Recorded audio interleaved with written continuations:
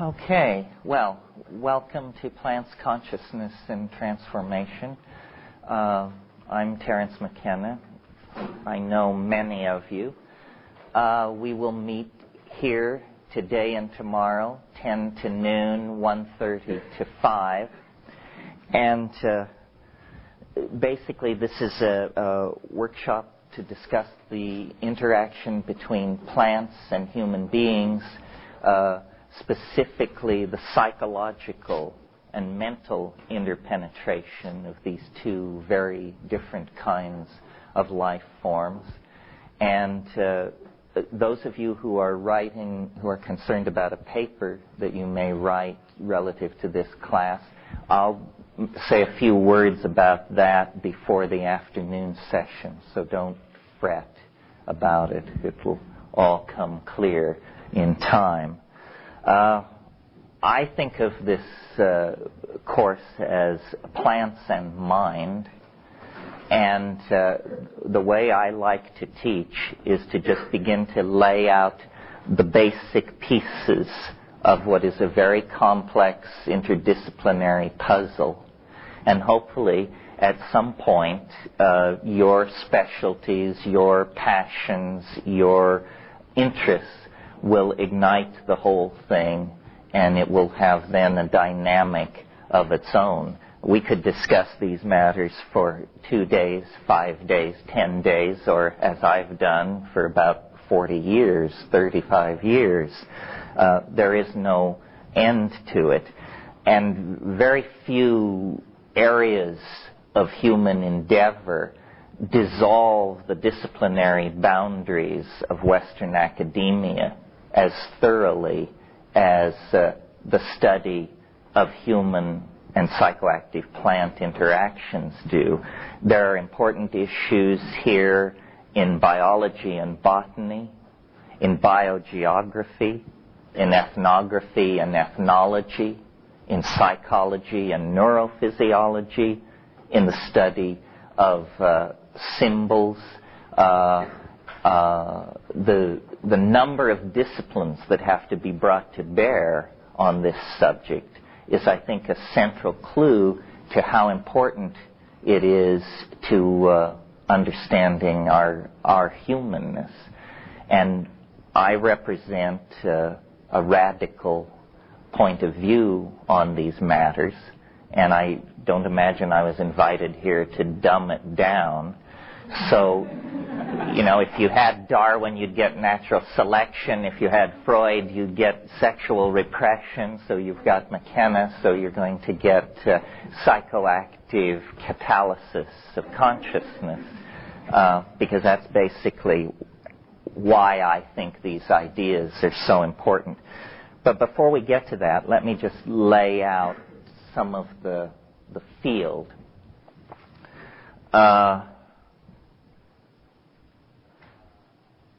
Human beings began their career, well, we can trace it back to the primordial slime, I suppose, but our animal career was a career of insectivorous vegetarian and fruitarianism, lived out in the arboreal canopies of tropical rainforests. And all animal species, indeed all life, tends to occupy an evolutionary niche and then stabilize itself in that niche. Termites, cockroaches, these sorts of organisms found their niche hundreds of millions of years ago and filled it to perfection and have occupied it ever since. Generally, nature is not progressive in its particulars. Overall, nature is progressive, but its particulars seek equilibrium. And so it would have been in the case of our primate ancestors. They achieved a dynamical balance, as I said, a diet of insects and fruit, a canopy habitat, language of pack signaling designed to convey danger and information about food sources and so forth and so on. And there they would have remained had it not been for the larger ecodynamics of the planet, ecodynamics which are still shaping human habitat in Africa. Because what has been going on in Africa for at least 5 million years is a slow drying of the continent. And it disrupted this rainforest ecology so that about 2 to 4 million years ago, I mean, these are vast spans of time we're talking about, the rainforest began to island itself and to be restricted to the wetter areas of Africa and into the new environment, the more xerophytic or arid environment that was coming into being. A very diminished plant community took hold, a community of opportunistic grasses, annuals, heavy cedars, this sort of thing. Now we know that the rainforest was primary because the rainforest, just to give you a broad notion, might consist of over 100,000 plant species. The grassland ecosystem might well consist of under 500 species, and all 500 grassland species can be found as rare members of the flora of the rainforest. So clearly what we have are the survivors of a process of clearing. And there is argument among botanists about this, but Carl Sauer, who was a great geographer and thinker on these matters, held that there is no such thing as a natural grassland, that grasslands are the earliest artifacts of human impact on the planet. Grasslands are created by burning. They promote the growth of cereals and so feed in to the human food chain. So, our primate ancestors' ecological adaptation to arboreal life was interrupted by this process. And key to my thinking about all this, and those of you who are going to have careers in all this, I hope some of you will take it up and adumbrate it. I think the great overlooked factor in any model of human evolution, and indeed in evolutionary models of many other species, is we have not given enough emphasis to diet. When we talk about natural selection of an animal species, we tend to think that the genome expresses a physical type, and the phenotype is then subject to selection by natural environment. Some biologists have seen the thinness of this understanding. L.L. White wrote a book called Internal Factors in Evolution, in which he pointed out that the womb is itself an environment that makes a very heavy selection before an organism is ever born into the theater of Darwinian selection. So it isn't a tabula rasa that you're born into the theater of natural selection. You have been subject to natural selection from the very earliest moments of the existence of the zygote. So that's one factor. But what I have emphasized is diet. Diet is an input of potentially mutagenic factors into the body that can have enormous consequences on the health of an individual or the general evolution of a population. And I've used the toolbox of ideas that I'm going to put forward here today and tomorrow to try and address what seems to me to be one of the most centrally interesting questions to be asked of this world, and that is, what is human consciousness? Where did it come from? And why does it exist at all? And I believe that we can, by thinking about psychoactive plants, diet, and the early human evolutionary situation, we can make a lot of progress on this question. And we can illuminate some of our political dilemmas that persist to this day, the gender friction that typifies human society, the hierarchy structures and the tensions they create, so forth and so on. So let me run through this and get it off my chest, and then we can talk about the larger materia medica of psychoactive change relative to plants. As the rainforest retreated, our remote primate ancestors came under nutritional pressure, obviously, because their area for gathering food was being physically diminished. Now, when as you probably know or have observed, most animal species are very particular about their food intake. And if you've ever tried to raise butterflies or something for your children, you know that if you capture a caterpillar in the wild but don't pay close attention to the plant you find it on, you can't just put grass in a peanut butter jar with a caterpillar and expect great success. Animals are highly specialized in their choice of foods. Why is this? Well, as near as we can tell, eating all kinds of foods from an evolutionary point of view is a very reckless move indeed, because plants represent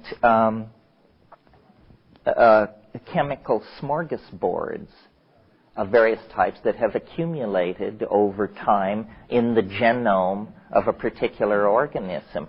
If you have a very broad-based diet, you are exposing yourself to many different kinds of mutagenic influences. As a strategy for survival of a species, this is not good. Much better to specialize, to evolve special enzymatic pathways to deal with toxins. So, for instance, we know certain animals can eat things that other animals would become ill from or even die. And this is the way it's done. And all animal species tend to evolve toward these very bland monodiets. Now, what happens when there is an upheaval in an environment, a geomagnetic reversal, a volcanic eruption, a drought, something like that, and ordinary sources of nutrition become restricted? Then an organism has basically two choices. It can go extinct, starve itself out of existence, or if it has more flexible behaviors, it can begin to experiment with previously rejected potential foods in the environment. Rejected probably because of strong taste or something like that, which are clues to the presence of marginally acceptable chemical compounds of some sort. Our remote canopy living ancestors, as I mentioned, were fruitarian insectivores. They, under nutritional pressure, began to expand their repertoire of foods. They also began to explore the grassland environment. And I mentioned that the grassland environment is much poorer in total number of plant species than the rainforest. Thus, and logically, the potential number of food sources is also limited. Baboons and chimpanzees will dig with sticks for the corms, the swollen roots of grasses. So as our remote ancestors began to explore this new environment of the grasslands, they also began to explore new dietary items. And one of the items that they would surely have observed are coprophytic mushrooms, mushrooms which prefer dung as their environment. Coprophilic or coprophytic is the word for this. Many of these species of coprophytic mushrooms elaborate psilocybin, which, as I assume you know, is one of the major psychoactive alkaloids.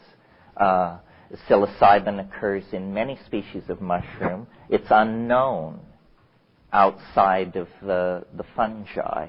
But I maintain that, in a sense, psilocybin is the best model for human interaction with a psychedelic, or that all other psychoactive plant usages are an effort to duplicate, return to, or somehow evoke the original human relationship to psilocybin. And here is this, and it is not simply its psychoactive properties that makes psilocybin a potential catalyst for human consciousness. It is its psychoactive properties in combination with certain other properties that make it uniquely suited to carry out the role of catalysis of consciousness in a higher animal.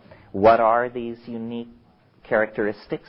Well, first of all, in very low doses, psilocybin increases visual acuity.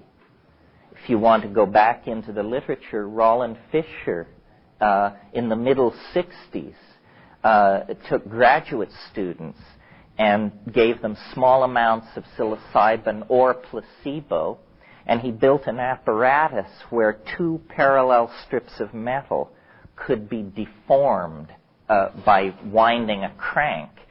And he asked people to push a button when the two strips seemed to them to cease to be parallel. And he demonstrated that edge detection is enhanced by small amounts of psilocybin.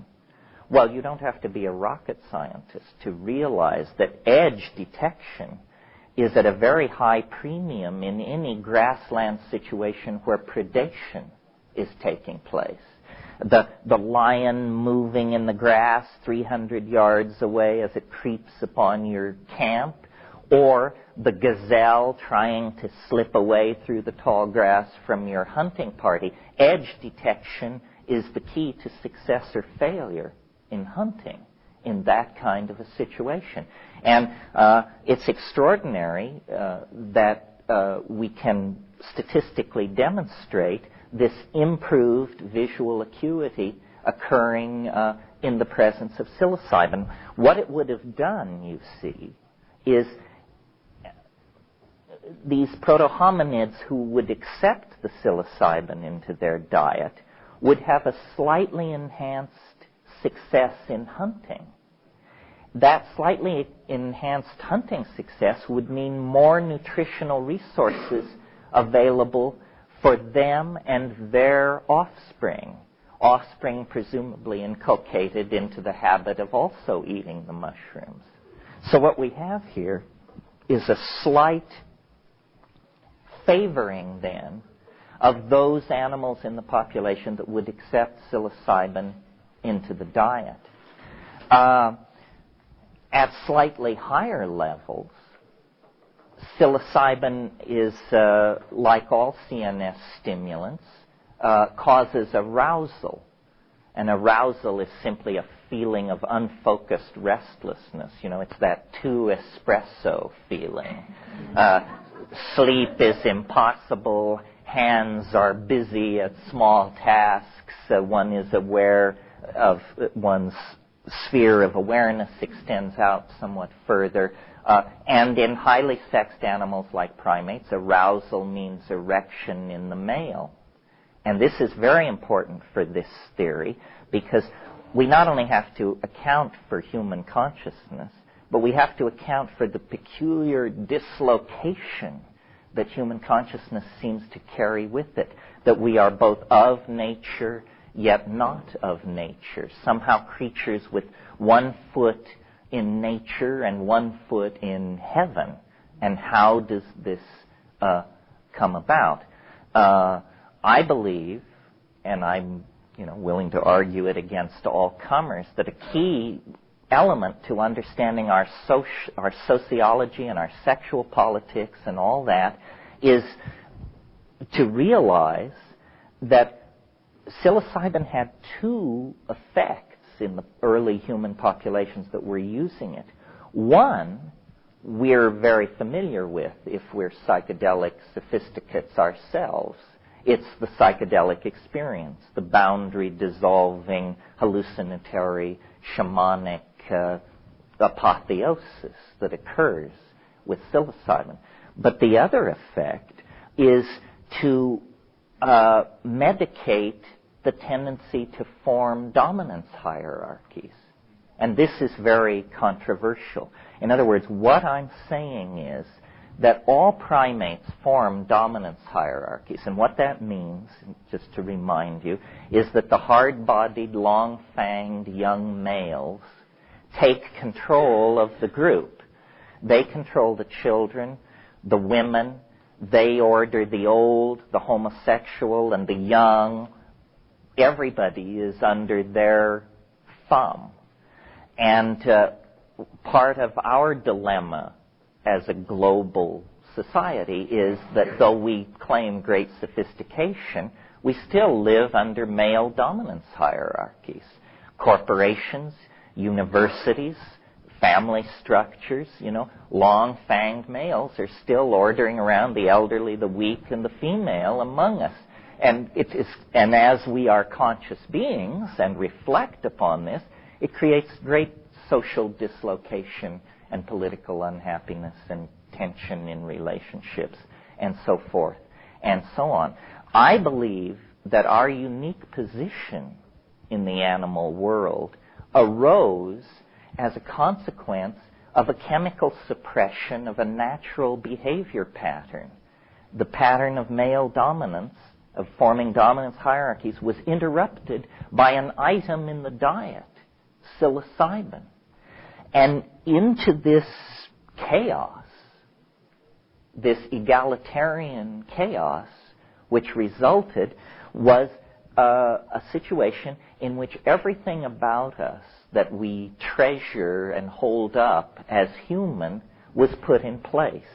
In other words, theater, language, dance, story, altruism, ethics, metaphysics, did I say poetry? Everything that makes us human came into being roughly 100,000 in the last, from 100,000 to about 15,000 years ago. People lived in balance with the earth, with the larger biome in which they were embedded. There was not product fetishism ushering into enormous toxic processes involving the smelting of metals or the extraction of rare elements from the earth. Now, you could object and say, well, but they just simply weren't sophisticated enough to do those things. I maintain that our technical sophistication is a very specialized form of cultural adaptation, and that comparing us and finding us favorably compared to the civilization of Homer or Çatalhöyük or Altamira is simply a form of cultural chauvinism. Okay, but psilocybin had other effects besides this suppression of male dominance that I mentioned and this increased sexual thing, which I did mention, but I didn't draw the correct conclusion there. If you have something in your food which is, to put it crudely, acting as an aphrodisiac, then it is reasonable to expect that you will have more pregnancies, and reasonable to expect that you will therefore have, again, a tendency to outbreed the non-psilocybin-using members of the population. So we have two factors here. Increased visual acuity, which gives greater food gathering capacity, increased sexual activity, which tends to outbreed the non-psilocybin imbibing members of the group. And then, on top of all this, you have this ecstatic internal state for which we, with all our cultural and epistemic sophistication, are still unable to come to terms. The mystery of the psychedelic experience. Now, these things, taken together with other factors working in parallel, created, I think, the dilemma and the glory and the opportunity of humanness. Once we began, under nutritional pressure, to expand our diet, we were delicately poised on the edge of omnivorousness. Because recall, in the canopy situation, we were insectivores, our remote ancestors. We were not simply vegetarians, we were insectivores. In the grassland environment, we began probably to originally to follow along behind lion kills and that sort of thing and eat carrion. One evolutionary theory says that our suppressed olfactory apparatus, the fact that we have a very limited sense of smell, is because there was a period in our evolution when we did a lot of rooting around in carcasses. This is not the noble image we might have wished, but there it is. If you need a countervailing theory, because you don't like that one, the other theory is, no, we lost our sense of smell because when we stood upright, we got our faces up off the ground, and that's where the smells are anyway, so it all sort of became useless equipment, and we dropped it. A point that I've become convinced of in the last couple of years that is definitely not PC is that I've noticed, and my attention was called to it by Philippe de Vaugelet, who's a friend of mine, carnivores are the most conscious of animals. Cows have very little interest in the habits of chipmunks or birds or anything else. All they do is munch grass. Carnivores, on the other hand, have an acute interest in the behavior of other animals. And in fact, I'm on the brink of willing to argue that the earliest consciousness was not self-consciousness. It was consciousness of how dinner thought. Because if you can think like your dinner, you can go out and plant yourself in its path of behavior and have dinner, you see. And if you will look at the difference between, a gerbil and a house cat, the intelligence level is striking. And I think that this attention to the behavior of other animals on the part of an emerging habit of carnivorous behavior is going to have to be taken into consideration. It's interesting that shamanism, which is, in a sense, the earliest intellectual pursuit, emerges in its early phase as a technique for identifying with animals. Hunting magic is what we're talking about here. And so I think that there was a very interesting mix of factors and players in the early human evolutionary situation. First of all, a canopy-dwelling primate with a pack signaling repertoire is forced into a grassland environment where psilocybin mushrooms occur, where small and large animals are predating upon each other, and where nutritional options are highly restricted. And as this animal makes its adaptive choices, it moves deeper and deeper into the realm of mind.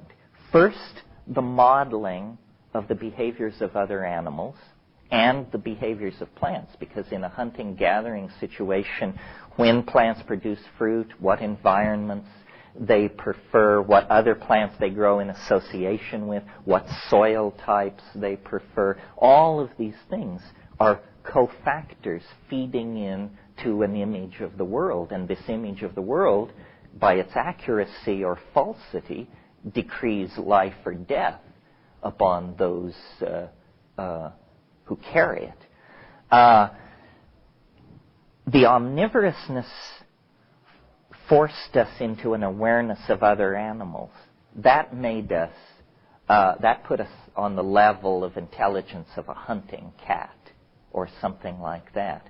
But the psilocybin experience at higher doses, and obviously by this time inculcated for sexual and ritual and hunting purposes into the society, also impels you into a non-local, invisible, magical world that is, to use a Jungian term, highly numinous, highly charged with the energy of the archetype, of the archetypal world. And as I said, to this day, we are not able to come to terms with this. No matter how much Derrida or Husserl or Wittgenstein you've imbibed, it still is a very challenging thing to dissolve your ordinary state of consciousness and abandon yourself to the dynamic of the larger mind that we find ourselves embedded in.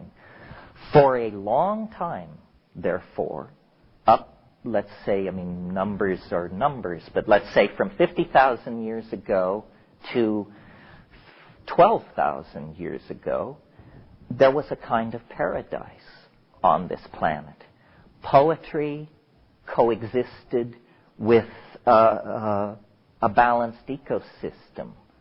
Observational sciences, astronomy, botany, biology, taxonomy, the observational sciences coexisted with the natural world. And then the same factors which created this Edenic situation, which remember what they were, it was the drying of the African continent that caused the rainforest retreat. That same process had been going on, slowly, inevitably, endlessly, and about after the last glacial melt, which began 20 to 17,000 years ago, Africa went dramatically dry. And the Sahara Desert began to form, where there had been a vast grassland dotted by sandstone pinnacles, cut by rushing streams, and crowded with vast herds of game. And that was the theater of human emergence. But when it began to go dry, it went dry rather dramatically. These ice cores coming out of Iceland make this clear. Nevertheless, as late as Roman times, the Roman historian Pliny referred to North Africa as the breadbasket of Rome, because they were growing wheat in vast amounts in North Africa as recently as 2,000 years ago, in areas now where there is nothing. Well, this paradisical African psilocybin matriarchal partnership, psychedelic, shamanic, archaic, whatever you want to call it, society was then pushed into crisis. And a number of things happened. First of all, migrations of people out of Africa. This happens every time there's a glacial melt. Human populations were trapped, or proto-hominid populations get trapped during the glacials, because the last glacial period, the glaciers came as far south as northern Israel. So human populations get trapped, and then in the interglacials, during the melts, they radiate outward. People began leaving the Sahara, settling in the Nile Valley, and this shamanic use of psilocybin was disrupted, because the environment which made it possible was disrupted. And when that happened, and this I'm closing the loop here for you. Few of my raps are so sustained.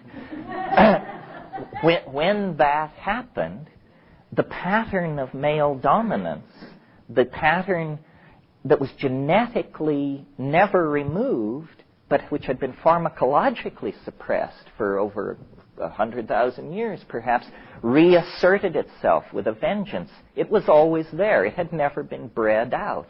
And it must have been an era of enormous brutality, when people's sense of things was that people were turning bad. Suddenly, we get a whole bunch of things come at once. An end to nomadism, the beginnings of sedentary agriculture, city building, standing armies, slavery, male kingship, dominance. All of these things appear just almost overnight. They spring up. And I maintain they are what a monkey would build as a civilization if suddenly all of its worst behavioral tendencies came to the forefront with a vengeance. And that's precisely what happened. In the period when we were self-medicating ourselves with psilocybin, we passed from being an animal into being the peculiarly spiritual entity that we are. We elaborated observational techniques, theories of magic, language. But when the psilocybin was withdrawn, these tools, which had been our glory, became instead our curse. Because instead of using them to produce theater and dance and ecstatic social interaction, we began to use them to support the new and older agenda of male dominance. And it's a frightening thing, to think. People following their cattle across the African plain, eating the mushrooms, seeing the mushrooms as part of the output of the cattle in the same way that meat and milk and manure were output of the cattle. A mother goddess religion, a religion of the land that moves lightly over the soil, no evidence of intergroup conflict, so forth and so on. And somehow, then, this process, which took a long time, of domesticating cattle, because I'm sure you can see how it all worked, how these factors were disparate, and then they flowed together. Human beings followed cattle because they were following kills of lions. You follow the cattle in the same way that the jackals follow the cattle to deal with the lion kills made by large predators. Well, then, in the course of this, you encounter weakened animals or abandoned infant animals, and you care for them. And over 20,000 years, this turns into domestication of animals, husbandry of cattle. But you take away the psilocybin, and I think this is a frightening thing to contemplate.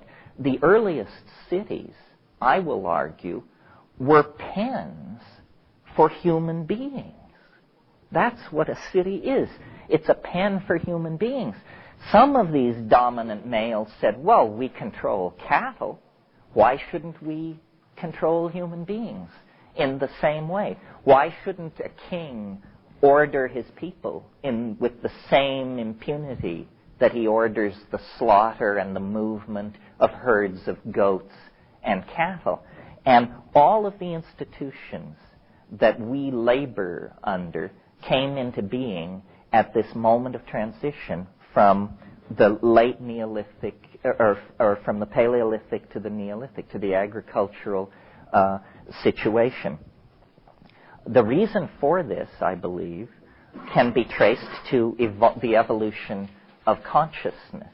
I mean, consciousness is a double-edged sword.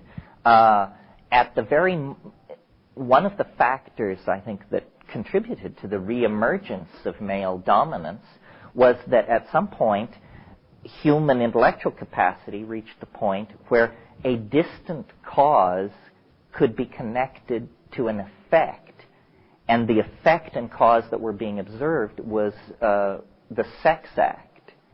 At some point, men and women presumably, but men must have understood that an act of copulation, if carried out successfully and in the right rhythm to the moon, will result in a child 9 months later.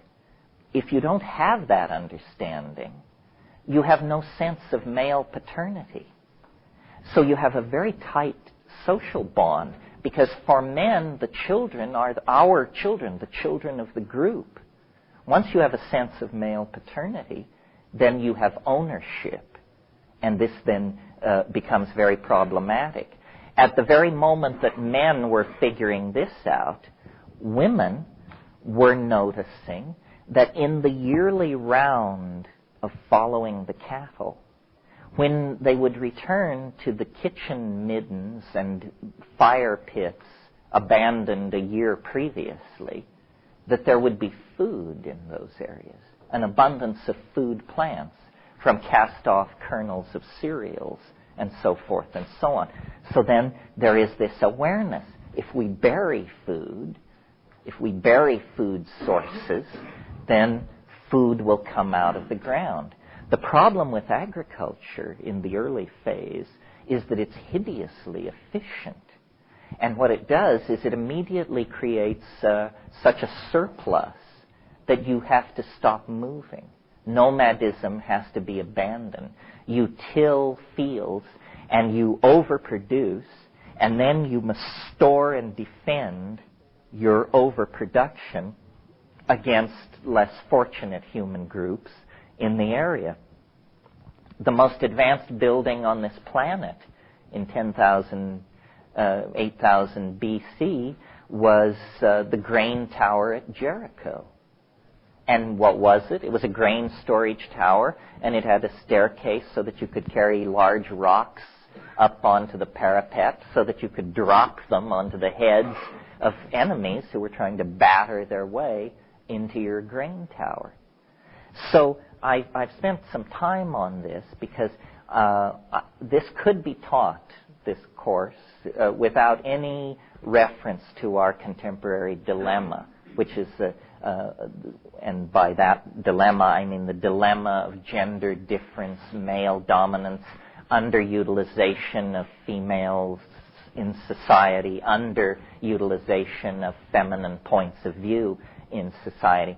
But obviously there is a lot of tension in our society around the issue of psychedelic intoxication, around the issue of these shamanic plants, though there is a growing awareness among sophisticated people that the case is almost entirely emotional. In other words, we tolerate outlandishly toxic drugs, alcohol, tobacco. We're willing to make a trade-off of 70,000 deaths a year in this country for the privilege of driving the automobile, so forth and so on. We tolerate very toxic practices if they are seen to be somehow supportive of the agenda being handed down from the top. Psychedelics are not, and they are seen as tremendously disruptive, and yet, as the ethnographic and pharmacological data comes in, they are among the most benign substances in the world, and their history of human usage is almost universal. And then the question is, do these intoxications limit the spectrum of consciousness and allow hierarchical models to be handed down and brainwashed into the doubters? Or do these states of consciousness dissolve cultural assumptions and cast the individual into an ocean of existential perplexity out of which they have to build their own model of how the world works? Well, I believe the reason for this tension in our society and anxiety and suppression, furious suppression of these things is because we sense that this addresses origins in the same way that it took a long time to overcome our queasiness about discussing sexuality. There's something about the origin subjects that make us very, very nervous. Okay, so that's a very linear discussion of the role of one psychoactive plant in human history, psilocybin. And as I say, I think it was uniquely, chemically, botanically positioned to play that role in human consciousness. Now, the contemporary situation worldwide is that we find many forms of shamanism, from the Arctic to the rainforest tropics. And shamanism always depends for its efficacy on a dislocation or a transformation of ordinary consciousness. And we see this achieved in many different ways, through fasting, through ordeal, meaning abandonment in the wilderness or flagellation, through elaborate theatrical effects, special effects, through the use of substances in plants. And there has been a controversy in anthropology, never resolved over the past 40 years. What is the authentic shamanism?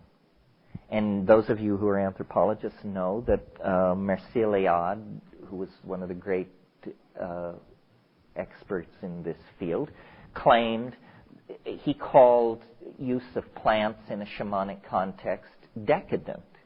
He called the use of such plants narcotic.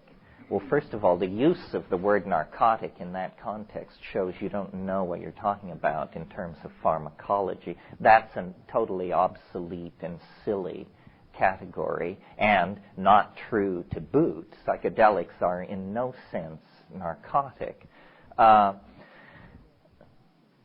Gordon Wasson, on the other hand, who was a brilliant amateur and the discoverer of the psilocybin cults in Mexico, along with his partner and wife, Valentina Wasson, took just the opposite position and said, no, use of plants to transform consciousness is the primary method, where there is resort to ordeal, fasting, wilderness abandonment, so forth and so on. This is the derivative, late arriving, decadent shamanism. In fact, this is shamanism on its way to turning into religion of the ordinary sort. And in fact, if we look at religion of the ordinary sort, we see that it does have a place for fasting. It does have a place for self-flagellation. It does admit those techniques, but no organized religion of any size tolerates the use of psychedelics in consciousness transforming amounts. And that little parenthetical phrase is there because one of the things that you should know and remember and keep always in front of you is that if you wish to control someone, or if you want to brainwash somebody, the way you do it is with small amounts of drugs and large amounts of your message, whatever it is. So, but if you give people large amounts of a psychedelic, your message will take its place in the parade of ideas and find its relative importance. So using drugs does not mean, if you come upon a cult or a group or an individual using psychedelic substance, it doesn't necessarily mean that they are on a path of spiritual and shamanic transformation. It may be that they just are self-enforcing some private Idaho of illusion in which they choose to live. But if large doses are being taken. And by large, I simply mean effective, full-spectrum doses. One of the wonderful things about these substances is that the effective dose is a long ways away from a dangerous dose. The LD50, in other words, is very favorable. The boundary so then let me talk for a minute about the character of this experience generally. What is the plant hallucinogen experience in all times and all places for all people? I mean, I don't know if you can be that general, but it's important to try. What it is it's an experience of boundary dissolution. It's an experience of having categories obliterated, of having previously defined boundaries and differences eliminated. The enterprise of being and the enterprise of language is basically an enterprise of defining boundaries. I am myself, you are you, this is now, that was then, we are here, they are there. These are provisional distinctions about reality that make it necessary, that are necessary for us to keep track of and manipulate our animal body as a machine in Newtonian space. But when a shaman takes a psychoactive plant at an effective dose, he or she falls into trance, becomes immobile, and then the geometry of consciousness, if you wish, is melted and recast in a different geometry. And I use these mathematical terms because I really sincerely believe that at some hypothetical future date, when this is all sorted out, what we're going to realize about the psychedelic experience is that it is the experience of the fact of the higher geometry of the universe in which we live. In other words, it's very easy to see that ordinary consciousness evolved to, let me put it this way, it's a wonderful aphorism. Consciousness takes the contours of the vessel into which it is poured. It's like water. It always takes the shape of the vessel into which it is poured. And so what are we?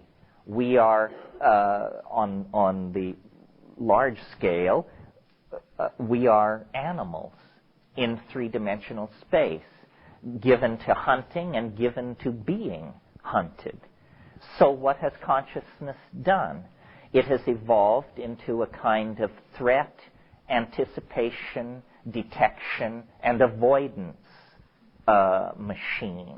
The purpose of consciousness, the purpose of your eyes, the coordination of your sensa is to navigate you through the world without dying, without being ripped apart by predators or being caught in landslides or rushing rivers, so forth and so on. And consciousness fills that need, ordinary consciousness, very well. But because the body has a locus in three-dimensional space, consciousness of the ordinary sort tends to surround the body as an object of concern. In other words, if you're worried about being hit by traffic, you're not worried about being hit by traffic in Berkeley. You're worried about being hit in traffic in San Francisco because that's where you happen to be. So consciousness of the ordinary sort tends to cluster around the physical body.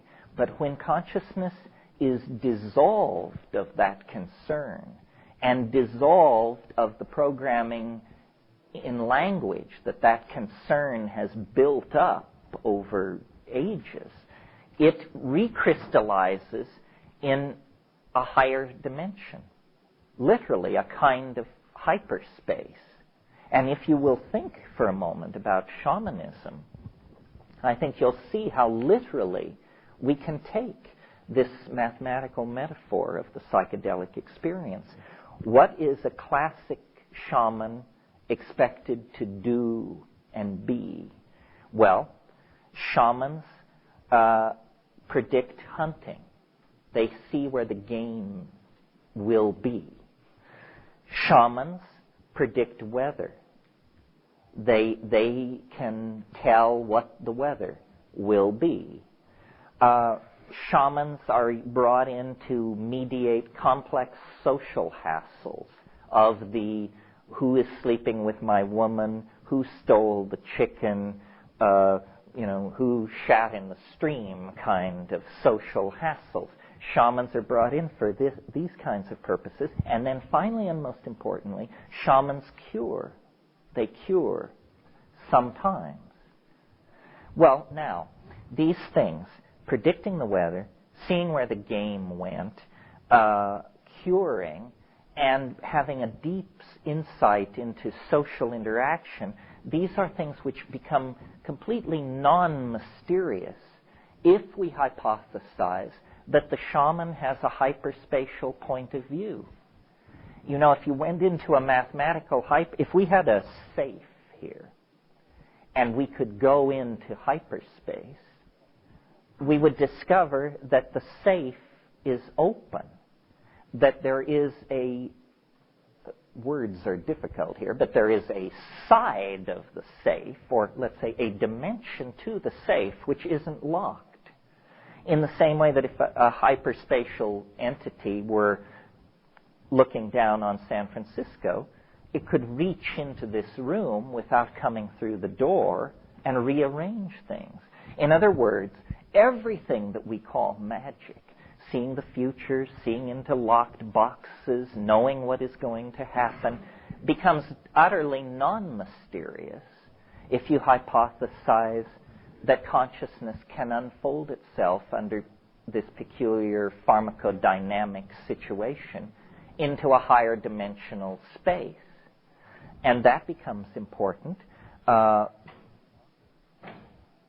in the modern context more than in the archaic context, because the collective future has become for us a focus of major anxiety.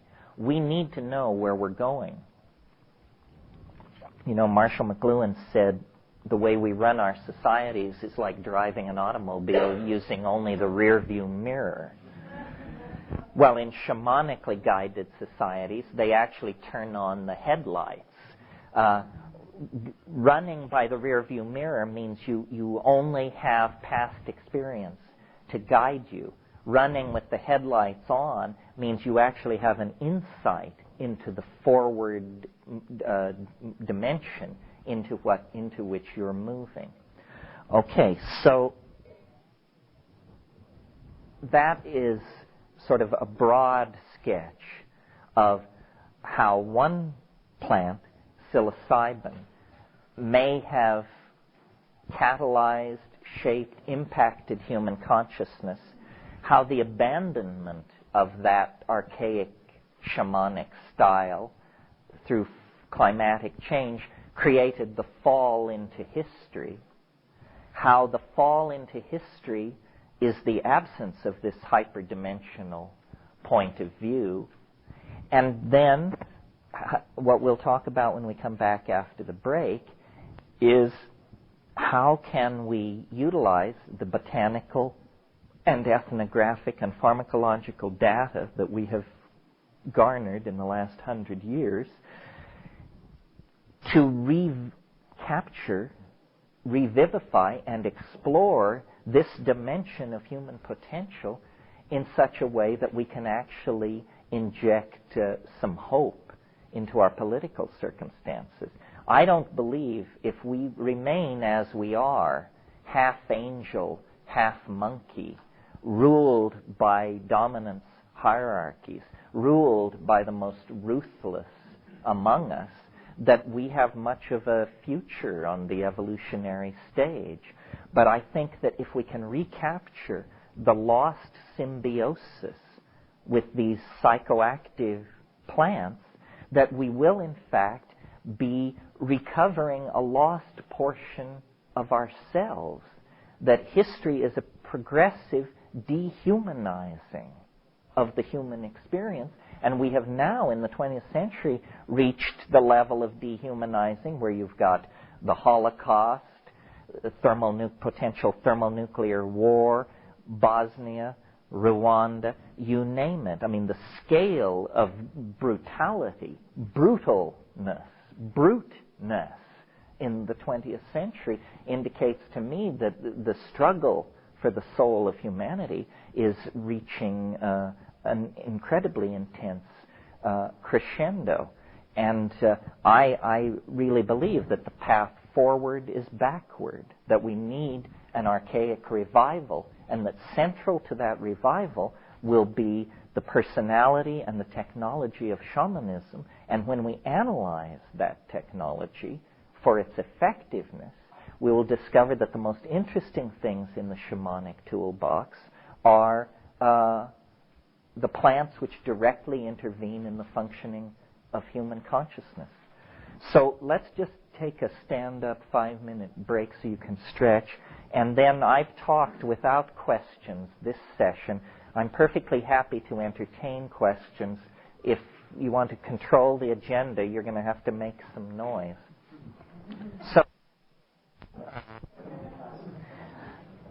So are there questions to this point?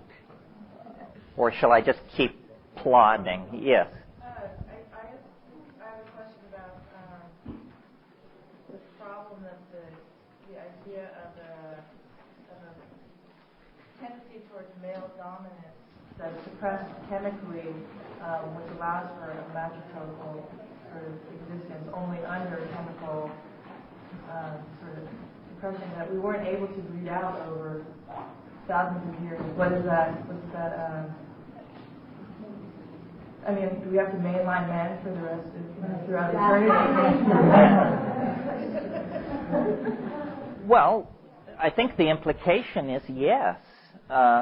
In other words, had we remained monkeys, we never would have gotten into this crazy situation. We became human by forming a relationship, a symbiotic relationship with a psychoactive plant, and then we became semi-human when we abandoned it. And that's what we are now, semi-human. You know, we're capable of enormous acts of kindness and appalling acts of brutality.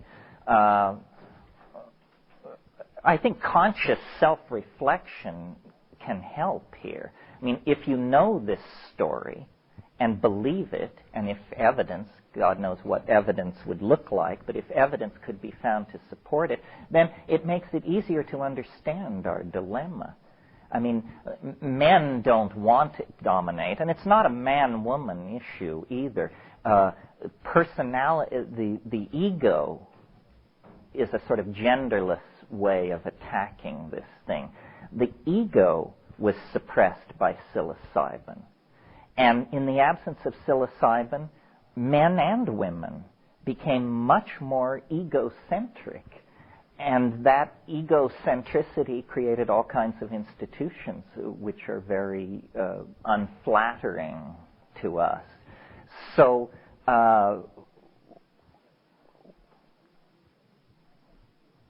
we need, I think, to, if this idea were accepted, that this is what happened, this is why we're conscious, this is why we're so uncomfortable with consciousness, and this is where we are, and somehow this dialogue could go on outside the distorting effects of Christianity, male anxiety, and so forth and so on, then I think the conclusion would be we need some very radical social reforms. Not simply, obviously, the legalization of spiritual transformation through substances, but all of our institutions have been built up on the assumption of ego and dominance hierarchy. And deconstructing that is really what the future is all about, I think, and it's a challenge. Does that go to it sufficiently? Don't be shy. It does, except for I feel like, well, I also feel like just in general in this theory of the evolution of consciousness, female is left out. I mean, here we have the theories of erection and arousal and male dominance sort of tendency I guess it's just that if a matrifocal culture can exist only under chemicals, what is the implication of that? I mean, yes, transformation is necessary. Well, I don't call it matrifocal. I call it partnership. I don't think there's a pendulum swing between patriarchy and matriarchy. I think there is partnership, which is appropriate role expression. Everybody does what is appropriate to their position, and then there is the assigned role of the hierarchical situation. I think it was in Science last week. Here is a frontier that is breaking right now, which is it's just being realized that men and women are incredibly different anatomically and at the microanatomical level. I think there was a list of 40 physical differences between the brains of men and women. And in a sense, this is pure speculation, but I believe that especially in the archaic situation, well, we don't even have to talk about the archaic situation. In 1800, the average American woman gave birth 13 times.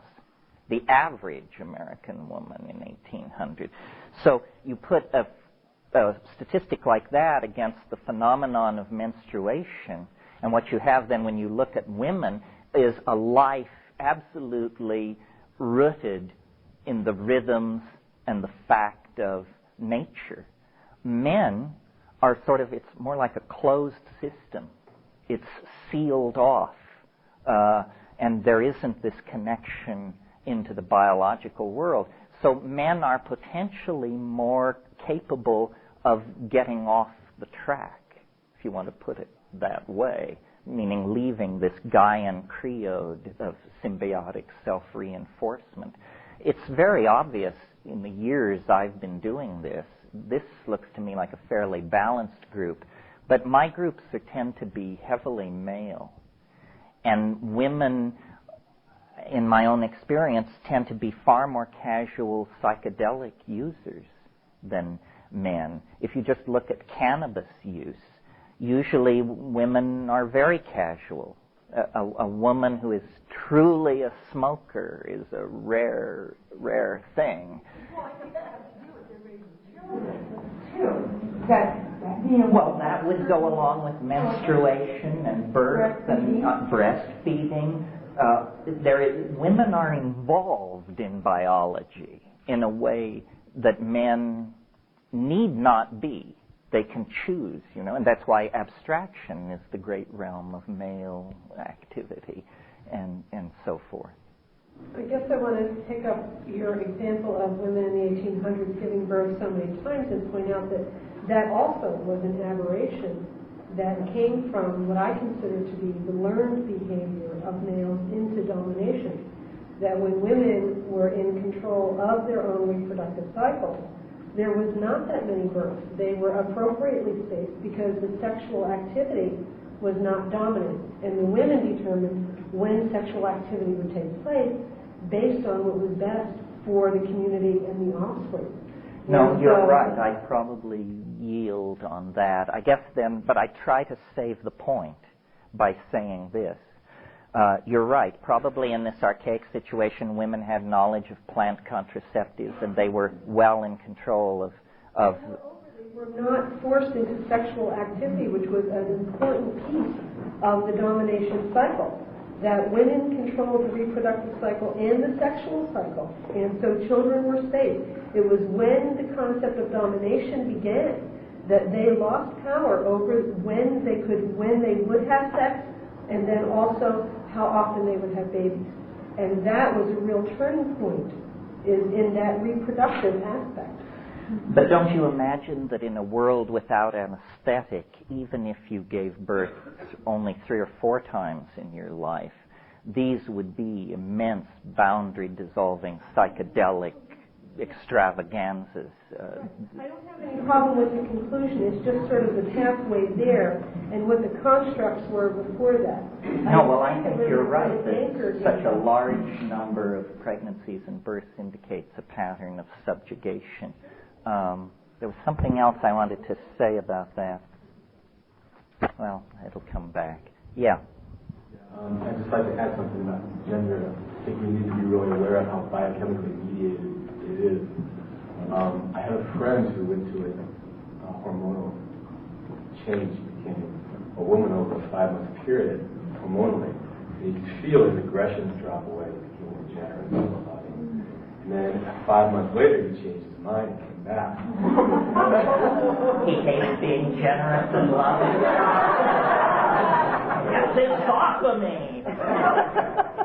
And you could feel his aggression coming back, and now he's in a really, actually quite beautiful androgynous state.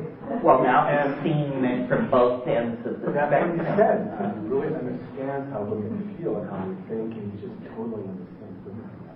Oh, I know what I wanted to say about this. I don't want to spend too much time on it, but you should be aware of this. And it's interesting. It's always fun to talk about sexuality and so forth and so on. But you're probably aware of these things called bonobos, these so-called pygmy chimpanzees. They're actually not noticeably smaller than ordinary chimpanzees, but they are a distinct species. First of all, we differ from chimpanzees by 2% of our genome.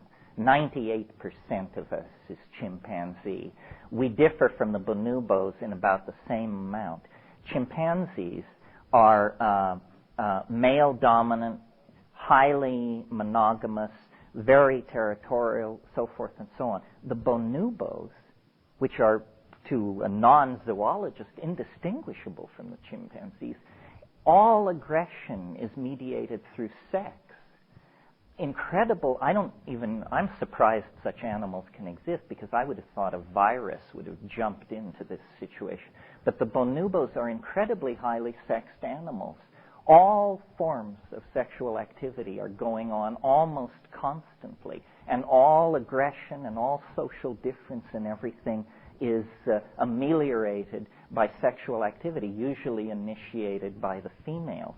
Well, if you look at these two animals, chimpanzee and bonobo, you can't tell them apart.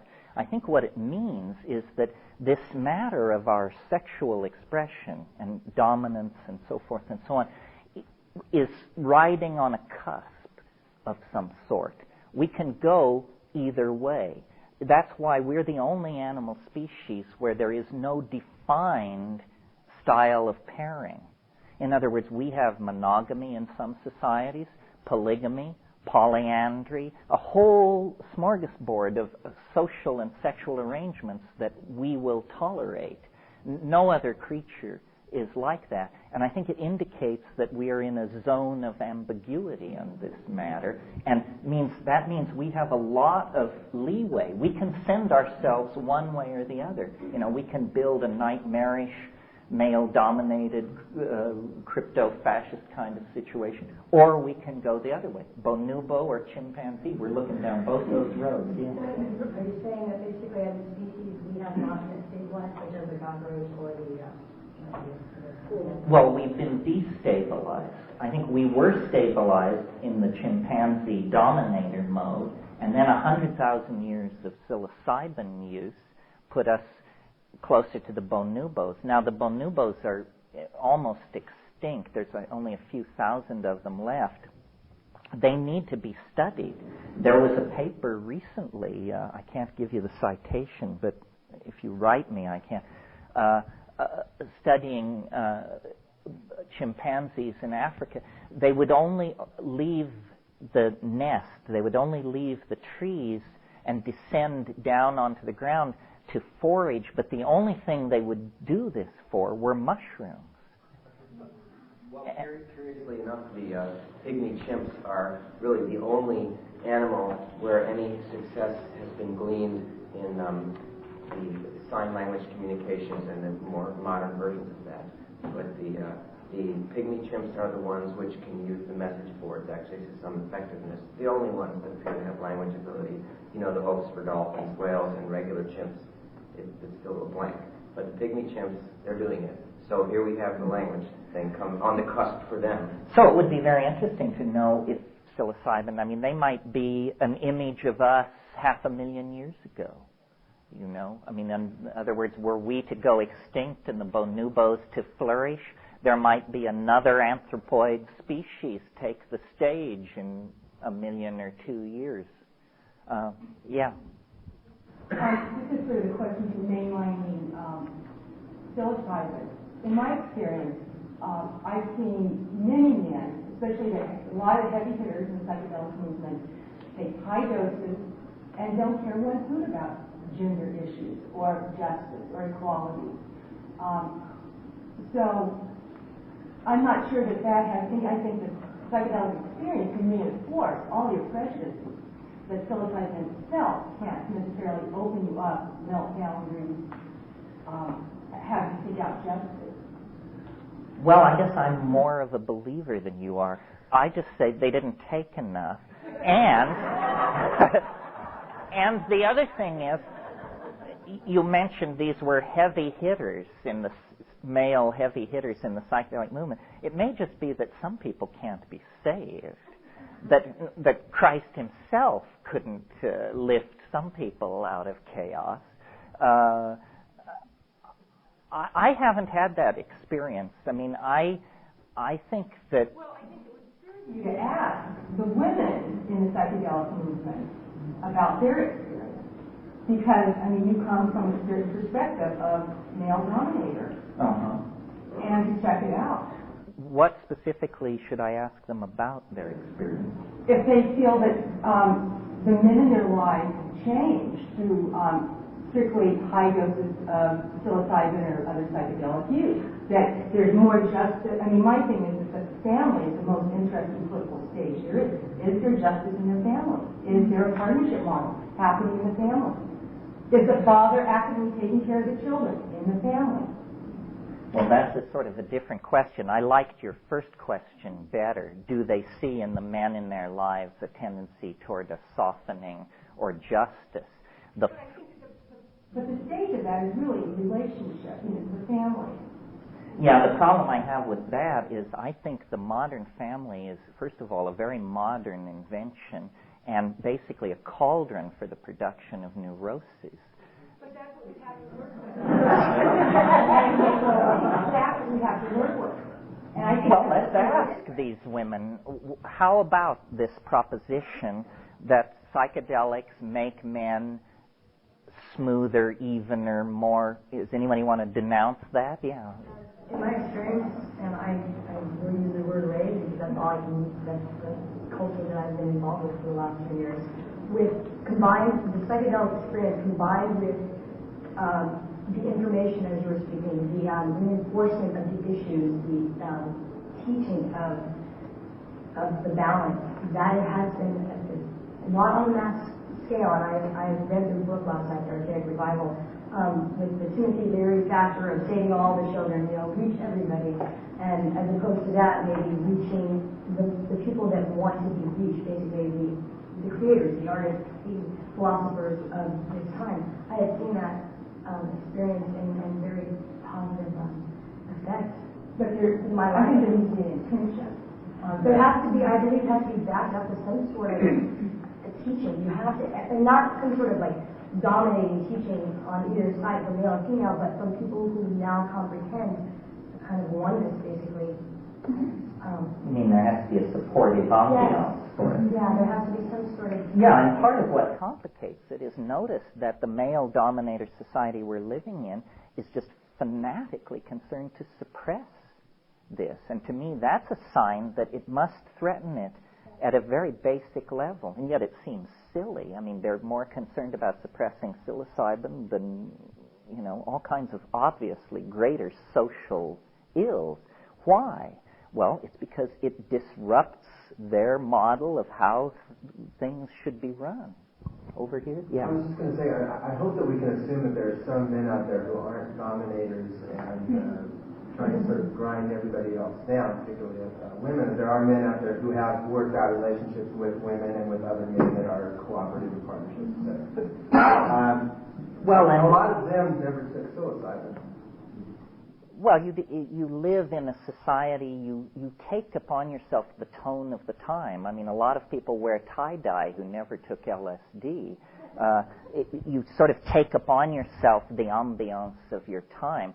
I don't really like the getting it into a gender thing. I really think ego, here's the way I put it. Ego is like a cyst which will begin to grow in you, whether you are male or female, unless you take a psychedelic. The psychedelic is that it will dissolve this cyst. The cyst is in your personality. It's a tumor. It shouldn't be there. I mean, we do need to have egos, little egos, so that when I take you out to dinner, I put the food I order in my mouth, you put the food you order in your mouth. That's what an ego is for. But if I start giving you orders, then that's completely inappropriate. So rather than genderize it, which I think is a mistake, because let's face it, after thousands of years of this maladaptive cultural style, many women are hard-driving, egomaniacal, ambitious. It's a bad style, and men may be born into it, and women may be infected by it, but there's plenty of it around in men and women. Yeah. I've been involved in the psychedelic sort of therapy, and basically people are drawn to it if they're willing to look at their own shit, and that's what the mushroom does. And curious to know if that's what comes from. And the person who's willing to do that, it's like the dissolution of the ego, and it has reverberations for people who won't or aren't in a position to do that, or they're so involved in protecting their ego that they're not in that place yet. But that both men and women benefit from that, and it goes beyond that for people who will or will not use that. Yeah, that's a good point. I mean, we should at some point in all of this say, obviously, not everyone should take psychedelic plants. Well, then the question automatically follows, well, who shouldn't? Well, in practical terms, we all know people who are lightly here, who have diminished self-esteem, so forth and so on. For them, ego dissolution is not the goal. They have been so victimized by egomaniacs that they have no sense of self. So for them, they should be encouraged to build up an internal structure in their personality and a coherent reference point in the self. But that is a state of dis-ease that most of us are not like that. Most of us are ordinary or more toward the spectrum of ego dominance, and we profit from the psychedelic experience. Women, I think, are less excited by psychedelics because they experience, by and large, it has less of an impact. I mean, I've seen many, many people change their lives on a dime, like after a big LSD trip, but most of those people were men. Most of those people were men. Yeah. I wanted to ask what you thought about traditional indigenous cultures such as the Aborigines in Australia. I stayed with a group for about 3 months now, and I found it to be a very male-dominated, aggressive culture, and yet they were using shamanic and psychedelic plants for ritual and ceremonial use. Well, I mean, here's what I think. Once this African paradisical partnership thing was disrupted and people were scattered to the four corners of the earth, the memory never was lost. And there is even what's called a nostalgia for paradise today, throughout time, the belief that in the past it was better. And since the Renaissance, it's been fashionable to dismiss this as a kind of naivete, the grass is greener kind of thing. But I think probably things were better, and that our nostalgia for paradise is what has caused us to be so subject to abuse and use of drugs. No other animal shares this pattern of behavior. Sometimes elephants will push down fences to get to rotting fruit, and birds get drunk and fall down on their little feeders and this sort of thing. But human beings addict to a startling spectrum, not only of substances, but of behaviors. We addict to each other. I mean, heroin withdrawal and a broken heart look and feel exactly the same way. You know, abandonment, bursting into tears, insomnia, inability to eat. I mean, does this person have a broken heart, or are they getting off junk? You can't tell. And we tend to addict. And I think this is a kind of, we feel in ourselves a certain incompleteness since the breakup of the African Partnership Society. And, you know, alcohol doesn't quite do it. Cannabis is good, but doesn't quite go far enough. We've tried all kinds of things. And interestingly, in the last 100 years, the science of ethnography and anthropology has scoured the world and brought back to us data which we didn't have 100, 120 years ago. Data about peyote, ayahuasca, datura, psilocybin, morning glory, so forth and so on. The materia medica of the remote human cultures of the planet is now available. And I think it comes not a moment too late. That's why I called my book The Archaic Revival. I really see the whole cultural impulse of the 20th century as an impulse toward the archaic. In other words, if you think about it, it begins with Impressionism. Well, what is Impressionism except LSD 30 minutes in?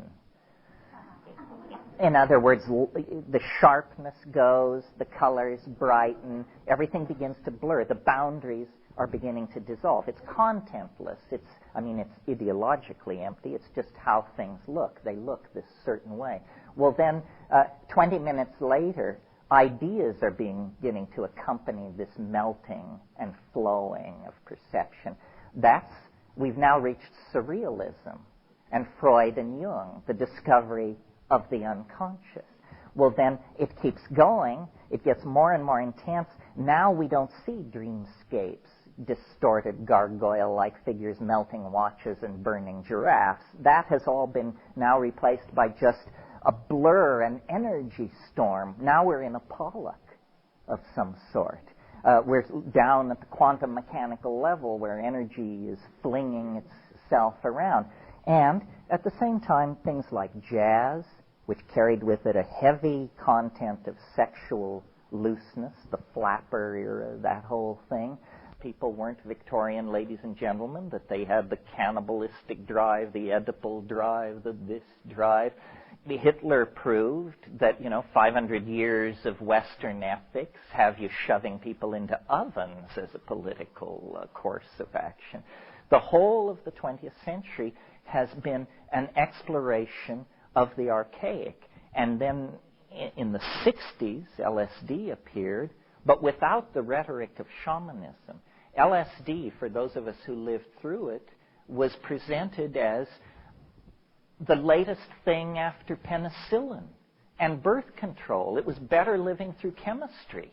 It was now we have penicillin, and now we have orthonovum, and now we have LSD. It was better living through chemistry. You've all seen the poster of the kids in the hate holding the banner. In the 70s, it was realized that the psychedelic experience need not be confined to LSD. It was generally realized, and that there were all these ethnographic usages: ayahuasca, peyote, datura, morning glories, so forth and so on. And then late in the 70s, the shaman became the paradigmatic figure for cultural emulation. And that's basically where we are now.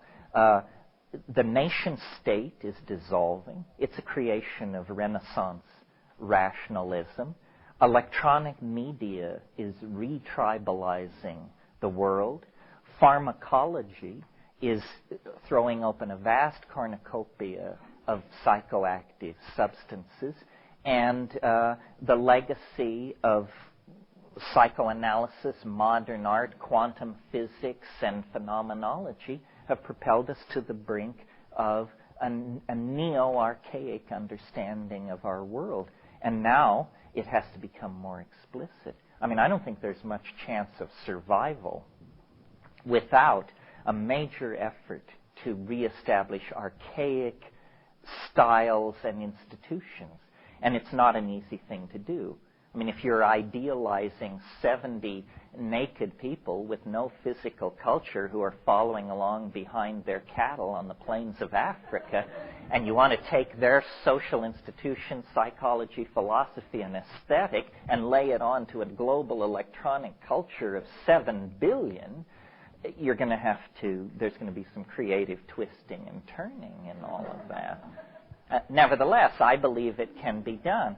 Now, there's one more aspect of this that I want to touch on that's sort of philosophical in general, and that is, we've talked about the psychedelic experience. We've talked about how it dissolves boundaries and changes cultural values and so forth. But what we haven't talked about is, what is it exactly? I mean, what's so great about it?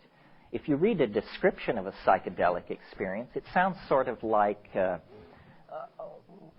well, everything dissolves, you see a lot of bright colors, you have funny ideas, and then you have to rest for a day. Well, what is so great about that? I mean, why should that be a culturally transforming issue?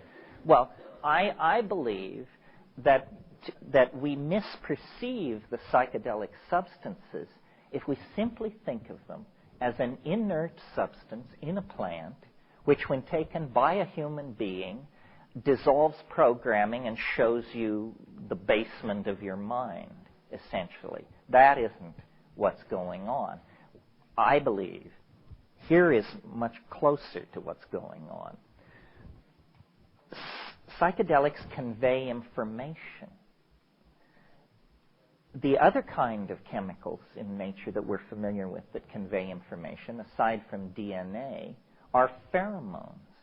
Pheromones are aromatic compounds released by plants and animals, usually to carry a message within the species. So ants, as you know, lay down chemical trails that other ants sense and can follow. Well, in a sense, hallucinogens are intraspecies pheromones of some sort. They carry information across species lines. And the kind of information that they carry, the message, is one of harmony, balance, and integration. And so a human population with a psychedelic institution or sacrament will, in its pristine form, tend to be nomadic, have very little physical cultural expression, tend to have a very loose family structure, an extended family structure and child-rearing arrangement. And I believe that this is where we can introduce the concept of the Gaian mind. The reason the psychedelic experience is so paradigm-shattering is because we believe that we are alone in intelligence on this planet. And what the psychedelics show is, no, there is a much larger field of mind than we ever could suspect in our ordinary state of consciousness. Nature herself is a minded entity, and information is flowing between species, between biosystems, across biota, gradients of light, chemical release, water, so forth and so on. All of nature is a vast communicating mind of some sort.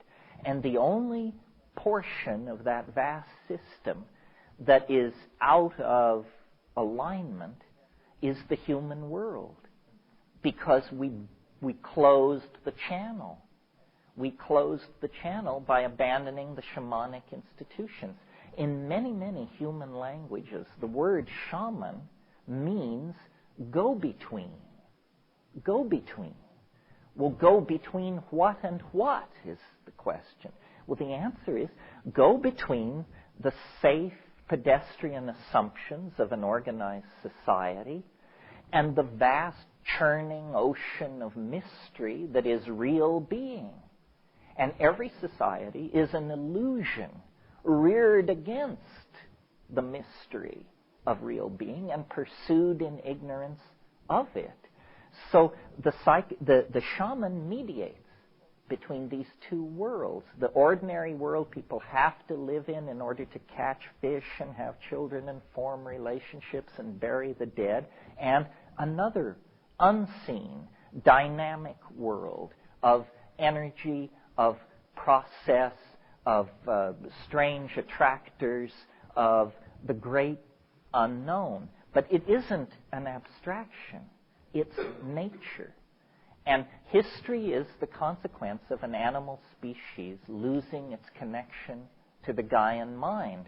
And instead of then a Gaian agenda, integration, unity, cooperation, you get an ego agenda.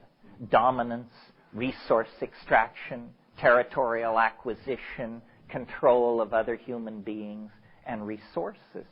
So when shamanism died, when hallucinogens became stigmatized, when the climate changed, we literally fell into history. We became a different kind of animal.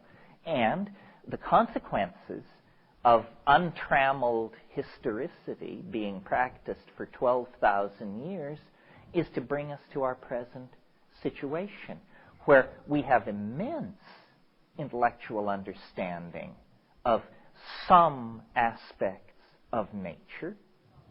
We have an immense ability to coordinate group activity in certain areas, like building a bridge, but not disarming, for example. But we have no ability whatsoever to control this darker self that sort of drew itself up to the campfire 12,000 years and said, you banished me into the darkness for 1,000,000 years while you lived in a psilocybin-driven paradise. But here I am again, and the piper must be paid. Now, all the cards are on the table, and it's up to us, we who live on this planet at the end of the 20th century, to try and do something with these facts. If we go extinct, if we wreck the planet and toxify the environment, it will be a tremendous tragedy, because there are ways out. There are answers. But how much of the baggage we've accumulated over the past 4,000 years are we going to be able to take with us into that new world? Bloody little, I maintain. Our music, our mathematics, our dance, our theater. I don't think our technologies are going to be able to come with us unless they go through serious downsizing and detoxification. So really, the discovery in the 19th and 20th century of these ancient ways of relating to plants, it's not just a curiosity of anthropology or an exciting subfield of botany. It is, in fact, very central to the human drama of our salvation. Because I don't think we can fix ourselves through rhetoric. If we could fix ourselves through rhetoric, then Buddha and Christ would have done the job. We can only fix ourselves by consciously analyzing our dilemma and then intervening. And I believe these cultures that have existed in a kind of suspended animation in the rainforests of the world while Western European civilization charged through its merry adventure, the raison d'etre for the existence of those aboriginal civilizations is that they carry the archaic gnosis. It's all still intact for maybe 30 or 40 more years if we act quickly. The material is there, the techniques are there, it can be saved, but it has to be brought into modern civilization. And so, classes like this. Yeah. One question. If it is if it is that Gaia is trying to get us into equilibrium, and if there's some certain type of consciousness that humans need to have in order to bring about that equilibrium, why is it then that Gaia has made these hallucinogens taste so bad? It's a great question. Well,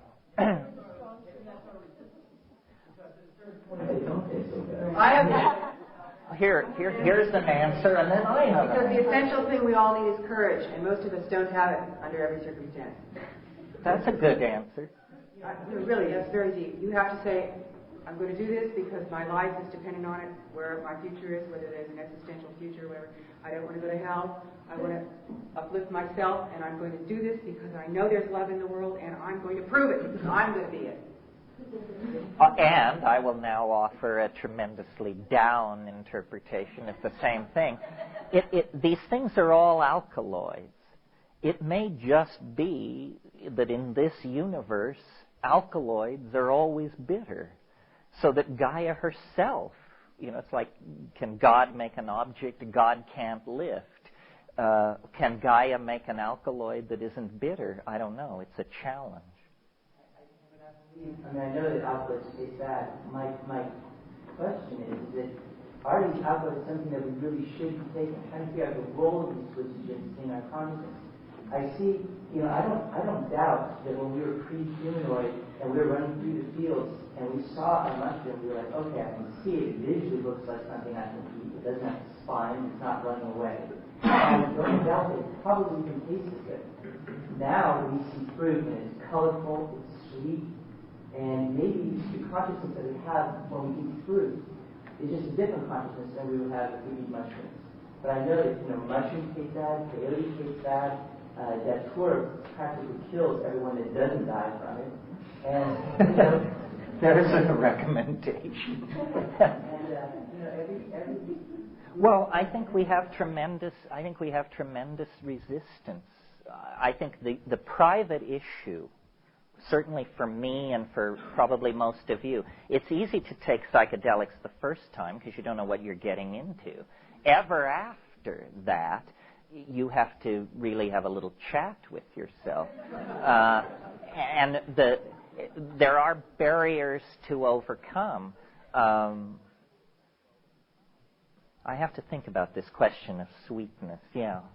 I think that you made a point there, we see fruit and its color and all that. I think we're very conditioned in our eating habits and everything. Like you said, we're almost over-civilized to eat a very specific and very, taste, touch, smell-oriented realm of foods, basically. And I think that probably our ancestors who probably picked up these mushrooms in the first place were not that, they ate insects. They went from insects to mushrooms to meat. It was more instinctual and a lot less with all of the language build up there where you're sitting and analyzing something. You mean that good and bad is an aesthetic judgment when you're a hungry primate. It either kills you or it doesn't. There's another issue around bitterness, the taste of alkaloids. The bitter taste has a very important therapeutic role. Quite apart from psychoactive effects of some rare alkaloids. There's 6 or 7 physiological responses when you taste something bitter, all of which are vital to immune functioning and homeostasis in general. And from holistic medicine, you can really say that some of the causes of the explosion of autoimmune diseases and degenerative diseases that we don't let the bitter taste, it really could be that simple. And yes, they do taste better. Yeah. I think there's a cultural bias as well. Well, it's not so good hearing. Could you say it a little louder? When you taste something bitter on the back of the tongue, bitter receptors, there's a series of reflexes that are triggered off by the brain, one of which is the stimulation of all the digestive enzymes being released. There's all the exocrine glands are stimulated. The liver is stimulated to work a little bit more efficiently. There are certain forms of depression which are lifted. There's a whole range of things like that. So just because they taste bad to our culturally conditioned sense of what is good and bad in taste. It doesn't mean that they're biologically inappropriate. It's increasingly becoming clear that things that taste like that are actually very, very important to homeostasis and wholeness in general. Yeah, I just wanted to elaborate on that. This is a cultural condition. I know in Chinese medicine, there's the different tastes, the sweet, the salty, the bitter, and these are all essential, to do these for balance. It's a book, I think, by Timothy John McGill. It has to do with, it's a whole book on bitterness and the kind of biases that are against that our culture. Yeah, because think about the taste of scotch or anchovies or something like that. I mean, clearly, we can train ourselves into these things. And cultural values have a great deal to do with it. You'd be amazed what you can eat if everybody else is eating it. It's pretty simple to just say that it's a flag. I mean, the reason that they're bitter is so that you don't consume 50 times the dose accidentally. If they were tasted like nothing, or if they tasted really sweet, our response would be to just overconsume, and we might blow our brains. So the people who survived were the people who definitely knew what they were getting into when they took these things. And in the case of the psilocybin mushroom, which is the hallucinogen, or at least I'm arguing it is here, when I first encountered it, it took years for me to build up a gag reflex. I really liked it in nature. It didn't taste bad. I used to say it tastes like cold water. That's what it tasted like to me. Now I do have a gag reflex, but I think that has to do with, accumulated association to it.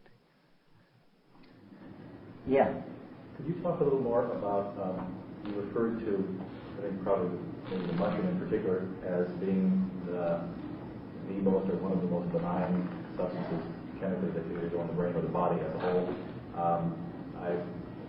It was very rewarding, but after waiting the first 90 pages of the Invisible Landscape and getting the stuff that I can understand, some of that was mentioned in there, and if you could maybe elaborate on it a little more. Well, I guess it's important to talk about toxicity. This is an issue, and drugs, what you have to understand is all substances are potentially toxic. You can kill yourself with water if you will drink enough of it. In the case of drugs, the toxicity usually lies much closer to the effective dose than it does with water. Pharmacologists have a concept called LD50, which is a horrifying idea, but you should know it. LD50 is if you have 100 rats and you give them a drug, the LD50 dose is the dose at which half the rats die. And what you want in a drug, whether it's a psychoactive drug or a cancer drug or anything, what you want is a drug where the effective dose is many, many times lower than the LD50. Now, by that standard, LSD is the safest drug there is because you can feel 50 micrograms of LSD, and 200 micrograms of LSD is quite a full menu. But to kill yourself with LSD, nobody knows how much it would take. The LD50 for LSD has never been determined. It's so high. That's good news. Now, psilocybin is a mid-range in this way of classification. The effective dose of psilocybin is 15 to 30 milligrams. A fatal dose of psilocybin is around 150 milligrams per kilogram of body weight. So you can figure out what that is. That's thousands of times or several thousand times the effective dose. Well, then something like mescaline, the LD50 is only about 40 times the effective dose. And by that measurement, then, you would have to say mescaline is a rather toxic compound. And it is, in fact. You have to take 700 milligrams. This is another way of talking about toxicity. How much do you have to take? If you mescaline, you have to take 700 milligrams. That's damn near a 000 cap filled with pure alkaloid. LSD, to 100 micrograms, you can lose it on the head of a pin easily. So that's another way of thinking about the toxicity and effectiveness. And then there's one other parameter. How long does the drug last? If you take a substance and 48 hours later you still have your phone turned off and you're lying around in warm baths and wishing for a massage, then you took a toxic substance. It's not supposed to do that to you. It's not supposed to leave you with backaches and insomnia and a wreck. Well, by that criteria, then, DMT must be one of the safest drugs there are, because it carries you to a titanically psychedelic state of mind and returns you in under 10 minutes to the baseline of consciousness. Now, it takes 70 milligrams of DMT to do that. So then that's, it takes a lot more than it does LSD. Now, interestingly, and then I'll let you go to lunch, we ran a little over, so we'll go to 12:30. Here's some new data that you may not have. A new psychoactive plant has come onto the scene with a new psychoactive substance in it, previously unknown to science, in a chemical family previously unknown to contain psychoactive compounds. And this new compound can justly claim, though very little is known about it at the moment, and the experience itself is absolutely white-knuckle terrifying, can claim to be the safest psychedelic in the world, because it only takes 1,000 micrograms, 1 milligram of this substance. Now remember, it took 70 milligrams of LSD. 50 to 70. 1 milligram of salvinorin alpha smoked will deliver you into a freakishly alien reality for about 15 minutes, and then you will return. And we know almost nothing about this drug at this point. We don't know it's LD50. But it's only the second compound ever discovered that is active in the microgram range. It is an isoquinoline. It is in a chemical family unknown to contain psychoactive drugs. They've all been alkaloids or tropanes or something like that. Suddenly, late in the game, here is a plant. You can get high on the plant, although you have to work at it, and it's not dramatic. It's like the first half hour of ayahuasca or something. But if you isolate this compound and smoke it, it'll turn you every way but loose. And this is new data that has just come out. It should inspire those of you who are field botanists or ethnographers. There is a vast number of plants in the literature that are listed as suspect hallucinogens. What that means is somebody said, or some Indian told some botanist, we take this and we see things at night, or something. Salvia divinorum was known for 20 years, but nobody could find the compound, and nobody could get off on it. Well, now people are getting off, and the compound has been discovered, and they're looking at near relatives of Salvia divinorum, including a Ukrainian mint and some coleus species. And we're finding in microgram and smaller amounts a whole family of these new psychedelic isoquinolines. And what they will mean for us, it's hard to say. I mean, previously DMT held all honors for, weirdness, the depth of the call, as Heidegger likes to say. Now salvinorin alpha is on stage, and there's lots of work to be done. Yeah. Or B9 was, when you've written about DMT, you mentioned it as very similar to brain chemistry that is already there. Or if we're all walking around in a serotonin hallucination and don't know it. And DMT is the closeness in the chemical structure to what's already there that you refer to it as benign, or? Yeah, I mean, I think it's fairly logic. It seems reasonable to say that, first of all, you don't want to insult the physical brain in any time, anyhow, because you only have one or two. So you have to keep care of your brain.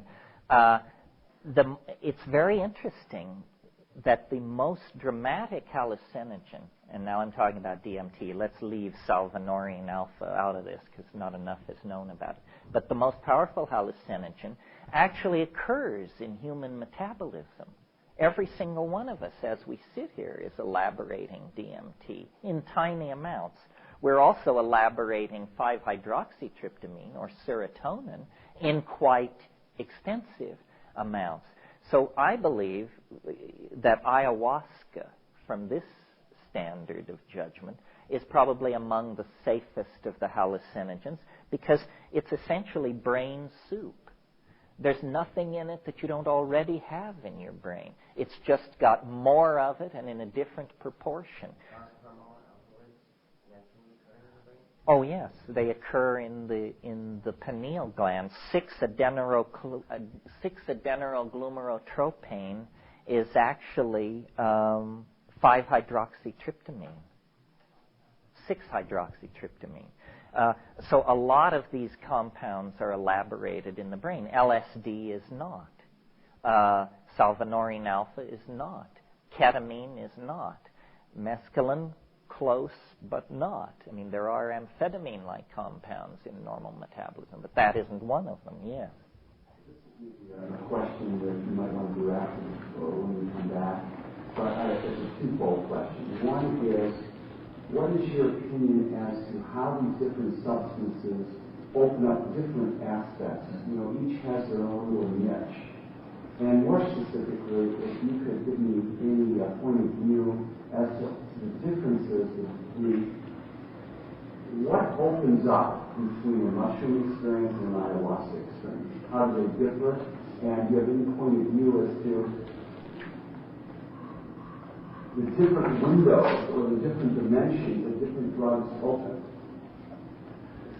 Sure. I mean, it seems to me, and somebody with equal experience might differ, but it seems to me that the best model is like a target or a bullseye. The various substances exhibit more and more of their unique character the more you take. In other words, if you take a low dose of something that's psychedelic, it will clarify your vision, stimulate you, and you can't really tell whether you've taken psilocybin, LSD, mescaline, or what have you. As the dose increases, the specific characteristics of these substances begin to emerge, and often they're contraintuitive to a chemical way of thinking. For example, ayahuasca and mushrooms, psilocybin is 4-phosphoryloxy-N-dimethyltryptamine. When you remove the phosphorus group, which happens as it crosses the blood-brain barrier, you get something very much like DMT. However, when you take psilocybin, you don't get something like a DMT trip. You get, in the case of psilocybin, the most startling quality of it is that it speaks. It speaks in English. It tells you things. I mean, this sounds preposterous unless you've had the experience. It sounded preposterous to me for years. I just could not imagine what my friends meant when they said these plants talk to you until I had a conversation with it. So psilocybin speaks, and it's a kind of a Spockian kind of message. It's about enormous machines in orbit around alien planets. It's about galactarian destiny and the history of the local cluster over the last 500 million years. And it's an enormous scale, and it's about races, worlds, technologies, civilizations, on and on and on. Switch over to ayahuasca, which is chemically almost the same animal, and it's about the waters. It's about birth, death, femininity, health and disease, relationships, energy flows between people. It's very human. It's very feminine. It's very organic. And in closing, well, these are quite different messages. I mean, if you had one in the absence of the other, you would have an unbalanced view, I think, of what is going on. However, then, if you take these things and push them all, do double doses or triple doses, I'm not recommending this, but I'm just saying it has been done and we have the data, what begins to happen is everything migrates toward the DMT flash. The DMT flash seems to be sort of like the center of the bullseye. Now, I haven't personally had enough guts to smoke salvinorin alpha. I've watched people do it, and if you're going to do it, I suggest you don't watch people do it. Because I was gung-ho till then. But assuming it lies somewhere on this spectrum, what seems to be happening is all of these things propel you toward deeper and deeper states of boundary dissolution. At the first level, you simply dissolve the boundary between yourself and the part of yourself you don't want to look at. That's called dealing with your stuff. At the next level, you dissolve the boundary between yourself and other people. And this is bonding situations and that sort of thing. At the next level, boundary between yourself and your memories of the past. All of your experience is returned to you. And beyond that, you dissolve then into what Jung called the collective unconscious or something like that. And then beyond that, Gaian mind, cosmic mind. I mean, I'm no fan of these hierarchies of named, hypostatized spiritual entities, but that's the basic idea. And finally, and astonishingly, I think the elf workshop of the DMT flash lies very close to the center of the experience, of what is possible. It is not simply, as you might have gotten the idea from reading the literature. You see, in the 60s, they wanted to map it over Buddhism or Eastern religion. And they wanted to say that as the dose increases, somehow Satori or Shunyata or Nirvana or the white light or the great void or something like that. I never had that experience. As I raised the dose, the complexity of the state complexified. It never simplified.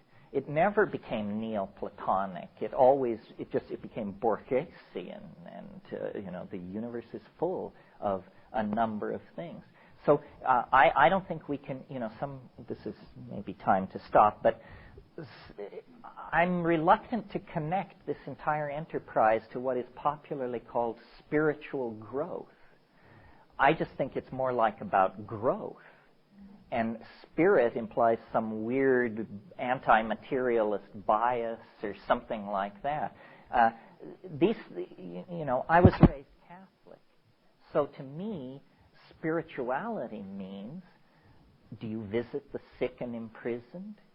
Do you clothe the naked? Do you feed the hungry? Do you bury the dead? Do you comfort the afflicted? This is when I see somebody doing those things, I say, this is a spiritually evolving person. When I see somebody taking psilocybin, I say, there is an explorer. But I don't try to lay on some moral judgment about good and evil. I think that's inappropriate. Spiritual accomplishment is manifested by moral action. And the role these psychedelics play is they may make moral action easier because they show you your memories and your debts and your mistakes, but intrinsically they are not tools for spiritual development. They are tools for the exploration of mind. And we don't know what that is. And we probably won't figure it out this afternoon. But anyhow, we'll come back here, and since it's now 12:30, let's come back at 2 o'clock. We'll place 2 announcements, actually. The first one is the constraints and the rules on the paper, that those of you who are taking this for credit, we'll meet at break tomorrow morning and discuss that. So don't worry about it until then, but it will be discussed. This is for those of you who are writing a paper. And the other announcement is Sound Photosynthesis, which distributes my tapes and videos and a lot of other people's tapes and videos, are taping this event. And we'll provide those of you who want it with a tape of this event when it's finished, for a fee, of course. And they also have many books, videos, and recordings back there that deal with this subject or are my books. And sometimes these things are hard to find. So if you're looking for something and you see it, buy it, because you can't always be sure that it'll come back around. And they've gone to the effort of bringing all these things in for you. Okay, we'll go to 5. So at 3:30, or roughly, we'll do a little break. Well, is there... you all went off to lunch somewhere, not where I was, so I don't know where you went. You found the restaurant I couldn't find. But did you... Are there issues outstanding from this morning, or a direction you want to send us off in? Yeah. I keep getting the feeling that maybe psychedelics used more for teaching rather than continued use in terms of what in radio they're saying about needing to be mainlining all the time. I can't see that that's what the purpose is. But maybe once you learn the territory, you learn the state, that the onus is on you then to operate from that more and more and more and more, rather than keep taking more psychedelics. Well, I was just talking to this reporter from the San Francisco Bee, or from the Sacramento Bee, about this very thing. I think if you're stupid, there's just no hope. You know, you have been afflicted with a terrible circumstance, and you have to struggle with that. You know, a lot of people took LSD in the 60s, and it seemed to have no effect whatsoever on them. I mean, you know, a lot of pretty colors and this and that, and then they went out to be war planners and corporate executives and so forth. I think it's very important to talk about and analyze your experience. There is no communication even within the confines of your own mind if you can't describe what's going on. And so, you know, the idea here is not that you should take psilocybin day in and day out, or week in and week out, but that when you do it, you should do it with dedication and attention and pre-planning, and while it's happening, you must pay attention, and after it's over, you must analyze it. You must understand it. You must try. It's a tool for thought. It's a tool for understanding. And as far as education is concerned, you know, I think one of the reasons I keep coming back to CIIS is because unspoken in what's going on here is the idea that modern psychotherapy of the transpersonal sort is an embryonic kind of neo-archaic shamanism. And there is something to be said for judicious use of the concept of the guide. I think that the guide should, first of all, be very psychedelically experienced. A therapist who has never taken these substances can't guide you because they've never been there. But in the presence of a skilled therapist, all kinds of progress in dealing with personal issues and complexes can be made.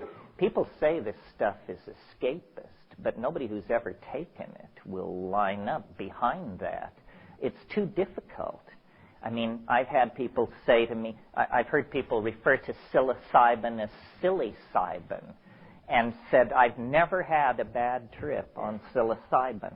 And I think to myself, gee, I wish I were you, because I don't think the goal with this stuff is to get through it without ever having a bad moment, sort of unscathed with the parental seal of approval stamped across your chest. The goal is to learn, and learning is often painful. And the most important lessons are often the most painful. I mean, if you're going to have to drop an attitude or a way of relating to somebody or an opinion about yourself or something, these things are painful. And often you don't just say at the height of the psychedelic, oh, I see, I should change my mind. No, often there's tears and soul-searching and then a sense of dawning light and then the conversion. This is not easy work to do. It's not easy for anybody to do. I had a guy tell me once in the Amazon, he said, just don't think because we wear penis sheaths and live in the rainforest that this is easier for us than it is for you. It's not. It's as challenging to your humanness. It challenges your humanness no matter where you start out from. So you have to bring something to it. But if you bring something to it, it will work for you. And I'm of the opinion, and I get a lot of flack from this, and you're perfectly free to pile on, that many other spiritual techniques of advancement don't work. Even if you are intelligent, dedicated, attentive, they just don't work. Or they didn't work for me, that's all I can say. This will work, and if you bring sincerity and integrity to it, it will respond beyond your wildest dreams. Yes, did you want to say? Sort of along these lines, I was thinking, there's a thought that came to my mind while I was at lunch, which has, I'm going to call it embodying the logos. And I'm not sure that phrasing is correct. I'm not even sure I know exactly what I'm talking about. But it's connected up with something Richard said earlier about, it takes it a little bit further, and connects up with the idea that ego and less means the constraints of the ego. So, okay, I'm not used to talking in front of groups, so I get all nervous as well.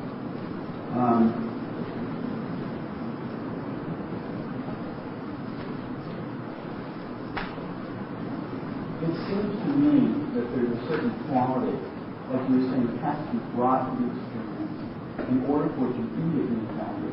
I mean, yeah, I can get really loaded and see all kinds of things, as you said, and come back and not be substantially different, unless I'm willing in some way or other to begin to embody what it is, this gnosis that I saw.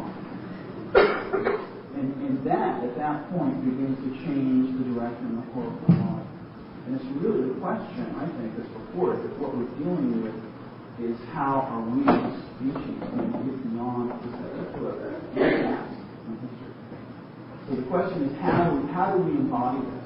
What I see in our culture is that we have managed to totally undo any kind of historical connection which would give us a tradition within which we could operate.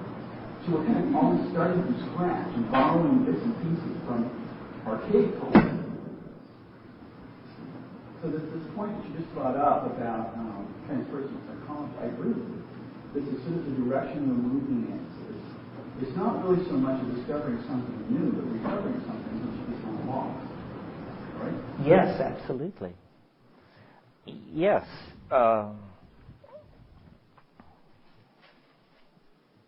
Well, I don't really hear a question. I agree with what you're saying. It is a... It's what do you have to offer in terms of some insight from your experience about how to get into the body? Well, it's a complicated question. I'm an alienated intellectual. Probably most of you are as well. I may have been that before I ever reached psychedelics. Basically, I think that it almost comes down to practicing a noisy form of aesthetic criticism of the society. if something is stupid, you should say so. And if something is tasteless or brutal or insulting or demeaning, we just have to say so. Now, the problem is there is so much that is tasteless, insulting, and demeaning that you would spend your entire time doing that. Well, isn't that what the countercultural milieu is? I think it's a group of people who, to greater or lesser degrees, are entirely uncomfortable with the official culture and then try to embody an alternative culture. And it's a culture of tolerance, of broad-mindedness, of immediate experience. It's not a work ethic culture. It's not a pile-up wealth kind of culture. It's a culture that lives in the moment. I mean, and to my mind, what we can do is be more adamantly countercultural and creative. That's why I'm so happy to see something like rave and house and ambient music come along, because, you know, rock and roll, which was previously the sustaining thing of the counterculture, was totally co-opted, and the official culture turns all criticism into a fashion statement. That seems to be how it operates. So in terms of embodiment, I think what we have to do is be creative. At lunch, I was saying, you know, the crisis that we're in as a planetary society is a culture of consciousness. There ain't enough of it. That's what happens when women are raped in Bosnia. That's a failure of consciousness. That's what happens when rivers are polluted with DDT. It's a failure of consciousness, a failure to correctly appreciate cause and effect. And if there is anything which increases our consciousness, I don't care if it's a religion, a food, a drug, a sexual product, a magazine, if there is anything which increases our consciousness, we should find out what it is and get with it. And once you've increased your consciousness, a little, a lot, some, it's not doing any good then unless it is embodied. And the way it's embodied, I think, is by pushing the art pedal to the floor. It's the only pedal which we have been allowed to touch. We don't get to touch the international investment profile pedal or the international diplomacy pedal. Those are all reserved for the masters. But art has been ceded to us. And art can either be fawning and sycophantic, or it can be radical and challenging, or it can be transcendental and inspiring. And I think what we've accepted in the arts in the last 20 years is the idea of immense fragmentation and personal expression. This is exactly the wrong thing, because what that is ego. We don't care what Jeff Koons thinks about the person he's sleeping with and all this other stuff. This is just self-indulgent nonsense. The idea that art should save humanity is very out of fashion in the cynical 90s. But I believe it. And I believe that the technologists who are working at our elbows are giving us tools more powerful than we or our critics ever imagined could exist. And if we use those tools for the explicit purpose of creating a new cultural agenda, it will be done. You know, we're all a little confused about this, but those folks over on the extreme right wing, the Pat Buchanans of this world, they know exactly what's going on, and they call it cultural war. And while they're moving up their tanks and digging foxholes, what are we doing? You know, wandering around asking what's happening.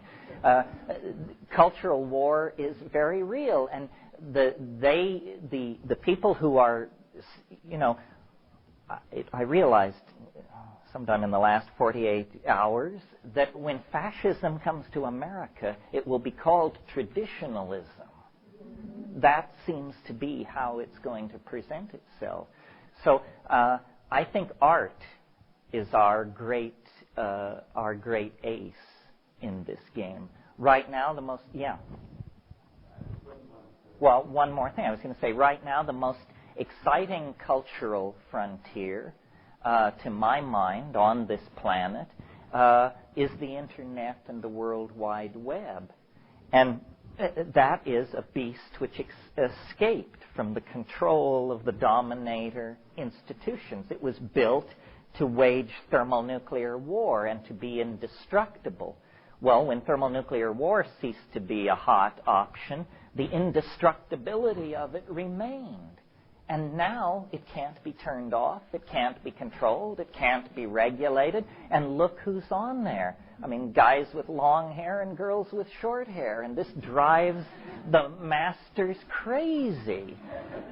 So I look at the Internet as a vast canvas, and to which we are each invited to make our own contribution. And if we cede 3D to the orthodox culture, then we should make cyberspace our own.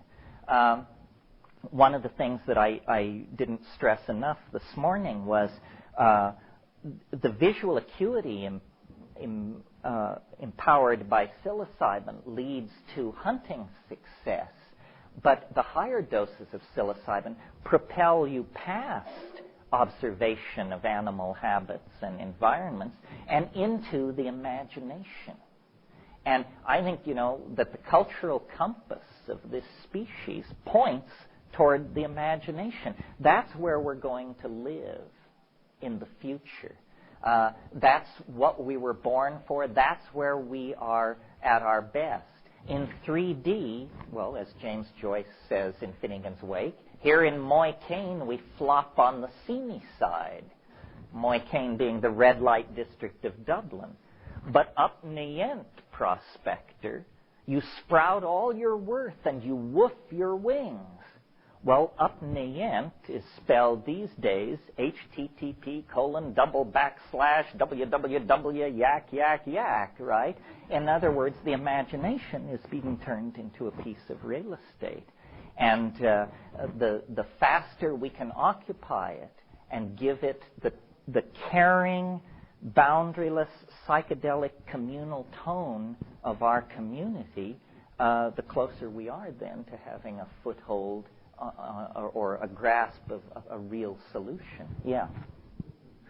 Specifically around psychoactive substances. I wanted to ask about intention. I noticed in journeys that I've had, particularly with ayahuasca, that intentions were an important component, and they shaded the experience and filtered the experience. And sometimes very strongly, and sometimes hardly at all, or at least not what I noticed.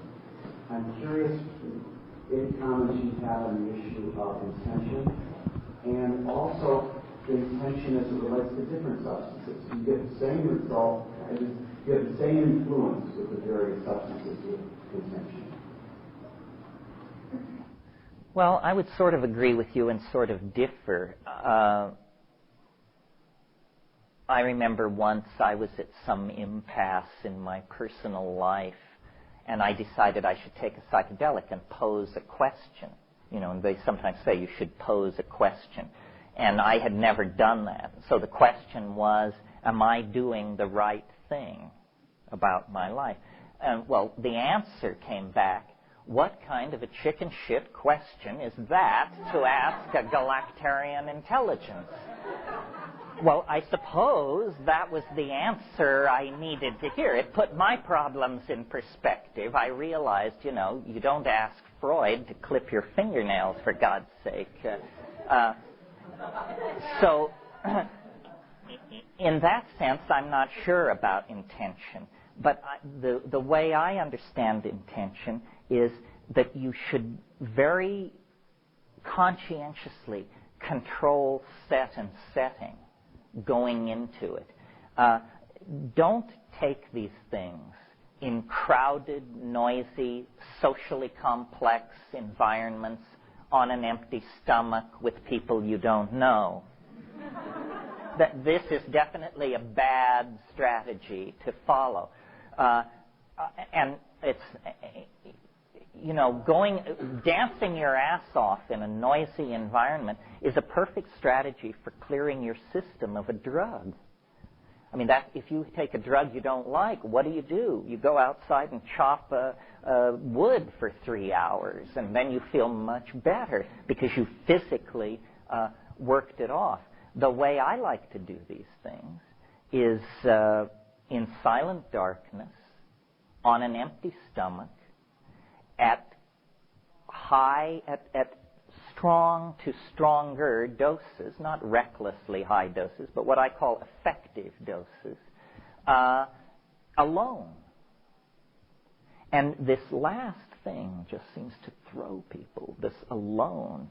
It tells me what a triple Scorpio I must be, that so many people are absolutely horrified of the idea of taking a psychedelic alone, when I wouldn't. You'd have to twist my arm to get me to take it with someone. Because if I take it with someone, it's inevitably going to be about them.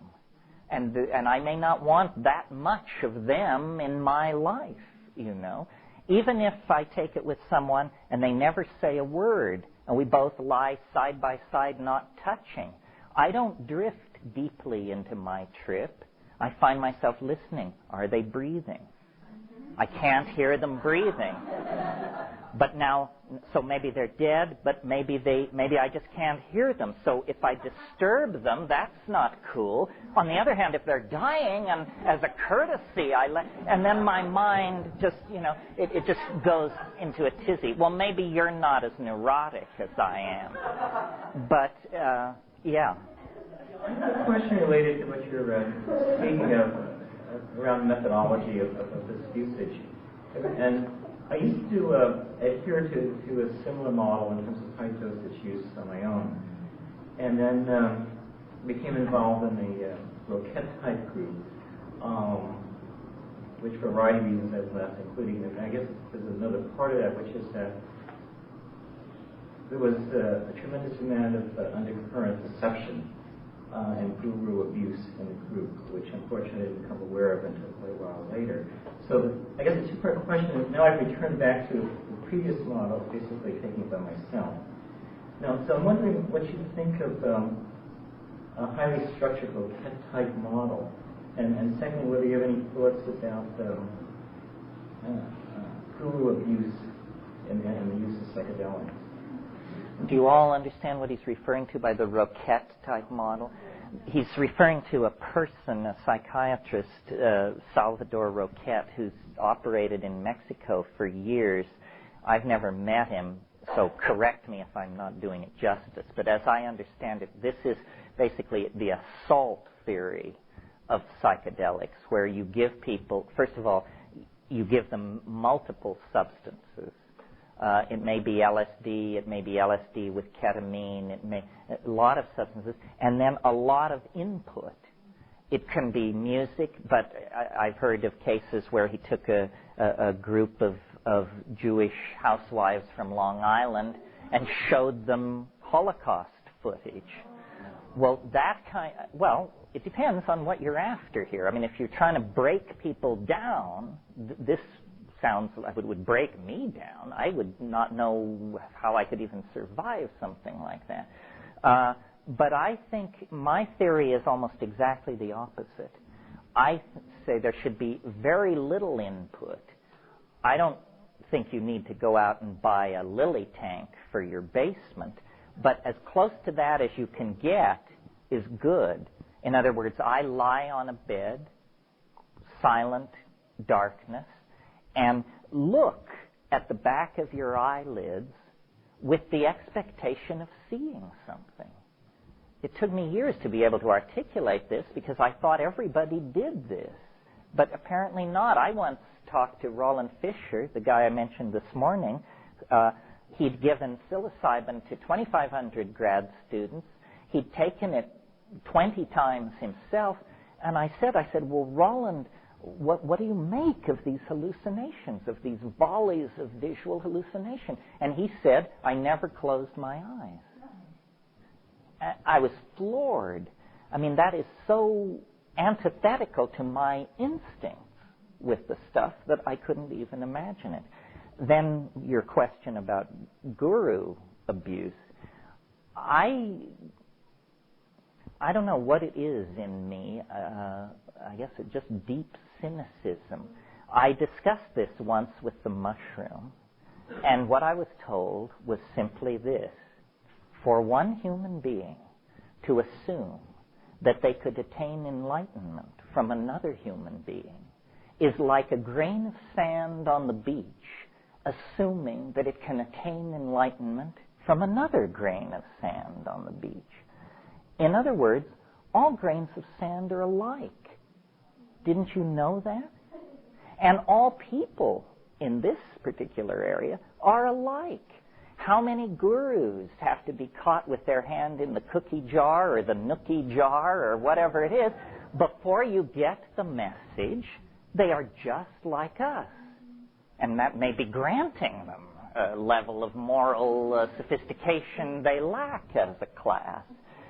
What I truly believe is nobody knows anything.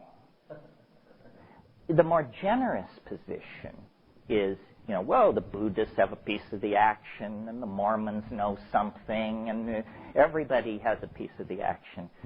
The mushroom says nobody has a piece of the action, that no one knows anything. And that's tremendously liberating, and it carries a responsibility for you to take yourself seriously. You have no other source. Everything else is going to be hearsay, secondhand, rumor, thrice told. Yourself is your instrument for the exploration of these dimensions. There is spread through the world a lot of what I call, and I hate the gender bias in calling it this, but it would be dishonest to change it. I call it wise old man woman. Wise old man knowledge. It could be wise old woman knowledge. There's a lot of this all over the world. If you go to Asia, you will see men sitting in doorways at evening, smoking their pipes and watching the sunset as their grandchildren play at their feet.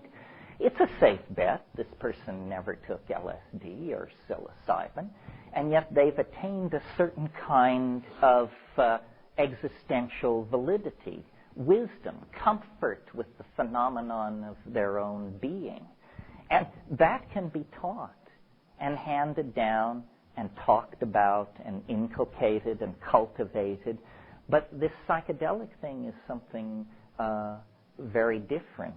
I don't think anyone can lead because I don't think anyone is in a position to lead. If you counter by saying, what am I doing? I'm pointing toward an open door. That's all.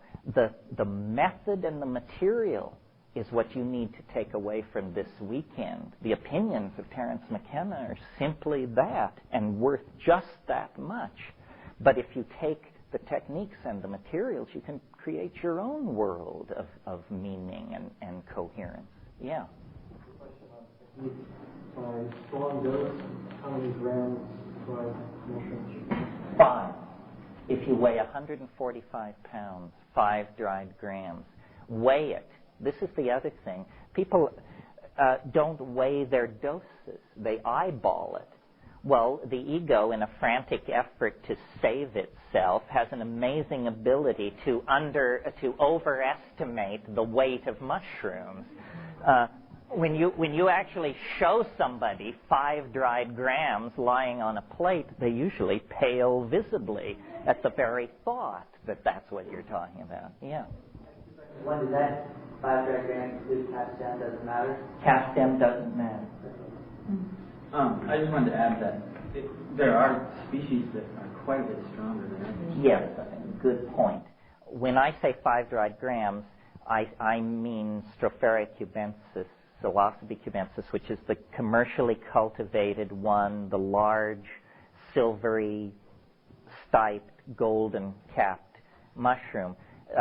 Some of the Pacific Northwestern species are twice as strong or 3 times as strong. But if you were to have just applied this literally across the board, you probably get further faster than if you are careful picking them in fields around in the area? Well, you know what they say. There are old mycologists and bold mycologists, but there are no old, bold mycologists. If you're going to do that, learn your taxonomy or join the San Francisco Mycological Society or something. Many of these things are hard to confuse with anything else, but Psilocybe semilanciata is in fact easily confused with a species of Galerina that you don't even know there's a problem till 12 hours after you've eaten them, and at that point you're dead on arrival. There's nothing science can do for you. Your liver has just turned to mush. So what I believe people should do is cultivate mushrooms. I mean, you want to take the alchemical path. The cultivation of mushrooms is an incredible spiritual and physical discipline. It will teach you all those good Lutheran values: cleanliness, punctuality, attention to detail, how to keep a clean workspace, for God's sake. And then you are absolutely confident, and you have also obtained karma-free mushrooms outside of the cycle of inevitable criminal syndicalism and the karma that carries with it. And I've participated in it plenty myself, so I'm not knocking it. But it would be nice if people would produce their own mushrooms, because inevitably you produce more than you can use, and then, you know, can help people out down in 5B or something. Yeah. Okay. And how much do you take of wet mushrooms? How long does it take to grow mushrooms? Oh, start to finish, 6 to 7 weeks. It's not like growing any plant you've ever grown. Mushrooms are not a plant. It requires, you know, the sophistication normally reserved for an 8th grade science project. You have to be able to cook petri dishes and this sort of thing. And then? How many do you take fresh? Fresh. If you will dehydrate the mushrooms, you'll discover they're 90% water. So 5 dried grams becomes 50 wet grams.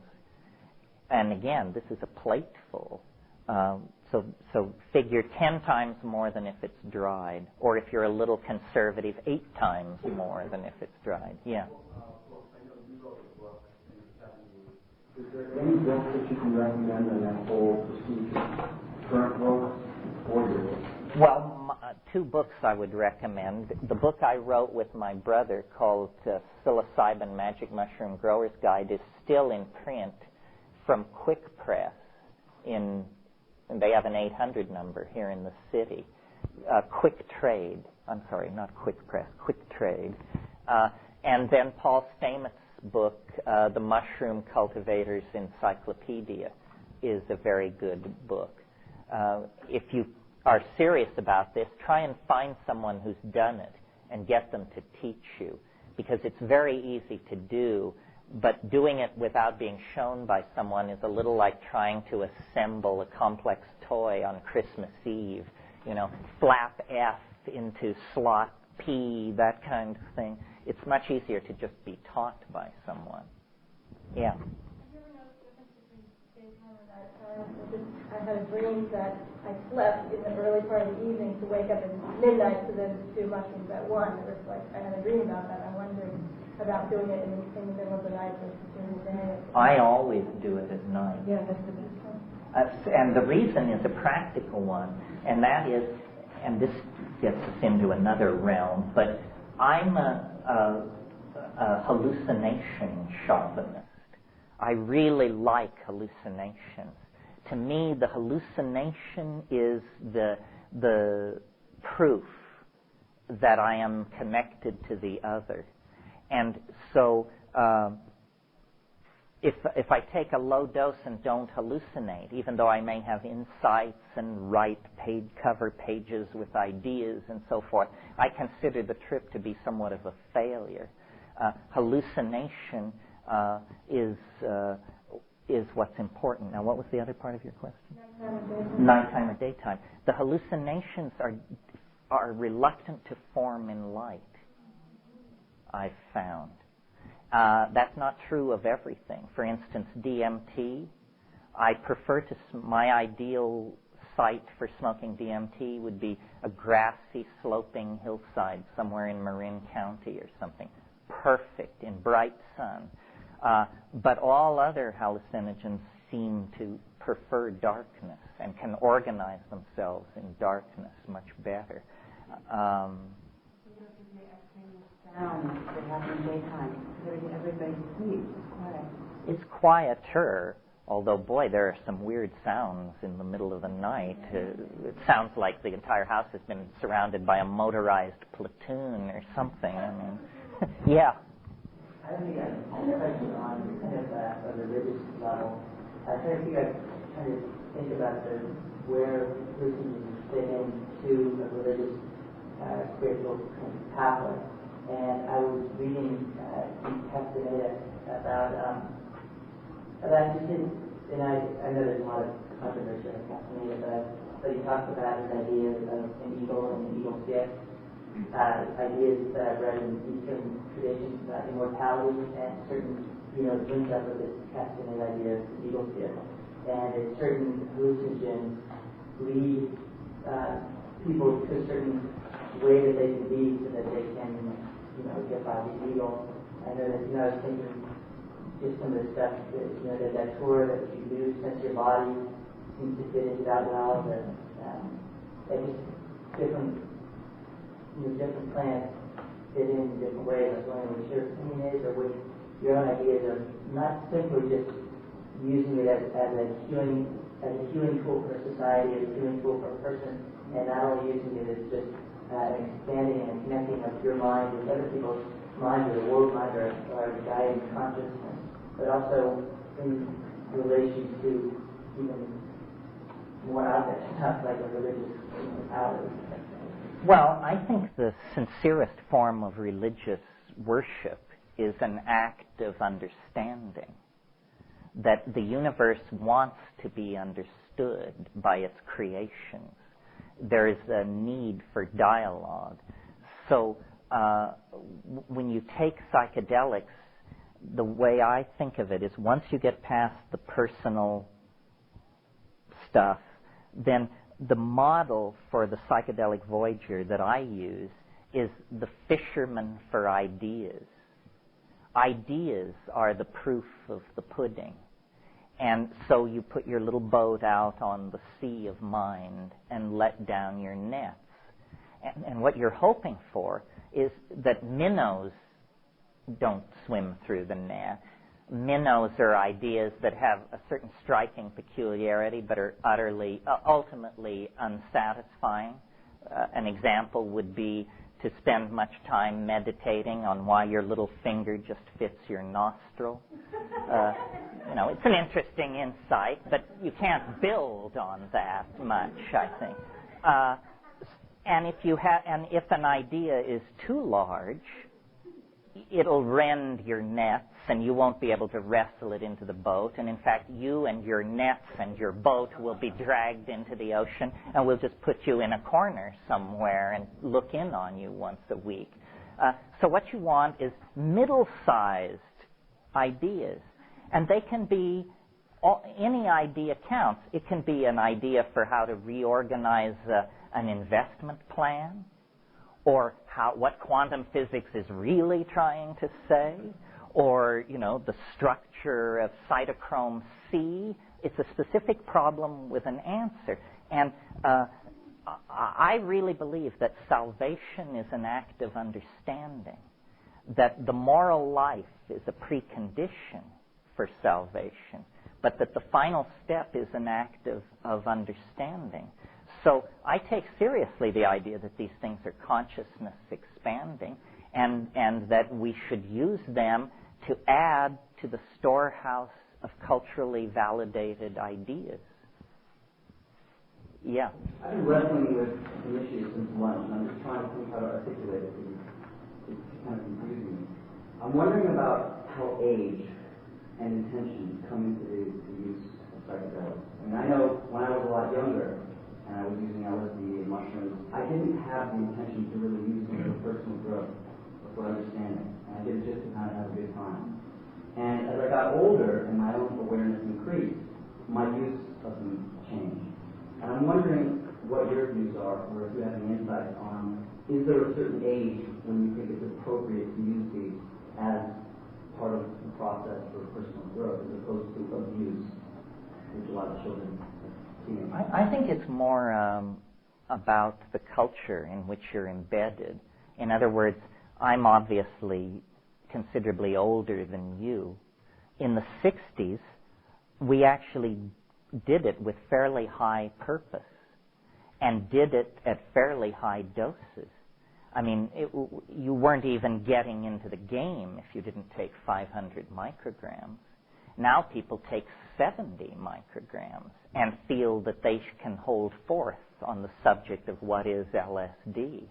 I think what happened was in the 70s and then in the 80s, the dose was dialed down, and it permitted people to take it less seriously.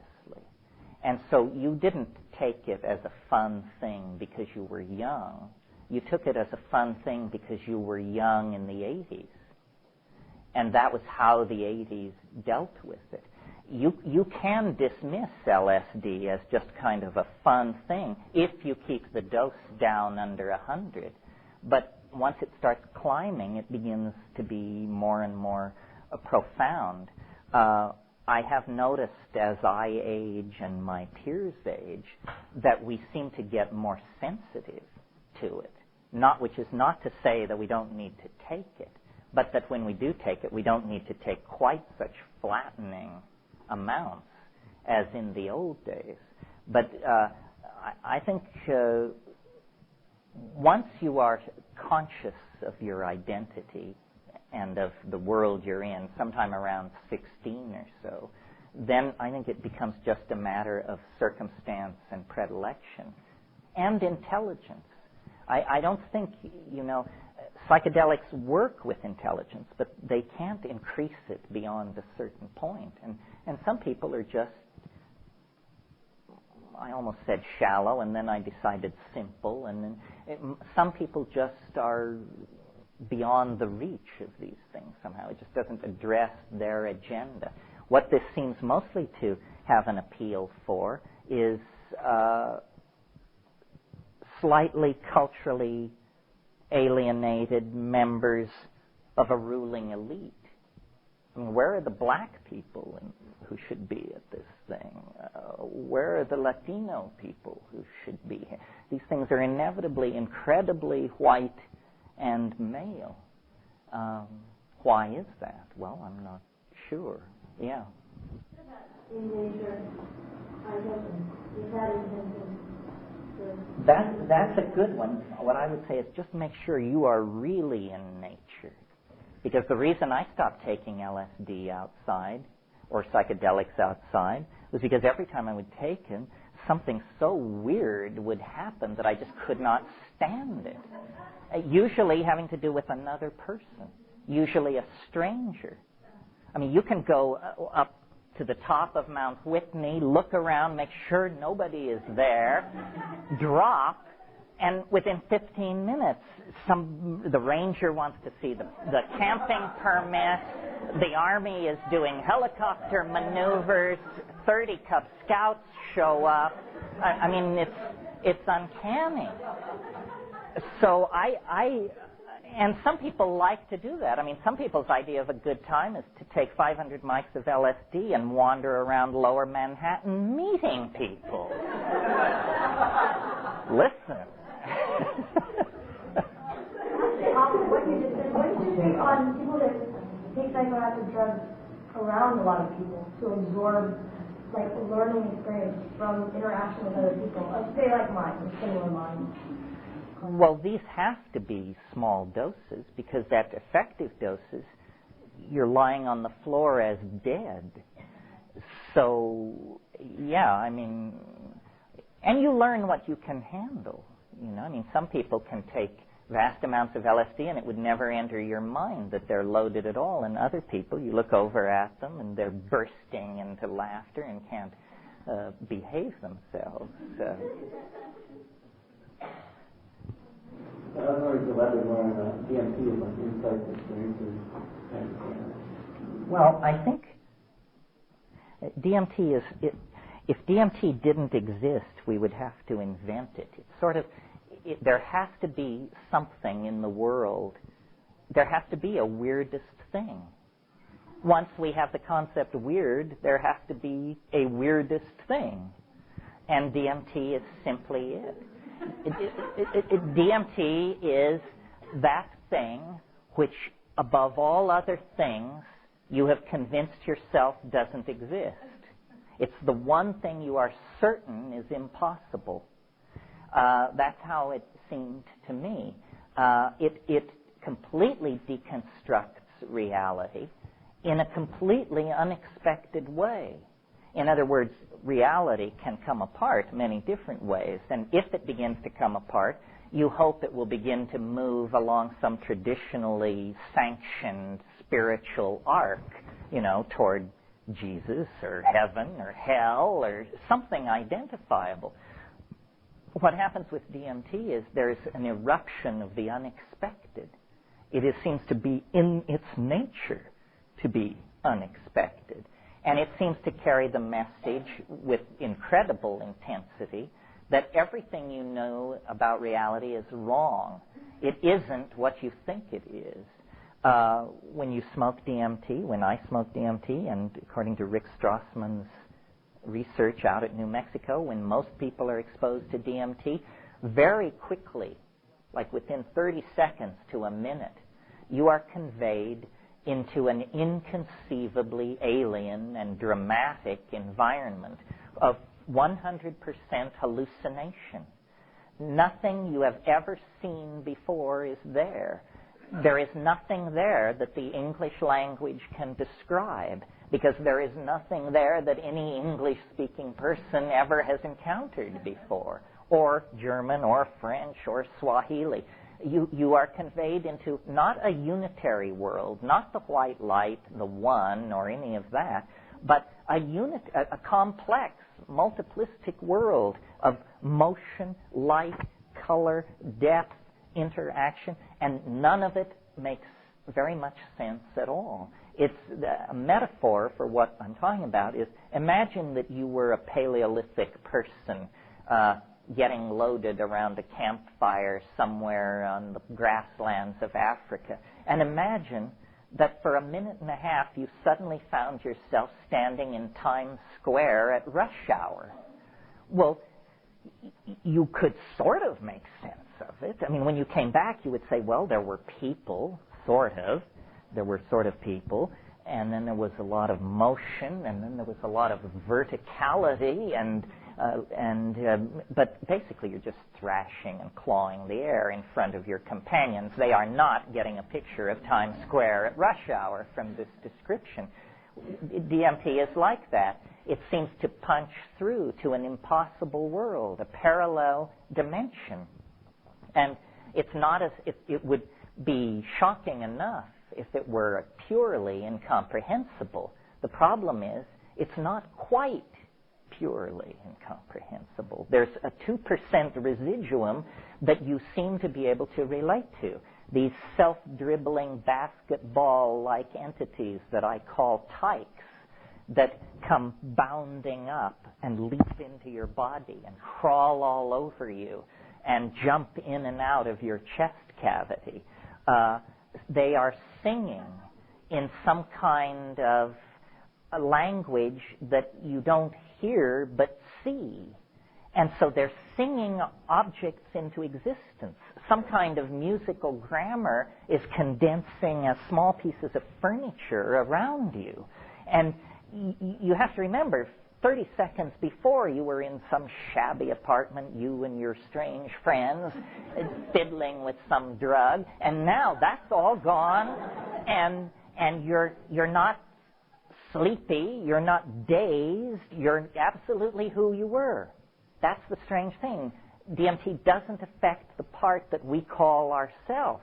Say, I am who I was, I'm exactly who I was, but what the hell has happened to reality? And it's been entirely replaced by something that I never saw in any science fiction film, never heard about in any fairy tale, never dreamed of, never hinted of, and now I'm fully there. And these little entities are dancing around attention, and then they want you to do something. They want you to sing objects into existence with your voice. And they're doing it. They're showing you how it's done. They somehow, grammar is seen in that world. It's as though a switch has been thrown in your neurophysiological machinery, and language, which you used to hear, you now see. And these things are putting a lot of pressure on you, saying, do it, don't question, don't think, don't reflect, just do it. And I sort of feel something cross between heartburn and satori begin to move its way up my chest, and when it reaches my mouth flies open, and this glossolalia-like linguistic stuff begins to happen, which is like language, like liquid, like silk. I can see it, and it's colored, and it's complicated, and now I do not understand what this is for. I can join you in speculating. It looks to me like, first of all, language itself is a mysterious activity, a behavior which we participate on God, on the body of nature. Human language is the place to look. It is not anticipated in other forms of animal organization, and in us it reaches this excruciating level of expression. And with it, we have created culture, which is a virtual reality that we surround ourselves with, not only of ideologies, Marxism, democracy, monarchy, but buildings, highways, infrastructure. So it's almost as though language is an alien artifact of some sort. You remember Bill Burroughs said it's a virus from outer space. Well, this is sort of like that idea. But language is obviously not something that is a finished enterprise. And I think that we are approaching, either through the natural evolution of the soma, of the body, or through technology, or through some combination of the two, we're approaching a place where we're going to switch channels and switch the language channel into a more broad bandwidth mode, and we're going to see what we mean instead of hear what we mean. That the convention of using small mouth noises to symbolically indicate objects in the world, so that those who share the same set of linguistic assumptions can download this acoustical babble and reconstruct a thought out of it, is going to be traded in for something more like a direct acoustical hologram, where then ambiguity is much less prevalent. You know, if I read you a paragraph from Proust, we can spend the rest of the afternoon discussing what did the author mean. You've all been in those situations. What did the author mean? But if I show you a sculpture by Brancusi, we just walk around and look at it. It self-evidently is what it is. It does not have the ambiguity that adheres to written and spoken language. And I think this ambiguity has allowed misunderstanding, and misunderstanding has allowed pain and agony.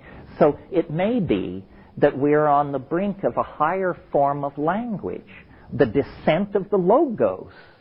This would be it, the manifestation of the logos, and the psychedelics, by allowing a look through the hyperspatial window at future states of human organization, as I argued this morning, is actually giving us a taste of a human future that may be far in the future. In the same way that if you had smoked DMT 20,000 years ago, you might have landed in Times Square circa 1960. It's an insight into a future development in the physiology and mind of man. And makes it very suggestive then that DMT is being elaborated in our brains as part of normal metabolism. We have genes that produce DMT. Well, what if those genes were to be switched on in a more dramatic way? Then what would the quality of culture be? If culture is the serotonin trip, then what kind of culture would we live in if the serotonin were backed out in favor of a DMT-maintained neural substrate? I don't know. Lots of hands up. You've been patient. I have two questions kind of pertaining to a little bit what you just said.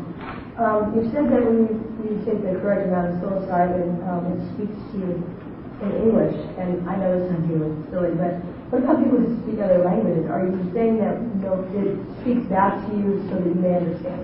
It speaks to you in your own language. Let me tell you a story which seems to me really a strange story, but it happened to me, so I'll tell it. When I first started growing mushrooms, I was testing all these batches and taking it quite a bit of the time. And one evening, I got locked into this voice thing, and it was singing a little song, and the song was something like this: da da da da da da da da da says, da da da da da da da da says. It ended each line with the word says. So I thought, interesting. Then I went back and listened to Maria Sabina's Mushroom Velada, where she's singing in Tzotzil, which is a mountain Indian language of central Mexico. She's singing in Tzotzil, and the interlinear translation is right there on the page. Da-da-da-da-da-da-da-da-da, su, da-da-da-da-da-da-da-da-da, su. This word means says in Tzeltal. So I thought, this thing can do it in any language. It is apparently omnilingual, yes. And the second part would be, did you say that you said chemicals that psilocybin are naturally occurring in the human brain? I said DMT naturally occurs in the human. What about children of parents who have taken a lot of psilocybin in their lifetime? How does that affect them? And what if they are conceived while parents are having a surgery? Well, there's a lot of anecdotal talk about this, but I don't think there's ever been a statistically coherent study. Coming out of the 60s, of course, there was a rash of LSD babies.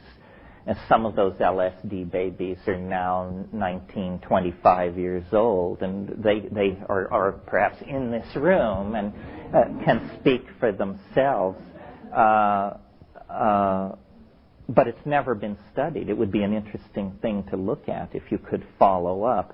The idea that LSD breaks chromosomes was simply a government lie, a smear, that to this day survives in certain portions of the literature. It is not true. It is not even a little true. It is 100% horseshit. It just doesn't do that. Aspirin and caffeine break chromosomes with an order of magnitude more alacrity than LSD. In Brazil, I just want to say that they have studies taking ayahuasca while you're pregnant, and also they also deliver while on a little bit of ayahuasca. There's no effect. That's right. And my brother did a study, actually, Lawrence Rockefeller paid for much of it, a study of these maestres in Brazil, these Santo Daime people who've taken Uñal de Vegetal, these people who had taken ayahuasca weekly for 40 years, and they did blood studies and tissue studies, and they're fine. In fact, they are slightly above normal in certain indices. It's not what damage it may do, but what you said, the womb is the first environment that, that's where you get your start. I'm thinking more along the lines of what benefits, because you're saying a human animal is ingesting it, if an embryo is ingesting it also, would that have a similar effect that it would on an adult that's taking it for their own? It just hasn't been studied. Many of these LSD babies were also born into very loving, communal, neo-archaic kind of settings, and they had lots of unconventional nurturing and raising too. So it's very hard to separate all these, to tease these factors apart. Yeah. I wanted to go back to what you were saying about his question on guru. Uh-huh. It seems to me that if we're truly to have an archaic revival and the whole study of shamanism, revivalism, how do you bring about true shamanism within our modern culture without it falling into that kind of thing, like people start to idolize an individual, and yet still bring someone like a shaman into a community? And indigenous tribe shamans are often not necessarily idealized like they are in guru situations, but they're respected and they're thought of as being more learned, and they often have the archive of knowledge that often not everyone in the tribe has. Well, you know, Merciliade, in his great book on shamanism, he subtitled it The Archaic Techniques of Ecstasy. What a shaman is in command of are techniques, and they're not based on his personality. That's where it's different from the guru. If once the shaman has told you his techniques, he's told you all he can tell you. And you then have to apply the techniques. The ideology is fairly absent in shamanism at a practical level. It's basically about experience, not about an ideological preconception of things. The way I handle gurus is just to simply say, what can you show me? And then if you're told, well, you have to sweep up around the ashram here 12 years or so and do daily prostrations, and then we'll cut you in on the good, you just can pick up your knapsack and keep going. Because the real stuff is not hidden like that.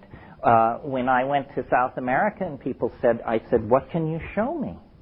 And they said, well, let's just sharpen our machetes and go out here into the woods a half a mile and cut some vine and bring it back and boil it up, and I'll show you what I'll show you. I'm very suspicious of lineages and secret knowledge and situations where somebody decides where somebody else is worthy to ascend to the next level, because you know, man for man and woman for woman, there doesn't seem to be a more scheming, tawdry, and venal subclass on this planet than gurus. I mean, there may be some good ones, but my God, they keep bad company. Yeah. From your last sort of thread, I was picking up about, I heard what I am saying in my mind, synesthesia, sort of characteristics when you were describing the DMT, the hearing of colors or speaking words that became colors. It is a synesthesia. So can that, and you might want to go into that for other people, but I'm really into this whole thing now. I'm like kind of going, can that happen and occur with the mushroom, say, or another hallucinogen than the DMT? No, I think, if you take enough psilocybin, it begins to look like DMT. If you take an 8 or 9 gram dose of psilocybin, at about the 2-hour mark, it'll be indistinguishable from DMT. To address this question of synesthesia, obviously the world is a unity, and it arrives at the surface of your body as a unity of electromagnetic vibrations and light and so forth. But your senses break it up at that point. Your eyes tell you about light. That's a certain range of electromagnetic radiation. Your ears measure pressure waves in the air, the acoustical range. Your hands inform you about the tactility of the world, but the world is one thing. So it's almost as though the senses are reunified in synesthesia in a way that may have been originally intended and is for some reason fallen out of our physiological repertoire, or perhaps exists as a future state. But yes, tasting shapes, seeing colors, feeling music. There are people who have unusual neurological conditions who live in these kinds of spaces, and it's very hard to... Some of you may know the guy who wrote Oliver Sacks' book, The Man Who Mistook His Wife for a Hat. It's a wonderful book. And The Man Who Tasted Shapes, that's right. Hey, what's the story on your book on... You have a book called Synesthesia, don't you? Yes, I'm a little embarrassed by it because it breaks my proletarian mold. There were only 70 copies of that book, and it costs about $1,500. And what it is it's a showcase for an artist named Tim Eli, who is very famous in the world of made books. And he's at the top of the made books thing. So I contributed a text. He made the paper and the binding and set the print and painted on each page of each book in a special, unique way. And it's an art object. Yeah. Your book on cultivating psilocybin mushrooms had a very strong impact in terms of the accessibility of mushrooms. And DMT is much harder to obtain than mushrooms. And I know people have explored Jonathan ayahuasca analogs, and he's interviewed the torches around Polaris with very mixed success. And I'm wondering if you have any thoughts about similarly accessible ways of making DMT come into existence. Yeah. Well, I don't advocate, if you're not at least a third or fourth year biochemist, you shouldn't attempt it because it in the laboratory, because it involves the use of LIAH. Here's a book called Psychedelic Shamanism that has recipes, but LIAH, lithium aluminum hydride, is very explosive, and don't make a fuel of yourself. The other approach is to try to find a weak source in nature and concentrate it. And phalaris grasses, Phalaris tuberosa and arundinacea, you can grow them and do a low-tech water extraction. I'm not sure, nobody has ever handed me a gram of DMT created by these techniques. This is all sort of backyard theory, but in theory it should be able to do this. There's also a plant called Desmanthus illinoisensis that grows in the Midwest that has a very high concentration of DMT in the root bark. It's interesting to talk about that plant for a moment because it's only been known that it contained DMT in the root bark for about 5 years. But it could have been used by the North American Plains Indians to produce some kind of a shamanic hallucinogen, but never was, as far as we can tell. And this is an interesting question, those of you who may be going on to ethnography or something like that. Why do some people use hallucinogens and not others? It simply isn't a matter of availability. For example, second only to the Mexican concentration of species in Oaxaca and the Sierra Mazateca is the concentration of over 35 known species in the Pacific Northwest. Yet evidence of use of those mushrooms by the Tlingit, Chimcham, and the Northwest Coast Indians is very hard to come by, ranging from maybe none to maybe a little tiny bit. But by no means is it established that they did this. This Desmanthus thing is another thing. Why was it never utilized? this new chemical and plant that I talked about this morning has an interesting relationship to all this.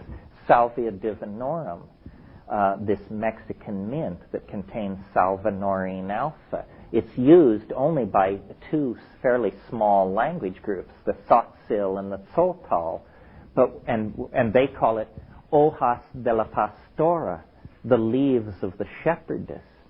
But when you ask them, well, what do you call it in Tzotzil? What do you call it in your language?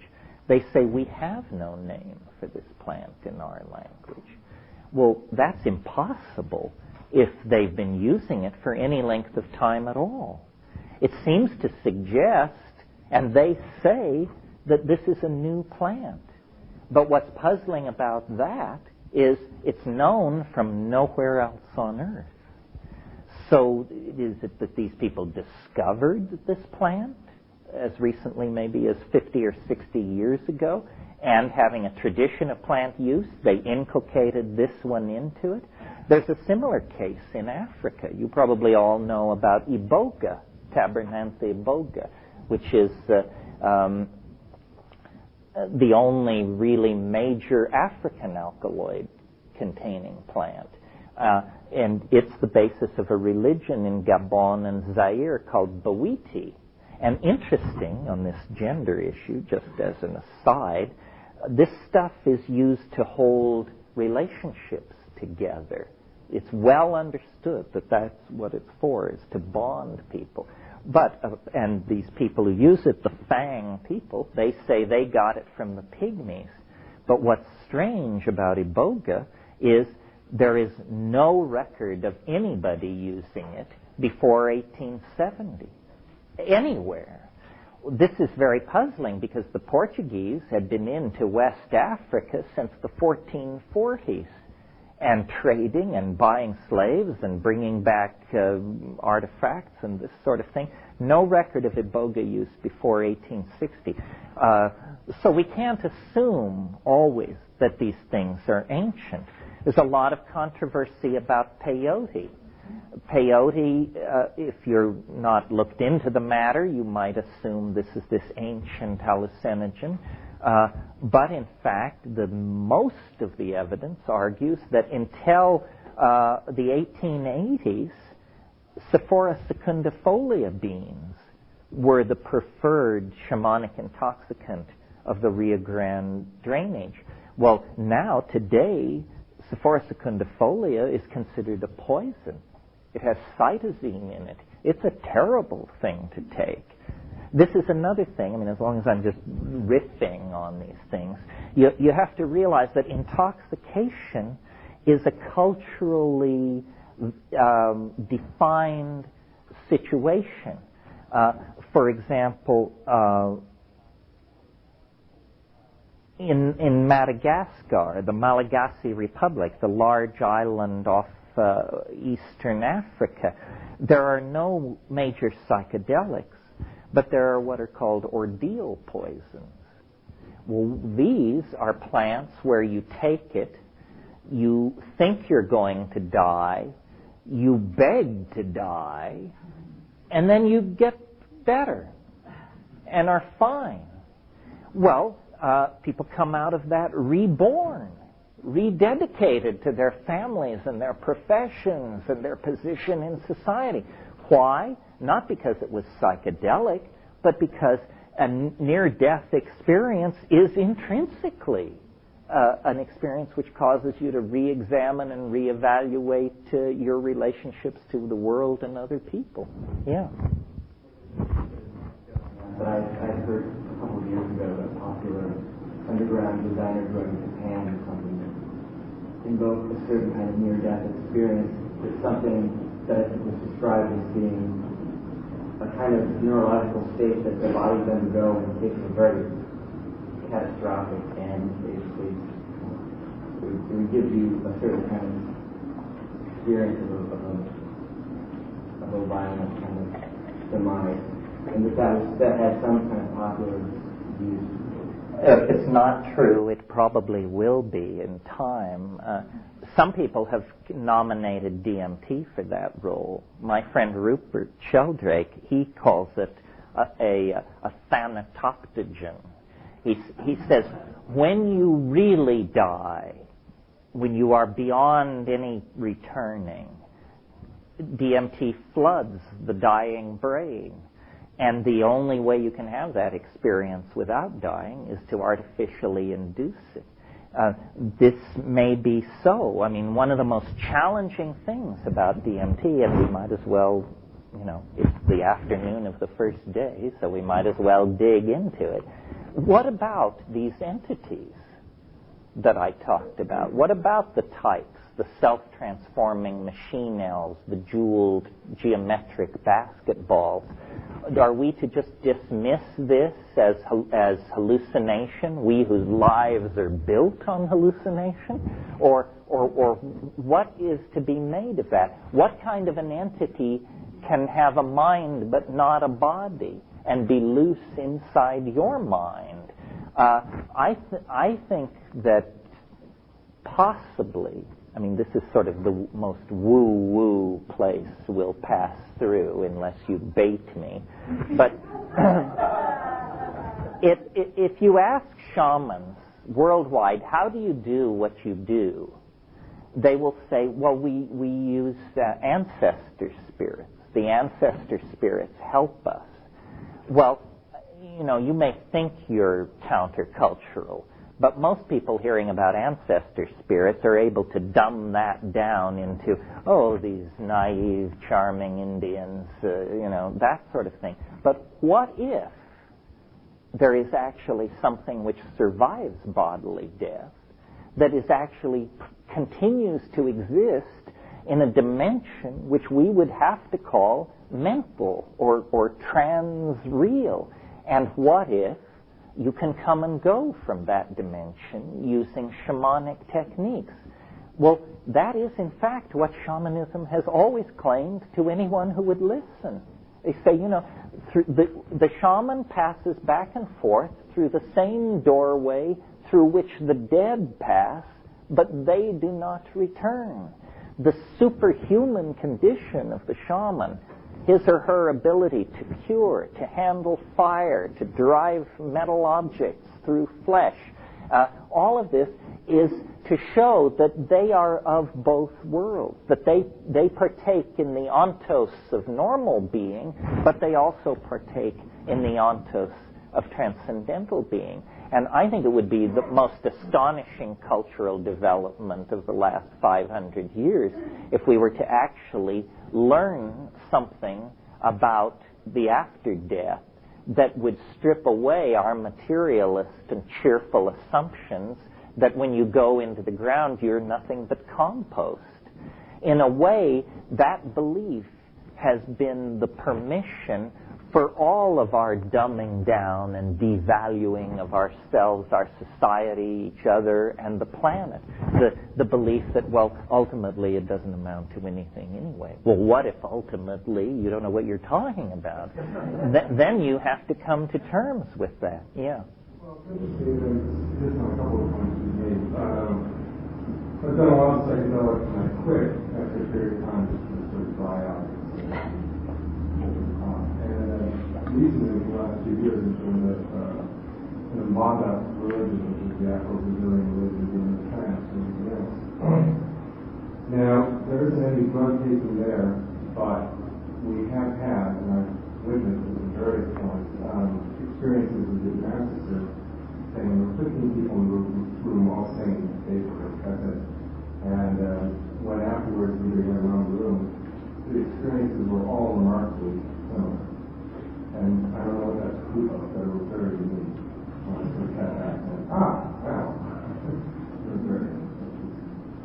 So there is, I think there is, out of the tradition, I don't know if it's changed over time, etc., but I do believe that psychedelics open up the door for a lot of people. But I think once the door is open, somebody can access it pretty easily. It's a professional calling. I think everybody should have a psychedelic experience, but to professionally dedicate yourself to a lifetime, you have to have a particularly intense 12th house configuration of some sort, I think. Yeah. It's been a long time since I had a DMT since 1967. But as I recall, the thing that struck me most about it was that time stopped. But that was my experience, that I was in a state of timelessness. And, okay, so this one, if you have had similar kinds of experiences on DMT, if you can concur with that. And I want to get to this question about the vocabulary that you mentioned. Well, first let me deal with the timelessness. This metaphor that I tried to put out this morning about how the shaman goes to hyperspace and therefore can see next week's weather, next week's hunting, who's going to recover from illness and who isn't. What going into the fourth dimension means is all time becomes co-present. You know, there's that piece of doggerel poetry, I dreamed I saw eternity the other night, an endless golden ring. In other words, eternity is all time in a completed form.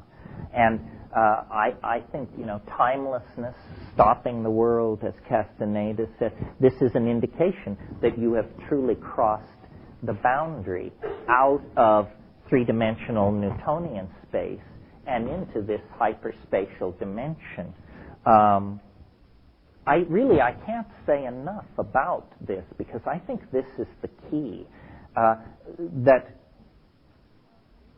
life is a process that conquers dimensionality. It always has been. The earliest forms of life were fixed slimes. They had no motility. They had an existence as points. Later, they acquired motility, the ability to swim around, and were aware then of the concept here and there. And then really the entire evolution of life on this planet is simply to develop better organs for moving around in three-dimensional space. Stronger legs, stronger arms, better binocular vision, so forth and so on, until you get to human beings. And we invent language. And what is language? It's a strategy for escaping from the narrowness of the present moment. Because if you have language, you can say, I remember the time when so and so, or you can say, why don't we plan on doing so and so? In other words, and when you get written language, then you get history, then there is, in a way, the past never goes away.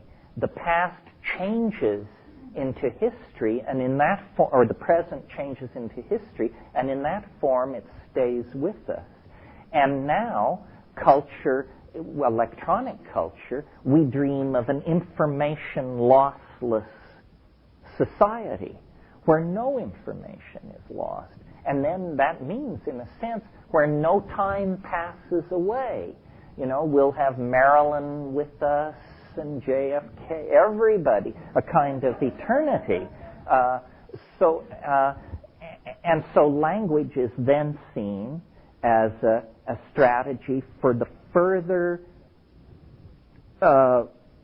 overcoming of dimensional limitation. And now, with the Internet about to go visual and all that, it seems like we're again about to take another step deeper into the conquest of dimensionality. But there's nothing new in all this. This is the business that biology has been about since day one. And then the glossolalia. Description of this experience of the energy, were you saying literally actually sound that you made? There's a feeling, it's, not to be crude, but it's somewhat like a belch or something. It's like a bubble of something moving up. And then when it gets to when it actually gets to your mouth, it manifests as a sound. What I want to get at here is my experience of that is you need not necessarily literally do air passing through my awareness. What I'm dealing with is a kind of vibration of energy, which is somehow, and I don't know how it's done, somehow by some, what we call it magic, through some sort of activity that's actually taking place in me, something changes. And this becomes what, as you're describing, as language succeeds. Because it seems to manifest in this way. Does that sound true to you? Are you, in other words, I'm trying to find out if you're really talking about, I'm making a really clear connection between using voice and frequencies of vibration. That's one kind of energy. And there's another kind of energy that's behind that. It could be what we could call the energy of meaning. Okay? Well, there's sound and meaning, and they are not necessarily related. They may not be related, but what we're getting at here is this question of how is it that your little types manifest themselves without body. They manifest apparently in the whole world around them, right? But somehow or other, they are transforming energy. Yes, I mean, I always, my technique or my intellectual style, though it may not seem like it, is to always seek for a rational explanation first, and then from there more and more exotic explanations. So I was really floored by this tyke thing, because that seemed to me unambiguously not something which was supposed to happen in the universe as I was told it, that there were supposed to be small non-human intelligences leaping in and out of my chest. And one idea that's occurred to me, and since some of you are interested in psychology, it's maybe worth talking about, plus we get to inject a buzzword here, which is, as you know, it is now understood that we are really not one person. We have many personalities. Multiple personality disorder is simply when you manifest this on a level that irritates other people. Multiple personality order is when you have them all lined up in a row and the right ones always talk to the same people, and so the illusion is maintained. Well, in the same way that, you know, if you had a big mirror, you look in the mirror and you see a reflection of yourself. But now if you lift the mirror up and bring it down on the ground and shatter it, what you see now is not a shattered reflection of yourself, but hundreds of little reflections of yourself, each one whole. Well, may it not be then that what DMT does is it shatters the illusion of the self and says, you're not a self, you're a tribe of selves. And here they are, dancing, performing, singing. They are the fractal adumbrations of the personality. That was the buzzword that I wanted to get in. They are the fractal adumbrations of personality. That's one possibility. The other possibility, souls, like I said, an ecology of souls. That is the conservative explanation. Why is it the conservative explanation? Well, because we are here, and so if we think of them as human beings of some sort, they just happen to be dead human beings. Nevertheless, we see that there are human beings, so perhaps there is a residuum that survives death, and that is what these things are. Other possibilities must range more further afield. A parallel continuum actually inhabited by these things, that they are not human beings in any form, that they are autonomous entities with their own universe. That's one possibility.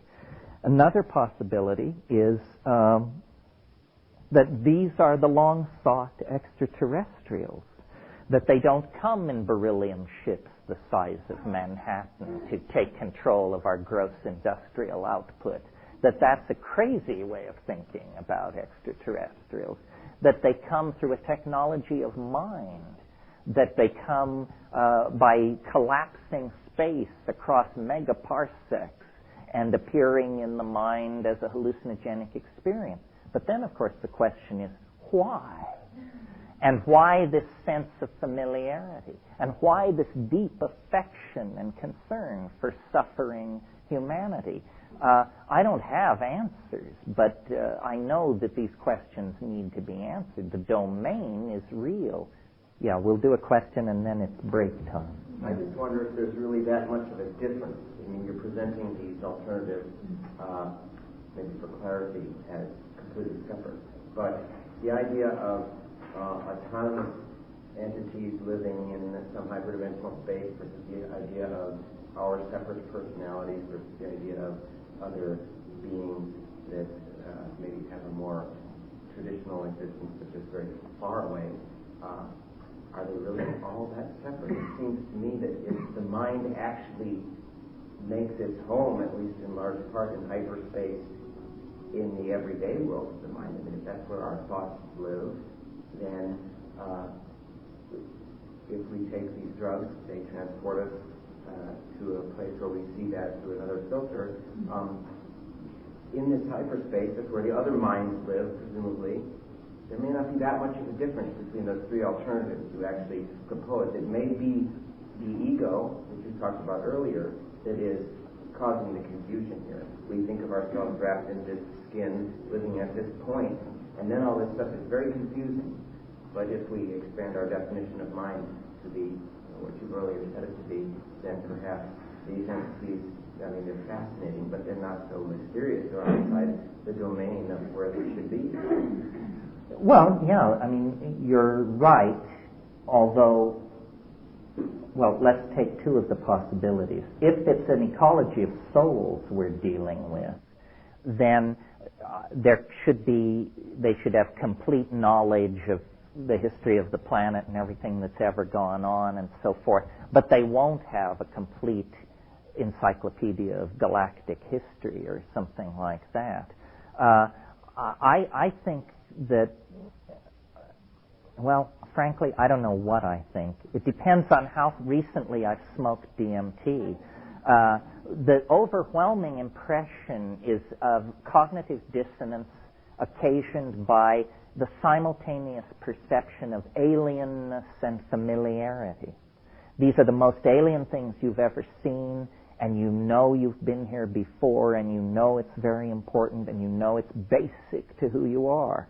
But if it's the self, then what have we done to the definition of the self? The self is supposed to mean that which is most familiar to me. If the concept self can also include the notion that which is least familiar to me, then it's almost too broad a concept to use. I think what we need is scientists, meaning you don't have to wear a white coat, but you do have to have the scientific attitude, rolling up their sleeves and going in there with the same attitude that Wallace went to the Amazon and that Darwin went to the Galapagos. And let's figure out, let's map the flora and fauna. Let's get a taxonomy of these types. Let's try and figure out where they're coming from and what their purpose is. Shamanism, I believe, is the study of this dimension. And it's not reached any conclusions. At this point, it is a phenomenology, not a science. And so the Amazon shaman, he has a language of control and description which is satisfying in his context and to his people, but it may not be satisfying in your context and to your people, even if you assimilate it perfectly. You know, it's like physicists talk about charm and strangeness of quarks, but this has nothing to do with strangeness or charm in ordinary speech. These are very, very complicated concepts where the technical gloss has been to call it strangeness. And when a shaman tells you he deals with ancestor spirits, you, for whom Casper the Friendly Ghost is the image of an ancestor spirit, definitely get a cockamamie notion then when you try and map Casper the Friendly Ghost onto the Amazon shaman's notion of an ancestor spirit. These concepts require a lifetime of manipulation and familiarity before you understand where the boundaries will lie. Well, why don't we take a 5-minute, 10-minute break here, and then we'll come back. kinds of details. There's the details of shamanic usage, descriptions of ethnographic material, how ayahuasca is used, how is used. There's a whole neurophysiological world of discussion. What happens to these molecules once they get inside your body? Where do they go in the body and in the brain? And why are they able to do what they do? What molecular species are they competitive with? So forth and so on. Issues of botany, taxonomy, biogeography, so forth and so on. So I want you to direct it where you want it to go. In some of these areas I'm more competent than in others. But if I'm incompetent, I can usually bring myself to say so and name a book that will help you out. So I want it to fulfill your needs, and that's based probably on your professional orientation and where you want to go with this stuff. So don't be shy about jerking us one way and then another. Yeah. I wanted to ask you about, in invisible landscape, you talk about Genesis translate that lasted, whatever it was, 21 days. It seems like the ayahuasca that you ingested had nothing to do with the duration of that trance state. That if I understand correctly, that it had to do with some sort of artificially induced hormone thing that you did that created that ERS? ESR? ESR in the synapse. Is that, am I understanding that correctly? Well, let me background it. The question relates to an incident told about in both my book with Dennis, Invisible Landscape, and in True Hallucination. Creatively agitated under the influence of mushrooms, announced that he could do something, which is very hard to describe what it was. It was sort of like turn himself inside out, trigger the end of the world, open a doorway into hyperspace, something like that. Anyway, some highly touted, dramatic thing. He organized an experiment to test the theory, and the result of the experiment was not nothing, which was what I was betting on, not what he said would happen, which what he was betting on, but a very peculiar incident then was generated where he seemed to lose his mind, to put it simply, for about 3 weeks, but in a very specialized and orderly way. And I seemed to also undergo a parallel but different kind of transformation. And the theory that was being manipulated was a theory that involved using vocally produced tones to acoustically cancel metabolizing psychedelic molecules in the body so that they would bond as dimers into DNA. In other words, so that they would intercalate into DNA.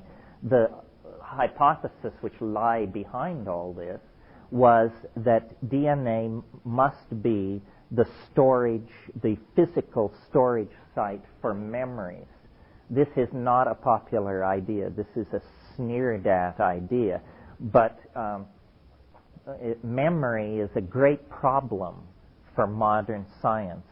We've decoded DNA, we've got the top quark, we've measured the core temperature of Betelgeuse. We have no idea how memory works.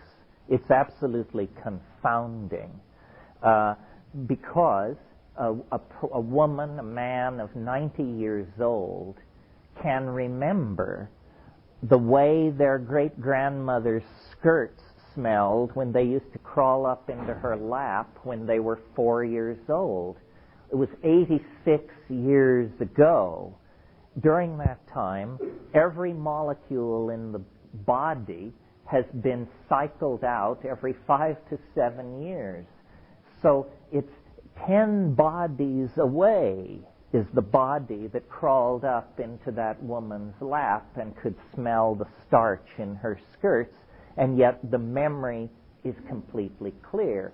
Where are the memories? And as you know, experiments have been done with ablating large parts of the brain or studying people who are the unfortunate victims of very traumatic head injuries. And there are cases in the medical literature of people who have fully 80% of their physical brain destroyed and no memory impairment whatsoever. So where are the memories? Well, there are a number of theories, but there is nothing more than theory at this point. Dennis said, let's assume nature is conservative for a moment. We know that nature stores protein code in DNA, and we know that DNA has large silent portions.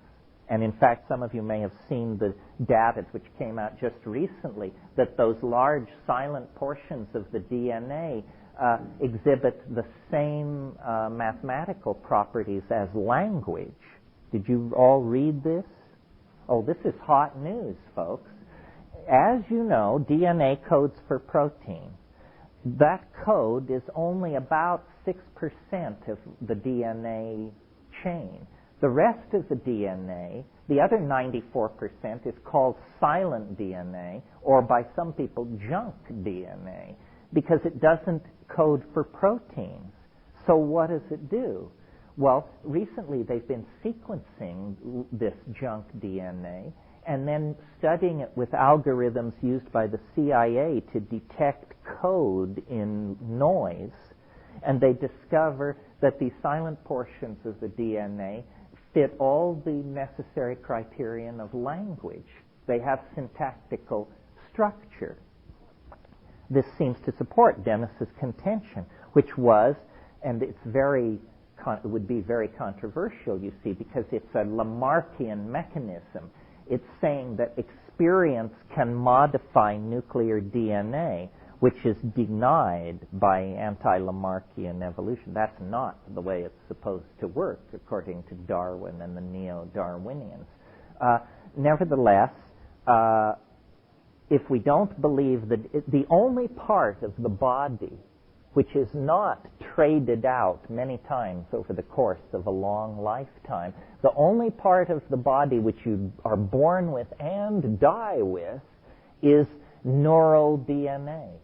Neural DNA, what you're born with, you keep.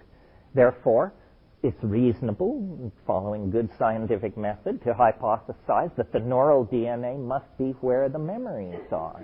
Well, then Dennis's idea was that ordinary experience has to do with serotonin dropping into a relationship of bonding with DNA and giving off a signal, like a radio transmitter, of the structural hyperfine ESR of the DNA, and that then constitutes the electrobiochemical foundation of the experience of thought. And so what he was saying was then what these psychedelics are is they're like different kinds of transmitters, stronger, or transmitting in different wavelengths, or transmitting with a higher bandwidth. And it is known, in fact, that these psychedelic molecules do compete with serotonin.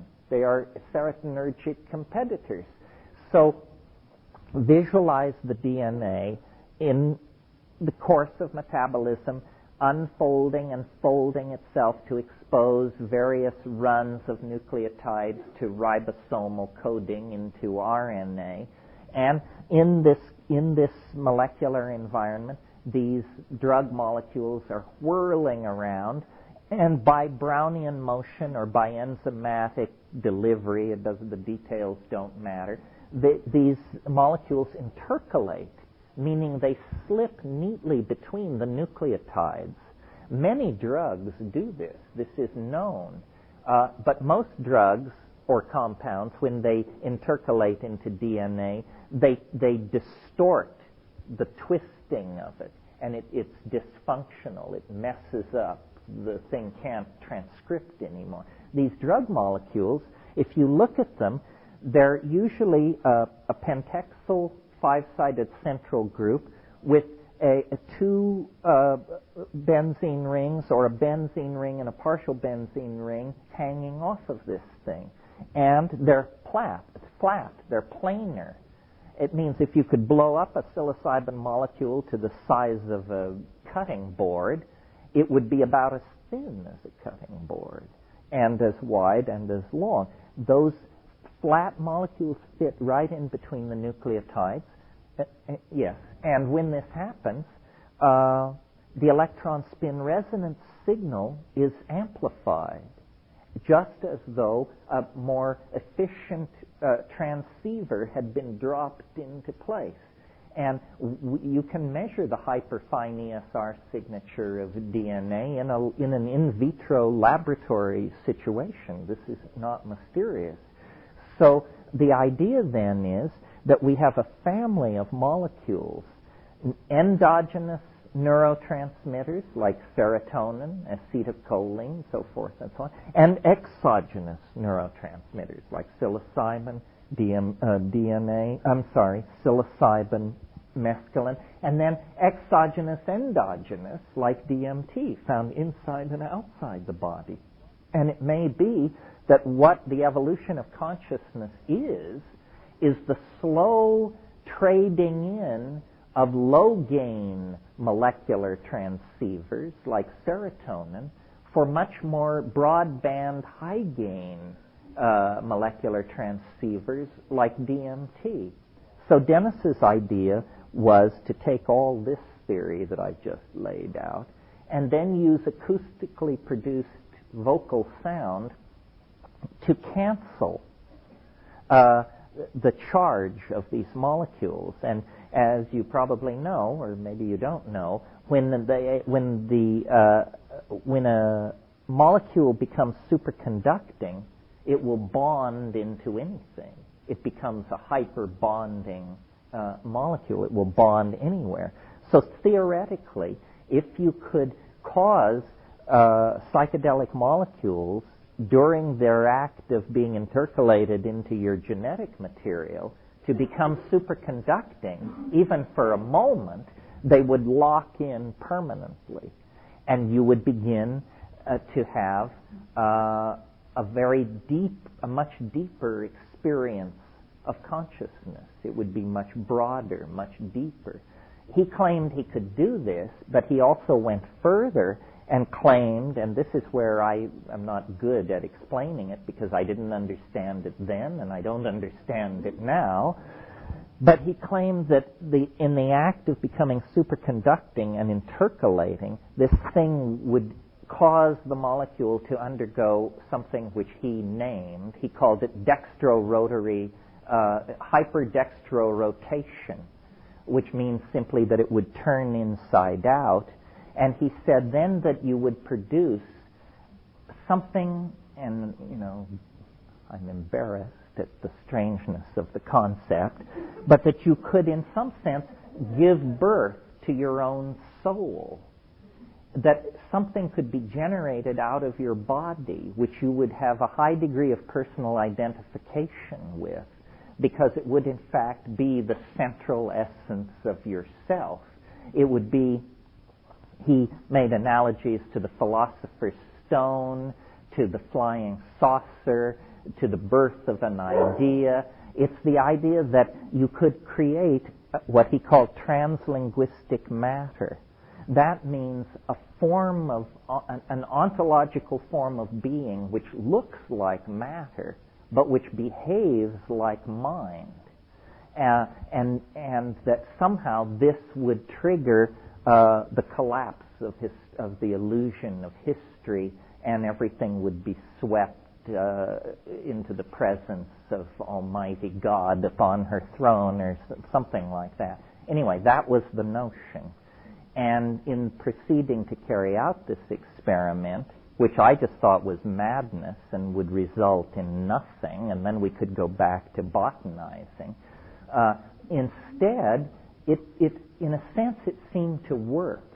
The condensation of the philosopher's stone and the collapse of the historical state vector is slightly delayed, but the rest of it seems right on track, in that when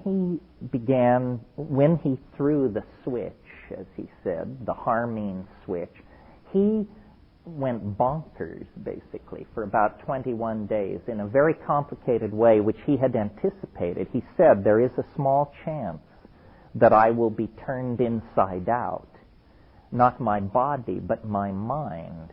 And it seemed as though that was precisely what had happened. He could recite the alphabet backwards.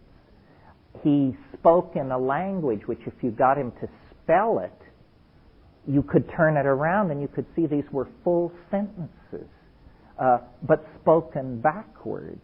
In other words, he truly seemed to be running backwards while the rest of us were running forward. Well, after about 21 days, that faded, and he got his act together and went back to get multiple PhDs in molecular biology, pharmacognosy, and what have you. Coincident with the throwing of the switch, I, who had been the skeptic, noticed that it was as though a switch had been thrown in me, and I began to understand. It was not like any drug I'd ever taken. It was not like psilocybin or ayahuasca. There were no hallucinations. But what began to happen was I simply began to understand faster and faster and faster and faster, so fast that I was just walking around on these jungle trails holding my head going, uh-huh, I see, yes, uh-huh, uh-huh, uh-huh, uh-huh, uh-huh, uh-huh, uh-huh. And it was opening up ahead of me.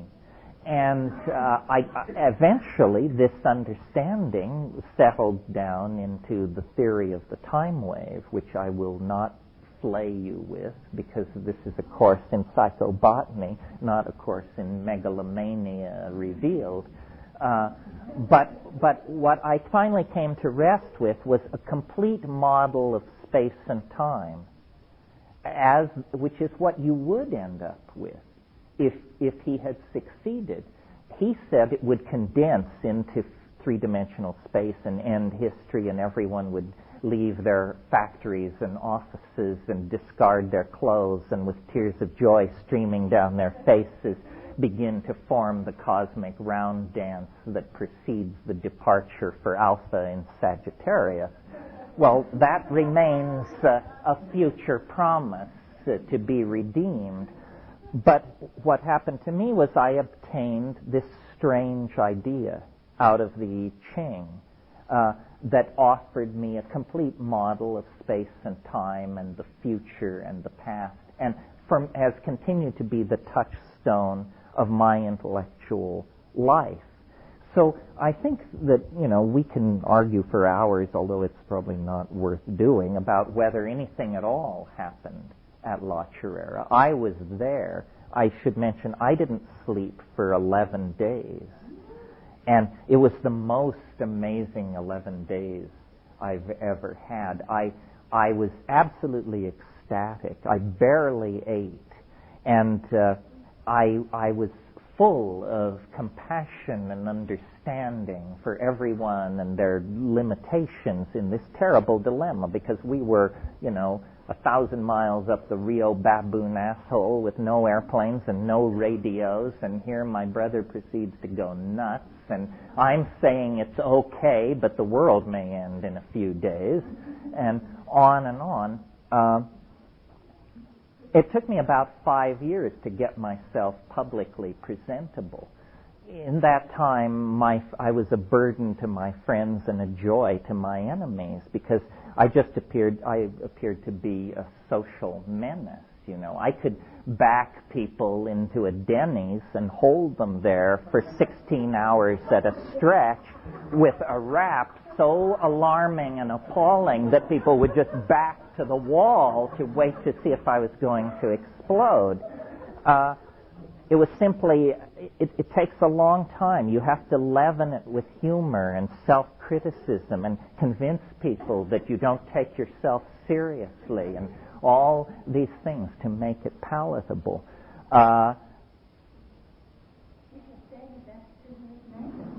Yeah, that is true hallucination. And I think that, you know, if you want to read an eye-opening book, if you haven't read it, read Thomas Kuhn's book, The Structure of Scientific Revolutions. Because what you'll learn there, to your amazement, is that these great intellectual breakthroughs like Newton and Einstein and Planck and so forth, they don't come out of careful examination of the evidence and conservative adumbration of theories and all. No, they don't come like that. They come like revelations, you know, completely, and then you argue backward to convince your colleagues. You go out and you get the evidence and you argue backward and you convince everybody, and then everybody says, well, it was obvious all the time, and anyway, they knew it 50 years earlier, and on and on and on. But that's what you have to do. So I have stuck with this, my devotion to psychedelics, because it gave me really my greatest wish, which was I want to have a complete understanding of how things work. That doesn't mean there is no more surprises, but it means you at least have a structure that you can pour it into. And I think this is what shamans do. They create a personal ideology sufficient to their needs, and my needs are complex, because I live in a society where I'm going to be talking to quantum physicists, mathematicians, historians of science, epistemologists, so forth and so on. So it had to perform at top speed. If you're in the rainforest situation, in a culture, in a monoculture, then it is perhaps not so challenging. But the point of all this is catalysis of ideas. You know, culture can evolve no faster than its language. It can evolve no faster than the models that it can set up for itself to achieve, and that requires language. So I take the psychedelics to be catalysts of language. They probably caused it to come into existence in the first place, and then they continue to push it forward into new domains. And this great period of creativity that we're living through now in the sciences, in the arts, in the implementation of exotic technologies, I think this is the real legacy of the 60s. The people who run these fancy computer companies and the World Wide Web and the net and CERN and all that, they're all freaks. They're all people who came up through the 60s and have somehow fitted themselves in to straight society. But the great bulk of creative work in the society in those areas is being done by people who took psychedelics. And in fact, arguably, the scientists of today, the technological implementers of today, are in fact shamans. And we are creating a kind of culturally validated shamanic superspace, except we call it cyberspace. But all we're doing with the creation of cyberspace is hardwiring in a male way what has always been there in a female way. I mean, the web of invisible hidden associations that make us a cosmos instead of a chaos. Well, that seems to be an overlong answer to a question I've forgotten. Yeah. Fields in relation to hallucinogenic plants and also extraterrestrial origins? Well, first let me talk about morphogenetic fields. For those of you who don't recognize the term, this is an idea which has been developed by Rupert Sheldrake, who's a theoretical biologist in England. It's a very simple idea with very revolutionary implications. The idea can be simply stated like this. Things happen the way they happen because that's how they happened before. That may not sound terribly challenging, but here then is an example of the consequences if you believe that. If you believe that, then it should be possible to teach rats to run a maze in Cambridge, we'll say. And once they know how to run that maze, it should take rats in Australia less time to learn to run the same maze because it's been done before. In other words, this is a theory which says it's very hard for something to happen the first time, and slightly easier the second, and more easy the third, and inevitable by the 10 trillionth time it happens. Science doesn't recognize this. This is madness from the point of view of science, and yet there are many phenomena which can only be explained in this way. Well, the way this relates to psychedelics, I think, is that on psychedelics, essentially you feel or you see the morphogenetic fields that surround objects. You see not the ordinary. See, the ordinary experience is time is sliced as a moment, a moving moment of infinite thinness that is moving through time. On psychedelics, the past seems somehow present in the present. And one of Sheldrake's books is called The Presence of the Past. So in a way, the idea that I developed, the time wave, is an attempt to mathematicize his conversational model of a morphogenetic field. The universe, to me, is self-evidently moving between narrower and narrower walls. That's not orthodox. Orthodoxy says the universe is a random walk.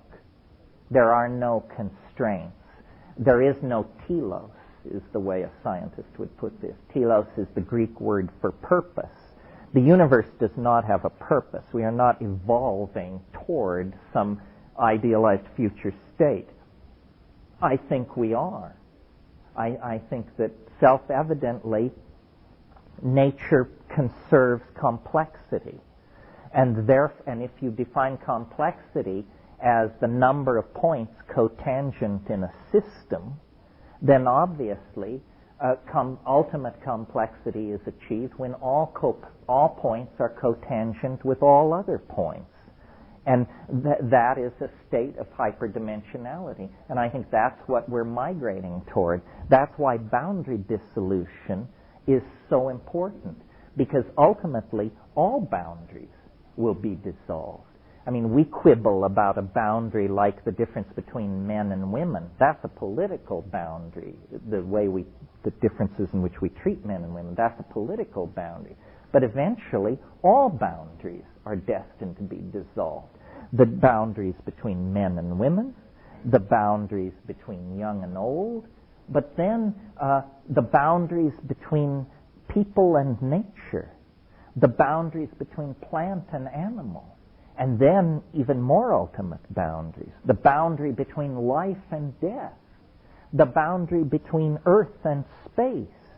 All boundaries will be dissolved in the universal process of complexification that is leading toward all points being cotangent. And the psychedelics, because they give you a little bit of hyperdimensional vision, show you this cohering process, which I call concrescence, using the terminology that Alfred North Whitehead popularized. The universe is growing toward concrescence. This is an interesting idea because it's very counter what we've been taught. We've been taught that the universe is basically incomprehensible, unimaginable in its size. We are somewhere in it very typical. Everything about us is typical. Our star is typical, our planet is typical, we are typical, and therefore no value should be conferred on our existence. But this is just simply somebody's idea. Measurements have only been carried out on this planet and in this solar system and for 1 century. So upon what basis do we generalize from these measurements to a statement about the character of the chiliocosm? It seems ridiculous.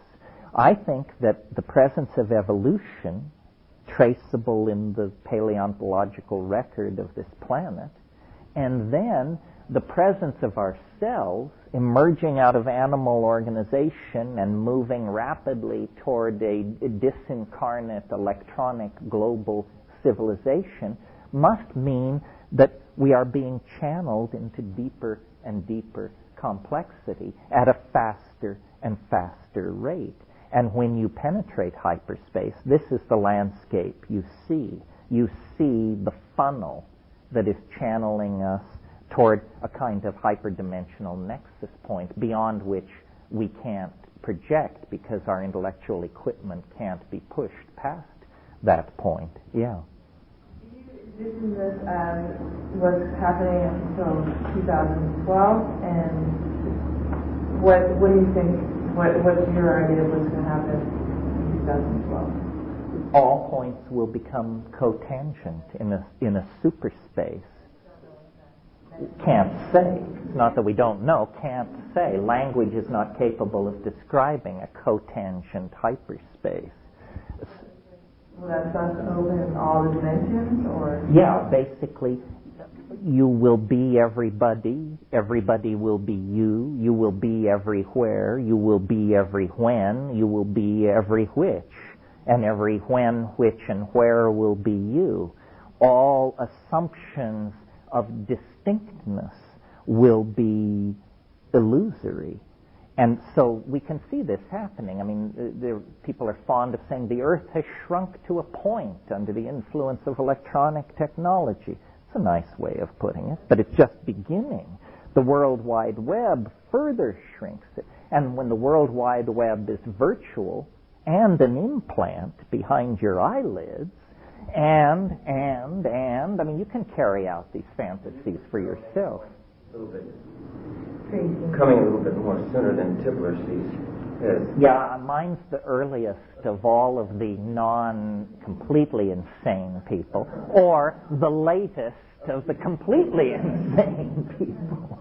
Yes. Well, Kevin shamans from in the Andes at 17,000 feet, they, according to their prophecy, which they're the direct lineage of the Incas, they said that in 1995 they are coming out of the mountains because it is part of their prophecy that they will come and teach the earth how to shift into the planetary consciousness, which is evolving and beginning this year, and then will shift into the next millennium. And that the body of it will come out of North America because we have done so much destruction, and also because we know how to manifest in the body. That the intellect will come from Europe, and that the heart and soul will come from South America. And that they're coming down to teach how to begin to move into this type of consciousness. Well, there is a lot of this kind of anticipation of a great shift. And I think there's more to it than simply the pressure the millennial turn of the calendar puts on us. This garden party is over. You know, there's nothing but crumpled plates and stabbed out cigarette butts in aspic now. It's over. The party's over.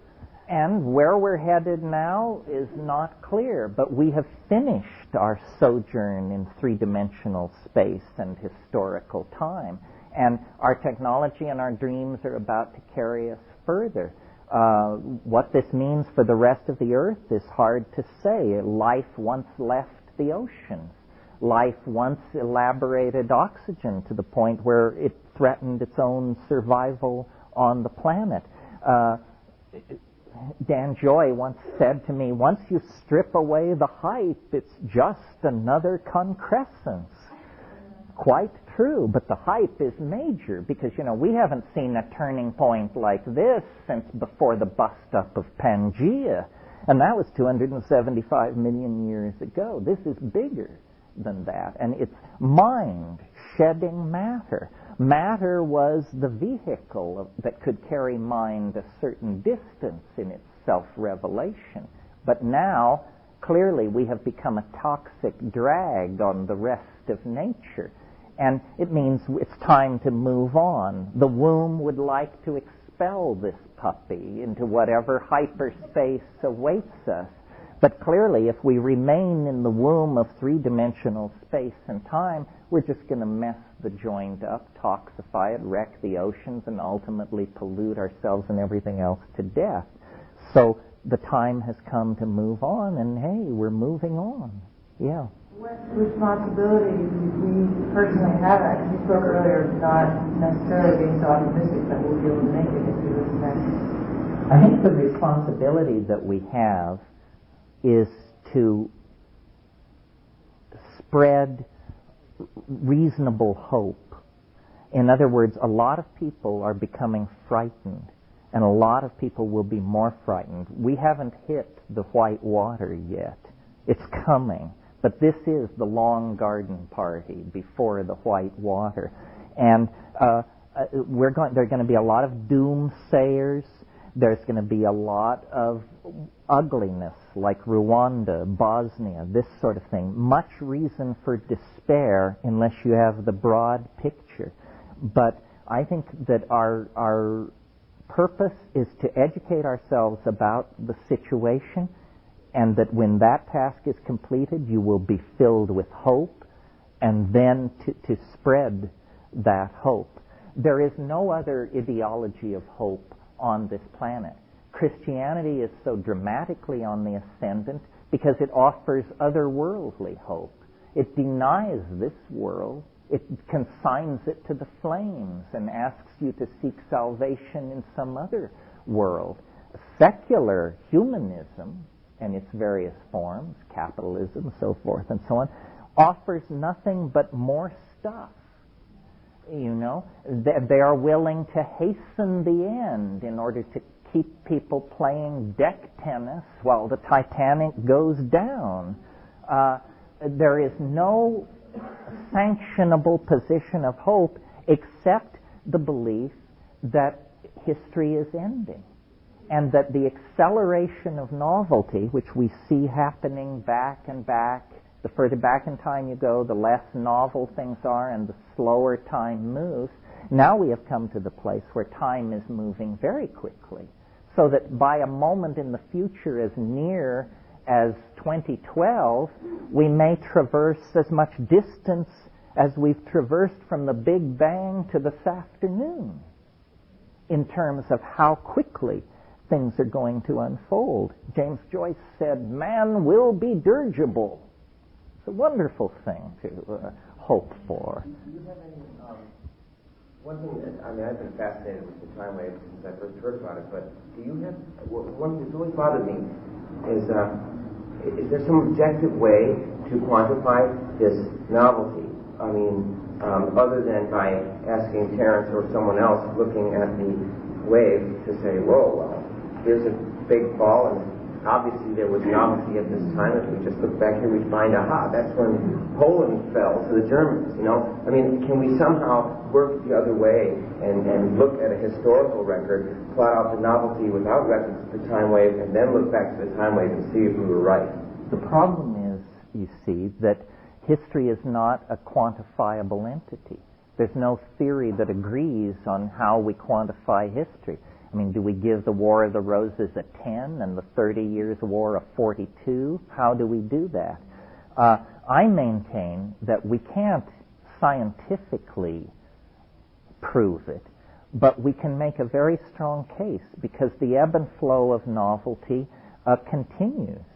And we can look back in the past and see that where there were vast descents into novelty, novelty certainly occurred. I'm willing to go out on a limb because next year is a very dramatic descent into novelty on the time wave. I'm willing to go out on a limb and say if next year doesn't deliver, I'll be willing to seriously talk about cashing it in. Because next year is predicted by the time wave to be an enormously dramatic year. And in a sense, we can already see the prophecy fulfilling itself. We know there will be a presidential election next year. We know this society will go mad and rip itself apart for months over that. We also know that there will be a presidential election in Russia next year. They will probably put our act in the shade when they begin to rip their society apart. Revolution in China, that would affect a third of mankind. That's scheduled. That's on the menu. It's possible that next year is the year when even doubters realize that global warming is upon us. In other words, worldwide climate upheaval. So we're going to have some, if not all, of those things next year, and I maintain it could even be the unexpected. As I said to somebody today, if the Kobe earthquake had been Tokyo, the capital retraction from the rest of the world by Japanese banks would have sent us into the Stone Age. And, this gas attack, it was designed to kill millions. It just happened to be botched. The attack on the World Trade Center was designed to kill hundreds of thousands of people. It happened to be botched, but they're not all going to be botched. The nuts are out there. And so I think that what we are seeing is a recapitulation of much of the past several thousand years of history in a very compressed form as we get closer and closer to the transcendental object at the end of time. And shamanism has always been the technique for anticipating and mapping this transcendental object. In a pre-scientific world, you get a vocabulary that is religious. That, there is a force in the universe, not a sparrow falls, but that this force doesn't take note of it. This force is love. This force created everything. This force cares for us. We are its children. It is calling us to return to its essence. I mean, this is a religious vocabulary. But in the 20th century, we've gone beyond that. We're no longer moving in a coinage of emotional terms. We can say, God is physics. God is the universe trying to birth itself into a higher dimension. God is the universe's appetite for self-reflective complexity coming into its fullest flower. And then the distinctions between science and religion are seen to be small potatoes indeed. I mean, we can calculate our way towards the second coming, I maintain. Well, this is somewhat far afield from most people's ideas of what constitutes botanical shamanism, but not mine, because I think that we could have lived in the light of this gnosis and never made the descent into history that we made with the abandonment of partnership society, psychedelic religion, pastoralism, and so forth. We were designed to live in paradise until the coming of the kingdom, but instead we fell into history, which is a kind of hell, where the animal nature was able to reassert its power over the human dream. And we have lived in that, with that paradox now for some 12,000 years, and it's left us fairly frazzled and sketched out, I think. Well, if this is what is on a macro scale happening to the human race, and this goes back to the question some time ago of what should be done, if this is what's happening on a fractal macrocosm, then what you can do to aid this process is just accelerate your own arrival at the omega point. And what that means is psychedelicize yourself. Begin to deconstruct the hold over your freedom that culture, history, biology has on you, and begin to experiment with the concept of yourself as a being trembling on the edge of true liberation. because I think that's probably what you really are. Yeah. What do you see as you travel around the world, the dynamics between the mainstream dominator and what could be looked at as an emerging psychedelicized culture? What kind of connections do you see among this emerging culture? What kind of dynamics do you see happening? It's kind of a larger question. Well, there are a lot of things going on. The collapse of Marxism was really the collapse of everything, because Marxism and capitalism were balanced against each other like a house of cards. In the absence of any intellectual critique of capitalism, capitalism is has asserted itself with a vengeance. And what we see happening in the world, what the New World Order is a new corporate order. Some things about it are good and some things are bad. For instance, when the world was ruled by nation states driven by ideologies, and remember that was as recently as 7 years ago, when the world was ruled by nation states driven by ideologies, war was a frequent instrument of national policy. Racism was tolerated as a reflection of national identity. Nuclear arsenals and a mutual standoff in that area was tolerated. Suddenly, now, a new gang is in charge. Marxism is gone. Racism, in the institutionalized form known as apartheid, is gone. Trade barriers are being lowered all over the world. And if you look at governments in the United States, in England, in France, Germany, and Japan, they are universally, and Italy, they are universally characterized by being staffed and run by jackasses. In other words, high-caliber talent isn't going into government. Government is a place where the Jesse Helms of this world hang out. I mean, when was the last time an official of the World Bank or the International Monetary Fund felt the need to threaten the life of an American president? It won't happen. Those people are heavy hitters. Only a hysterical, powerless Yahoo would behave that way.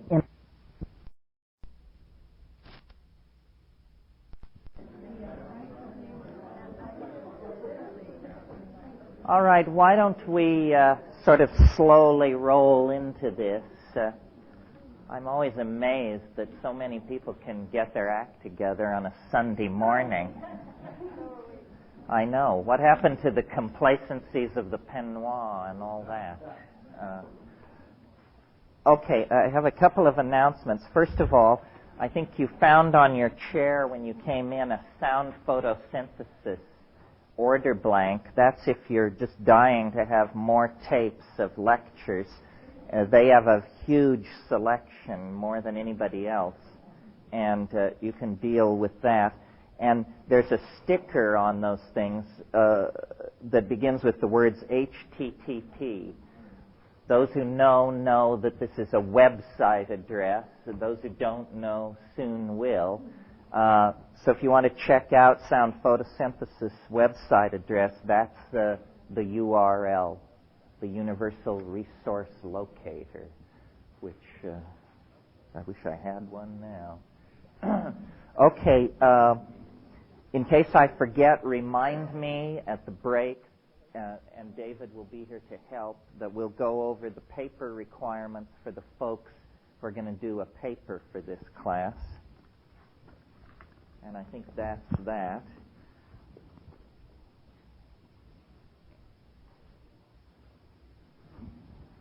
Oh, there you are, on time as promised.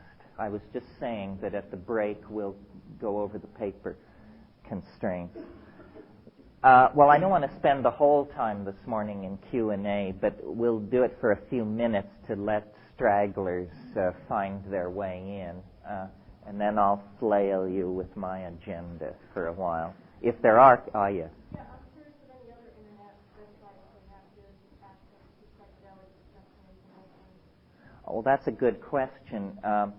there are a number. First of all, the Usenet, the alt.drugs conference. Most people know about this. There are thousands, a couple of thousand people participating in that, and it's now fragmented into alt.psilocybin, alt.psychedelic, alt.mescaline. There's a whole subset of those. If you don't like news groups, there is an email conference. Anybody here in that email conference? Well, I can't remember. I was in it, but the problem with these email conferences is, you think, oh, great, I'll meet some people interested in what I'm interested in. You join, and the next day there are 80 messages in your email, and you spend hours a day pouring through the email. I just joined a conference where I get dispatches from the front in Chiapas, including all the latest statements from Subcomandante Marcos. I just picked up the mail. There were 130 messages, half in a language I barely read. So, but there's a lot of action on the net. I have a website too, but I'm not going to give out the public number yet because it's not cool enough yet. It's more like a construction zone with yellow ribbons strung around and a sign which says, someday something really cool will be here. That's how a lot of the internet is. It's a vast, vast construction zone. But that's probably enough on that. If you're using the internet, you should use it more. If you're not using it, you should really put that at the top of your agenda, because it's going to become increasingly indispensable as a part of your cultural toolbox.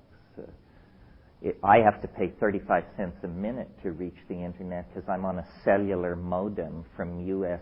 Cellular at 7,200 baud, and I still spend far more time and money than I should there. Yeah.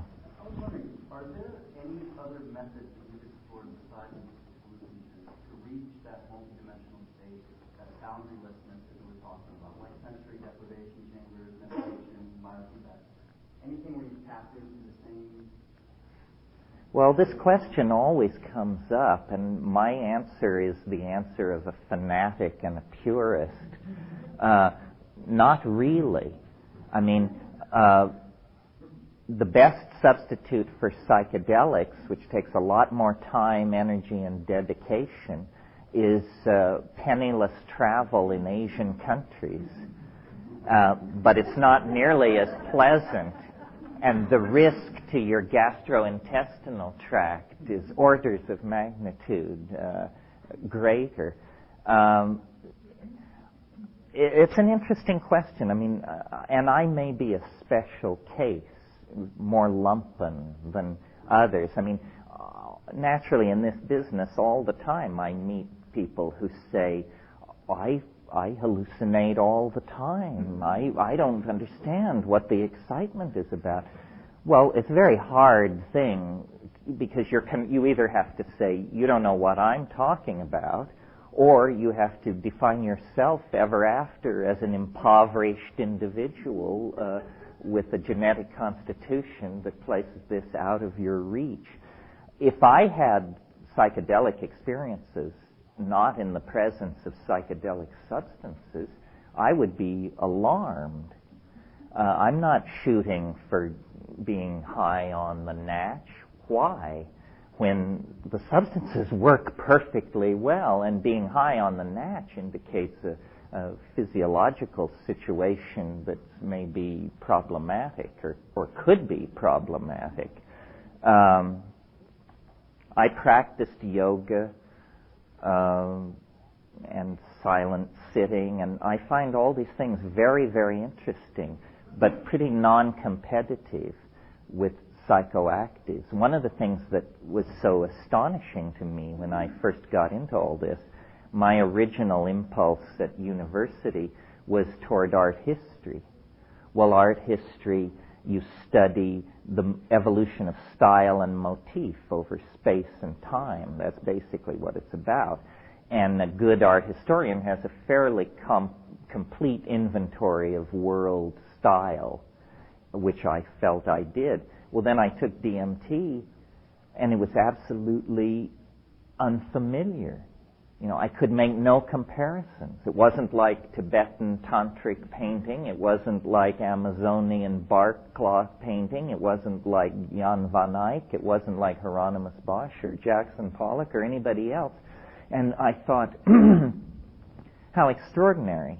If you take the Jungian view that the function of artists is to explore and communicate the unconscious to the rest of us, then how bizarre that 3,000 years of Eastern and Western art, and nobody passed very close at all to the DMT space. That's why, and yet it is without contest, I think, a Niagara of orgasmic beauty. I mean, if I had to say one thing that DMT is, it's alien beauty. Well, if the purpose of art, and those who follow Aristotelian and Platonic aesthetics believe that the purpose of art is the communication of the beautiful, well, why is it then that so little of this has been communicated? I mean, I don't think it's an exaggeration to say that at the peak of a psychedelic experience, you see more art in a half an hour than the human race has produced in the last 1,000 years. Little you. Well, the relationship then of the individual to genius is very puzzling. Any one of us, if we could just get the door jammed open, would then become a Duchamp, a Da Vinci, in other words, a major formative force on their contemporaries. I'm hoping we'll be able to do that with virtual reality. I mean, I see virtual reality as a technology that will allow one person to show another the contents of their mind. And that when we get the cross-fertilization and creativity that will flow from that, we'll create art that will make everything done to this point look like scratchings in the dirt. I mean, at least that's my hope. Yeah. You mentioned a few times actually yesterday that you felt that women do psychedelics fewer times than men in general have more transformative experiences because they need to have those transformative experiences. It seems to me somehow that we're then defining the ultimate necessary experience of transformation, planetary consciousness, placing that power into the hands of men. And I'm wondering what then you think the role of women is in all of this transformation. If you feel that women somehow are already here, men are coming up to that level, and women are going no further. Because as somebody that let's just say has dropped into now the hundreds of times, you know, I can assure you that I'm not like waiting around for someone to catch up, and then to catch up, and then I can go to her. Well, nobody ever put it quite like that before. So you get points for that. I mean, they put it many ways, but not like that. I don't think the last word has been said on this subject. In Science News last week or the week before, there are 120 anatomical differences between the brains of men and women that are not genital related. I think that we're on the brink of a whole frontier of discovering who and what women are. They were just thought to be, soft boys up until fairly recently, and the most enthusiastic proponents of feminism, I think, don't understand how deep a subject they've grabbed onto. In a way, I would sort of plead guilty to your metaphor that I do sort of see women as out of history. They are ahistorical creatures, and men invented history, lost themselves in it, and femininity, if you want to call it that, Gaian consciousness, if you want to call it that, psychedelic spirituality, if you want to call it that, is beckoning. does sort of hold the high ground and is drawing history back toward a feminizing, archaic mode. But, race is a phenomenon of groups of people. In a sense, so is femininity. As an individual, you have to deal with the cards you're dealt. And we all have a feminine, a masculine, an androgynous, so forth and so on, component in our psyche. But in a sense, I guess I'm a conservative because I don't see history doing anything other than recapturing what once was, and which once was definitely under the aegis of the feminine. Like, for instance, the World Wide Web, this vast technological artifact that's being put in place. All it is a hard wiring of female intuition. It's the engineering mentality is catching up with the feminine outlook. But your question disquiets me. I'm not sure. Again, it's important as an individual not to identify with the characteristics of a group. And it's very tricky because you're constantly dinned into thinking of yourself as black, gay, white, poor. But those are not really qualities of individuals. Individuals are more complex than that. I mean, you may have a gay component. You may have a black portion of your genetic heritage. But don't define yourself as a group. That's a trick that was launched by print in the act of creating this peculiar entity called the public. The public is a fiction of the print-created galaxy. You are not a citizen and you are not part of the public unless you seriously do damage to your humanness in order to fit yourself into such a narrow definition. Yeah. Since the chemicals act on the brain, females have this huge hormonal swing way. I find that I have certain experiences during certain times of the month that I would consider hallucinogenic. And it's a mystery to me, about women and men. There is a difference just in the chemistry of the body. So maybe there is really not an up or down to it. Somebody's ahead and somebody's behind. It's just a difference to it. Well, we can talk about this, but since this is a room full of aspiring professionals, this is obviously an area where incredibly good work could be done using ordinary scientific sampling techniques. You probably know it's a scandal how much medical research is done on male human subjects and then extrapolated to all human subjects.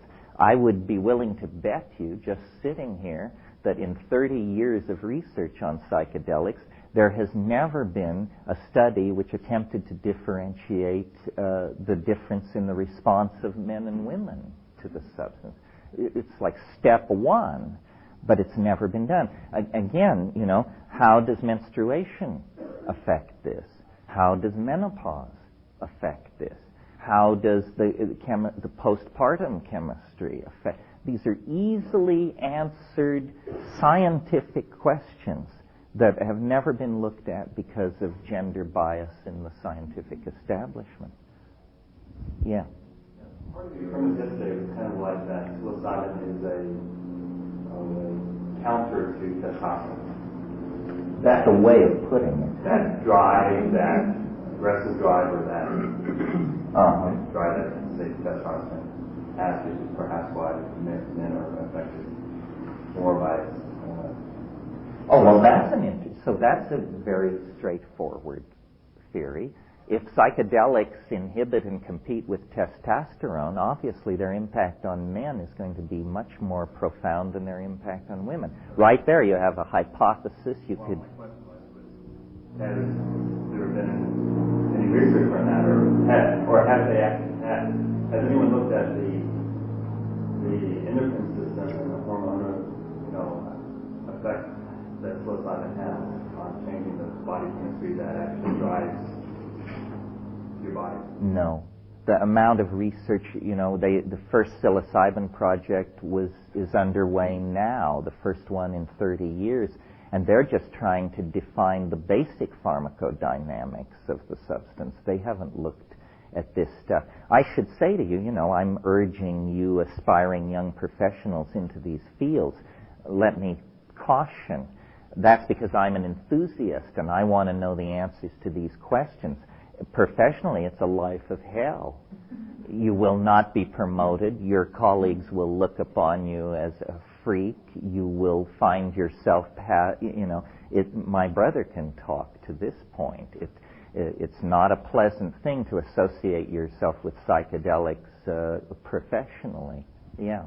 I guess something that I feel like we need to take responsibility for is the use of what is words like profound and transformative, because what is profound and transformative for a male, if it's more profound for a male, it might be just a different profound and transformative that's not on the male scale of what is profound and transformative. And I think that it's irresponsible to say that it is more profound for males, especially when no research has been done on the ways in which these drugs affect. Well, I guess what I meant by more profound is that I think the average male is set down further from where he started than the average female is at the conclusion of a psychedelic experience. One of the things, let me mention this as long as we're on this subject, this is just throwing this out, but one of the things that's always fascinated me is the difference between male and female orgasm, and how male orgasm, here's a place where it seems to be reversed.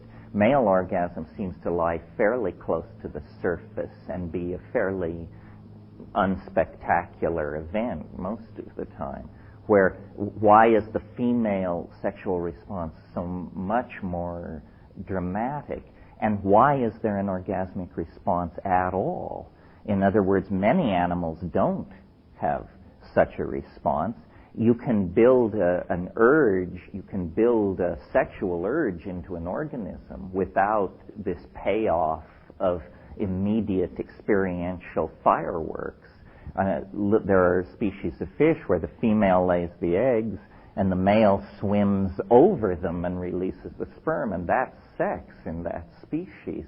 I sense, and I've never been able to articulate it, that the DMT flash is very orgasmic in some sense. It's somewhat like a full-body orgasm, but it has components in it which are only encountered otherwise in orgasm.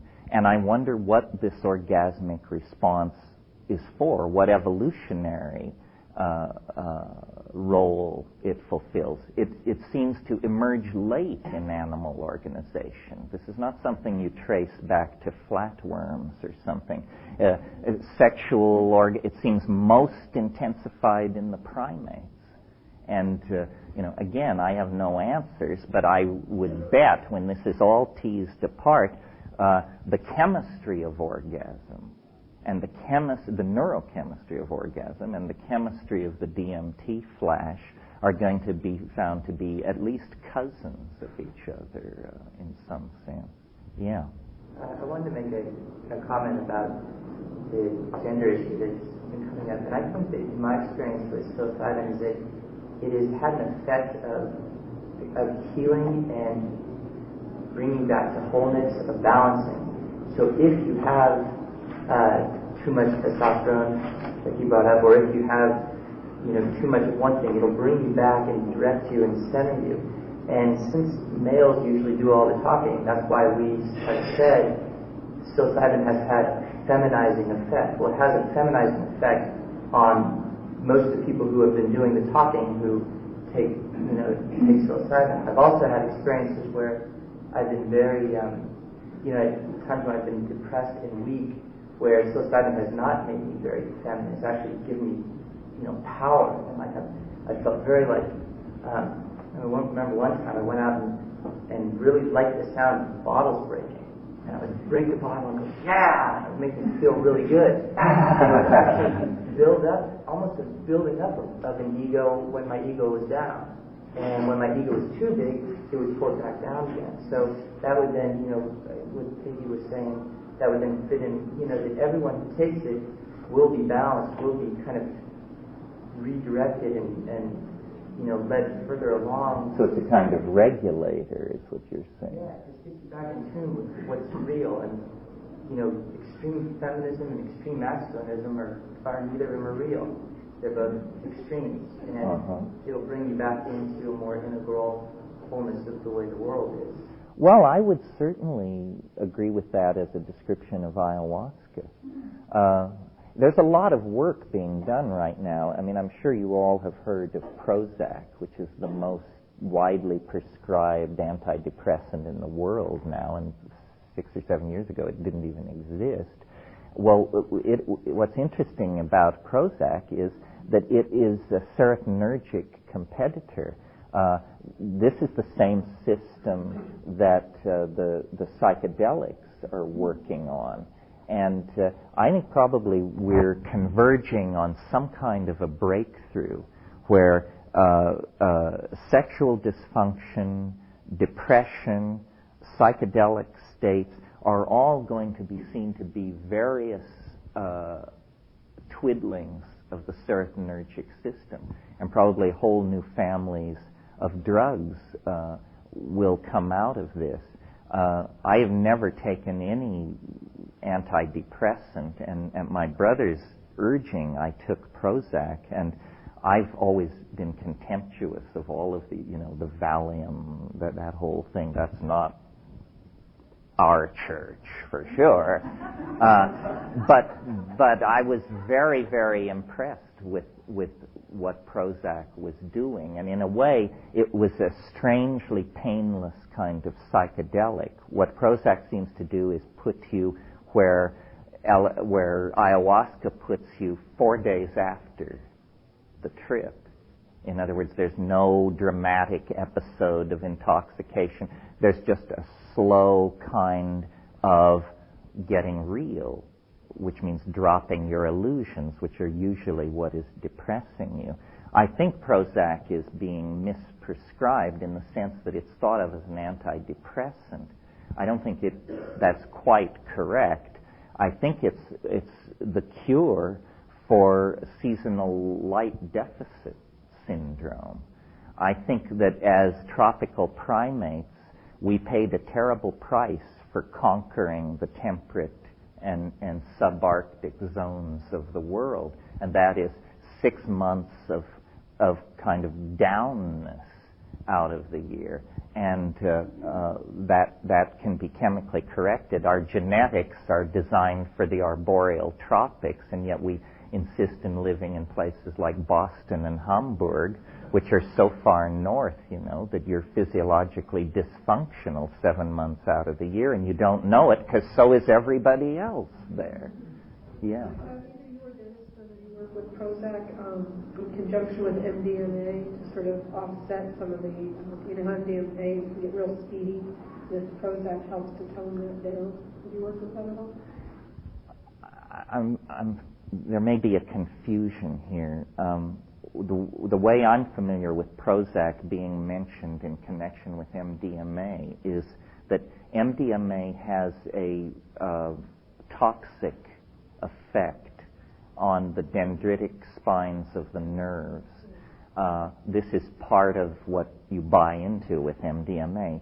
But strangely enough, if you pre-dose yourself with Prozac, not as Prozac is supposed to be taken for depression, where you take it for 30 days and then like that. But if you just take a 20 milligram capsule of Prozac 6 hours before you take MDMA, it absolutely blocks this toxic effect. I have mixed feelings about mixing drugs and handing this information on, but on the other hand, this is a group of professionals. You should know this. It's a fact. It was published in Brain, the Journal of Neurophysiology, and so forth and so on. MDMA by itself has a physiological profile that causes me to stay away from it. I have no quarrel with the effect, the experience, but when you can see histological damage to macro structures in the nerve, you want to slow down a little and send a few tens of thousands ahead of you. Yeah. Is that just with doing it once that you'll have that sort of damage, or some damage? Well, every time you take it, it has this effect. Oh, well, but let me say something about this damage that MDMA does. It does damage. You can see it. However, there is no behavioral sequelae. What does this mean? It means you don't act funny. You don't fall down twitching, or your eyes go out of focus, or become manic, or so you can have two opinions about this. Well, if it destroys a structure that then there's no behavioral consequence, you must not have needed that structure. However, when we start tossing out chunks of our brain based on our own judgment, you have to wonder about that.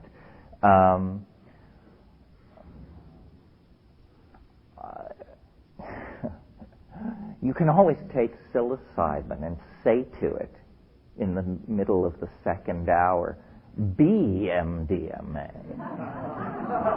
And that's how I do my MDMA trips. Yes. Works with healing plants, and his method is to communicate with the plant. He says the plants are bursting to tell us what their purpose is, how they can help us. We just have to learn how to listen. So in the same way that you're saying that PC is a communication and information. But what he does is once the shaman has made contact with the plant, he doesn't have to give that plant to the person. He can use a messenger plant, and they use moxa in a homeopathic tincture. And because he knows the information of the plant, he can send the messenger for the information without actually having to give the plant itself. And I'm wondering whether anybody's done that with psychedelics, or whether you see that that's feasible to do with psychedelics.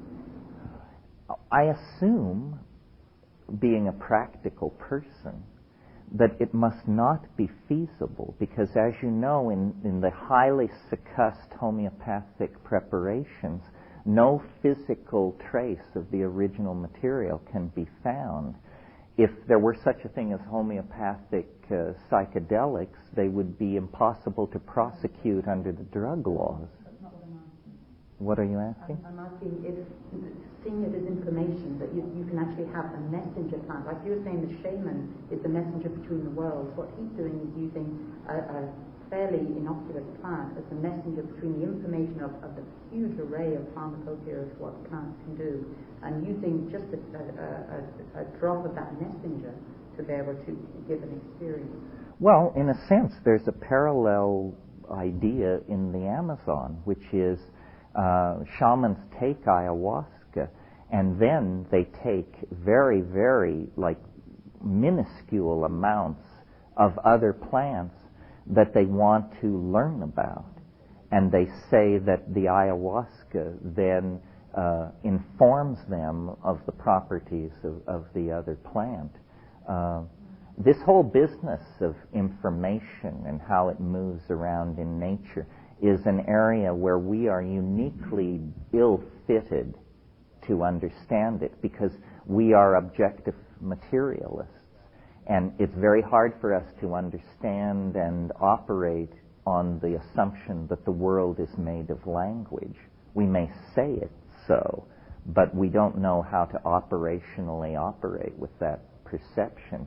As we learn how to do that, I agree with you. Not only plants, everything seeks to communicate.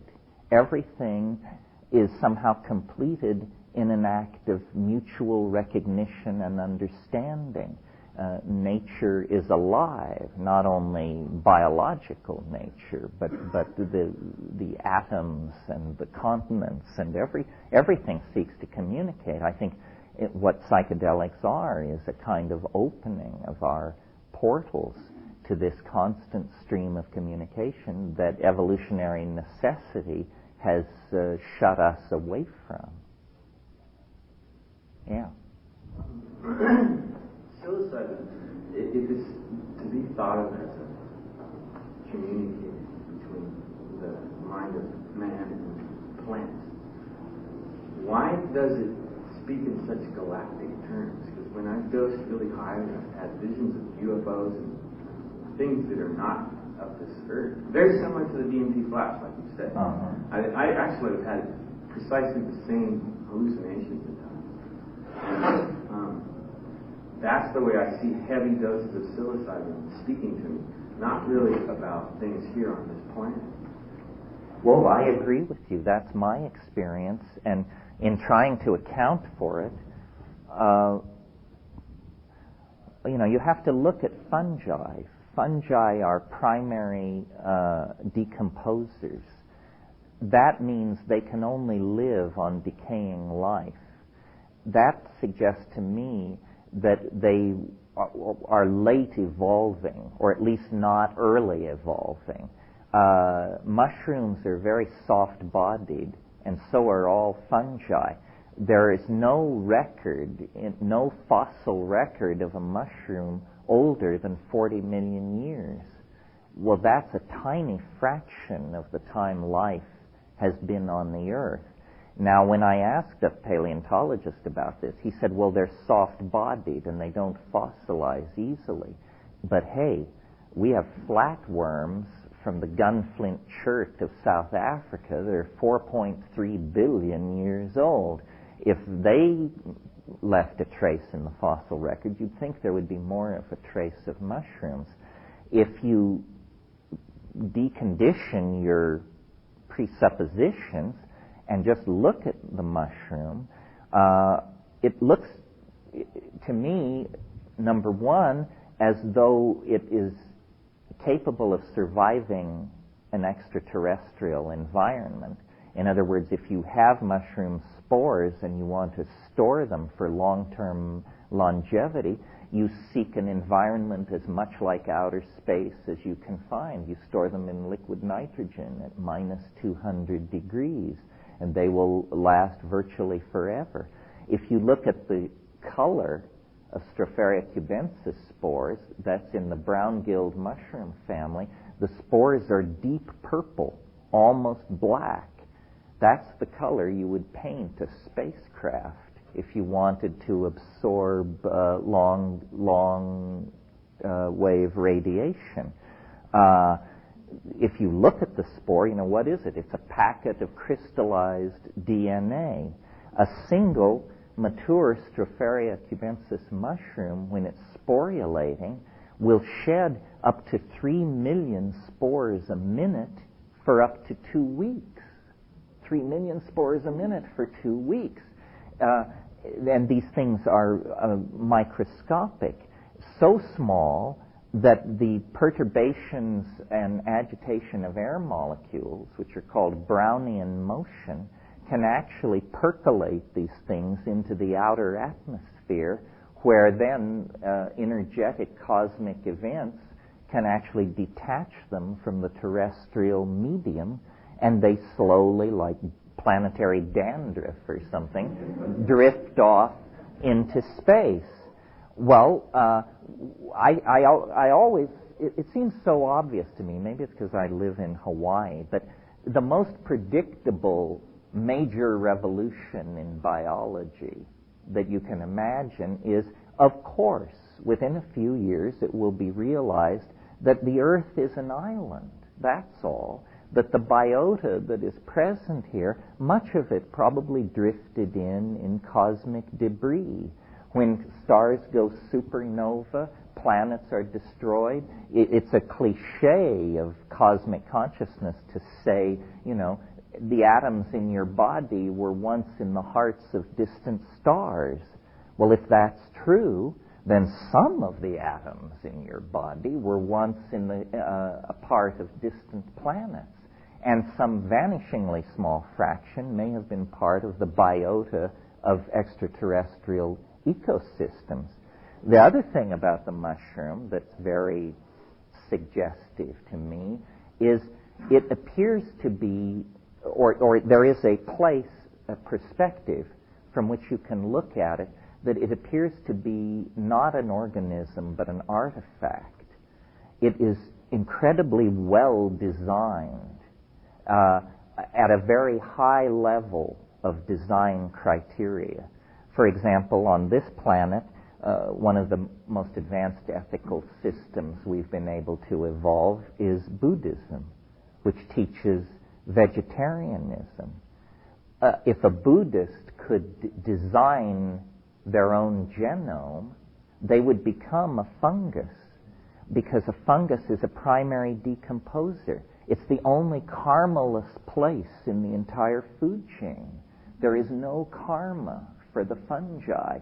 They don't destroy any life whatsoever. So here you have this thing designed to traverse extraterrestrial space, occupying a karmaless niche in the ecosystem, and when complexed with a mammalian nervous system, a galactarian archive of historical data becomes accessible. We have only known about DNA since 1950, less than 50 years, and we're already confidently talking about completely redesigning the human genome and so forth and so on. Well, if we pursue along these lines for 500 years, we will look the way we want to look. And, trivially, we may all want to be Keanu Reeves or something, but once the cultural agenda cuts in, if, say, Buddhism took over in the presence of an advanced molecular genetics, then we could design ourselves into a karmaless niche in the universe. I wish that we could bring, I don't know who it is, but the content of the mushroom experience, which was what launched your question, is so evidently alien and non-human and self-referential to a world we don't know that, to me, it would require a commission and several years of study to decide that this thing is not an extraterrestrial. Our notions of extraterrestrials to this point have been incredibly self-reflexive. Once you have fully in grasp the size of the universe and the amount of time that is available, then the idea that someone would come in a metal ship with an interest in your gross industrial output and a desire to cure cancer is absolutely preposterous. That's such a culture-bound notion. It's like expecting them to arrive with a load of pizzas ready for delivery. The trick is going to be to recognize the extraterrestrial. The very notion alien means unfamiliar. So it's not going to be like we think it is. The real task will be to recognize it. And we have discovered, after only 1,000 years, that toxic metal-based technologies are fatal. And we have pushed our entire planet into planetary crisis by coming to this realization rather late in the game. If long-term survival is the name of the game for intelligent life in the universe, then the way we're doing it is not the way to do it. It's going to have to be non-polluting, biologically based, molecularly based, so forth and so on. And as you run down the list, the mushroom begins to look more and more like the real thing. And then, of course, the content of the experience is so different from other psychedelics and so other-oriented that I am puzzled that we've been at this now nearly 30 years and we still don't have a consensus. I don't know what it is. Is it that when you take the mushroom, you lose all ability to then operate in the world of straight judgments and understanding? It's very puzzling, but I think probably the biota of the Earth is riddled with extraterrestrial genes if not organisms, and possibly intelligences. But they're not interested in your fetal tissue or putting implants in you or taking you up and slicing you up in very large-scale surgical wards. I find all that paranoid and pathological. I can talk about that if you want, but it's not really our subject. Yeah. In the Mondo 2000 interview, you talked about the DMT molecule as being extremely unusual. I'm not a chemist. There's something about the number 4 position on the molecule. Can you talk about that a little bit? Yes. There are different ways to look for extraterrestrials. One way is to build a vast radio telescope and search for a signal. The way I would do it, if I were in charge of things, is I would search the terrestrial ecosystem for anomalous molecules that have no near relatives or history of evolutionary development in terrestrial organisms. Well, it turns out you don't have to look far. It's psilocybin. Psilocybin is 4-phosphoryloxy NN-dimethyltryptamine. It's the only 4-phosphorylated indole in nature. The only one. Okay, well, here you have a pentexyl group. It's a 5-sided thing. And then you have a benzene molecule off it. And these molecules have numbered positions, 1 through 6. And then you have a phosphorus group. It can attach at any one of those 6 positions. Attached in the 4 position, this is unheard of. It only occurs in this one case. Well, that's very odd. I mean, if we believe nature is a continuum of evolutionary adumbration, then to have suddenly, out of nowhere, a completely anomalous molecule sticking up suggests it may have come in from somewhere else. Yeah. Psilocybin very similar in structure to serotonin? It's similar. I mean, serotonin is 5-hydroxytryptamine. Serotonin is ubiquitous in life on this planet, from flatworms to man. It's in every organism there is. Brain serotonin? Well, That's the one that I read is similar structure to psilocybin. The feel-good comes on your brain. Yeah, the structure, yes. I mean, here's the thing. Serotonin is 5-hydroxytryptamine. Psilocybin is 4-phosphoryloxy NN-dimethyltryptamine. You've got then is 4-NN-dimethyltryptamine as opposed to 5-hydroxytryptamine. Yeah, these things are a chemical family. Yeah.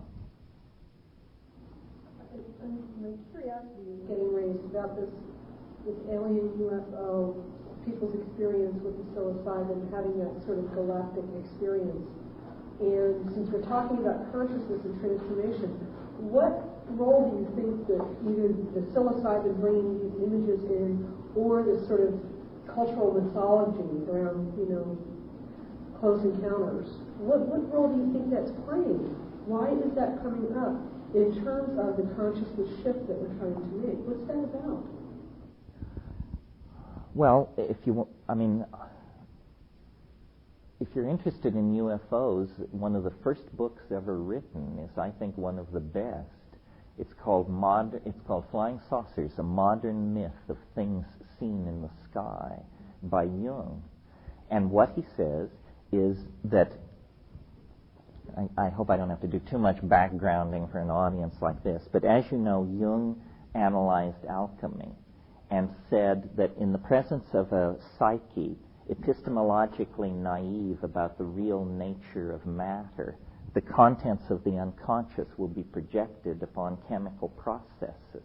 Well, our level of naivete about the cosmic environment is approximately at the same level of sophistication as the 16th century's grasp of matter was. And so Jung said that he talked about in alchemy what's called the rotundum, that which spins. And he said the spinning rotundum is a symbol of the psyche. The flying saucer, I believe, is a symbol of the eschatological object at the end of time. That we are being pulled into a confrontation with call it the other, call it the ancestors, call it Jesus, call it galactarian civilization. It's all and more than any of these things. And I believe, and I'm fairly alone in this, I think, that the pressure and the chaos that we're experiencing at the end of the 20th century is because we are drawing near to a bifurcation point in the there's not even words for it, in the dimensionality of our cosmos. I mean, we're very close to some kind of cusp, some kind of breakthrough point. History is, in fact, the annunciation that an animal is standing too close to the transcendental object and is, in fact, beginning to be transformed into a partial simulacrum of the transcendental object. That's what we are, half beast, half angel. You know, 1 foot in the slime, 1 foot in the Platonic superspaces. I suppose we have to talk at least briefly about the abduction thing. I think that this is much ado about nothing. It's very clear to me that every abduction case around, except for a vanishingly small number that we can put in the classical category of stigmata, can be explained by one simple fact. People are losing the ability to distinguish dreams from memories. That's all. That's all. If you lose the ability to distinguish dreams from memories, you'll have a very strange history to recite to people.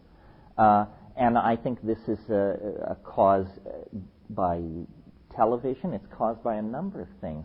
I grew up during the 50s when movies like The Day the Earth Stood Still, Invasion of the Body Snatchers, and so forth were coming out.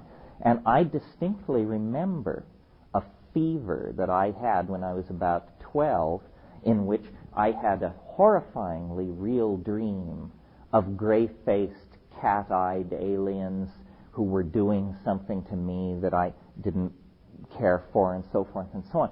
Well, if I were to be placed into the hands of an obsessive hypnotherapist, I guarantee you in 2 weeks we'd come out with the realization that it wasn't a dream, that it actually happened. But that's and also the content. If you analyze the content of the abduction scenario, it's pure paranoia. And I can get off on this, but I don't really want to. The normal rules of evidence are not being applied. Let me go off on this just a little bit to say, how do you live your life in the light of a universe that is strange and vast? Well, you can just believe anything anybody tells you, in which case, fetal removal by extraterrestrials vies with your attention as you seek Elvis in the aisles of the local supermarket, as you worry about the fall of Atlantis, and so forth and so on. But over time, there has been something evolved called the rules of evidence, colloquially known as how to tell shit from shinola. And the first thing is there should be an economy of explanation. This is called Occam's razor. In other words, hypotheses should be no more complex than is necessary to explain whatever it is you're trying to explain. So if inability to tell dreams from memories explains abduction, why do we have to reach for the idea that geneticists from Zenebel Ganubi are moving secretly among us with a surgical agenda and also carry out unscheduled proctological examinations in the middle of the night? I mean, really now. And what I want to say about that is I got where I am, whether it is enviable or not, but I got where I am by being tough, not by being gullible. And so I've rejected vast amounts of things. not only dubious things, but I've probably tossed a few babies out with the bathwater as well. But ask tough questions. Make it make sense. And be, as they say in Hawaii, be akamai. Be smart. Understand the subtleties and the potential degradation of language. And then trust only yourself. Trust only yourself. Photographs are useless. Anecdotes are useless. What happened to your best friend last weekend when you weren't there is useless. You can entertain all that information, but what you have to, given the slipperiness of language, given the limitations of the human organism, you have to stay with primary experience and extrapolate out from there. And if you have had fetal tissue removed, then you have to deal with it. But the testimony of 700 people you don't know doesn't have to bother you at all. Yeah. In light of your dialogue with the mushroom, how do you see sort of the big picture of the agenda? If this is an extraterrestrial force that catalyzed consciousness on the planet, what do you think is sort of the... You mean what's happening? What's happening? I think that nature, well, I mentioned this yesterday, that biology, let's leave nature out of this for a minute, biology is some kind of chemical strategy for the conquest of dimensionality. I said this yesterday, but I'm not sure I was understood. And what I mean by that is the entire history of biology, from the first naked DNA to this moment, is a history of progressively taking more and more control of more and more dimensions. First, primitive life moved. It had no eyes. It simply felt its way. That means it was like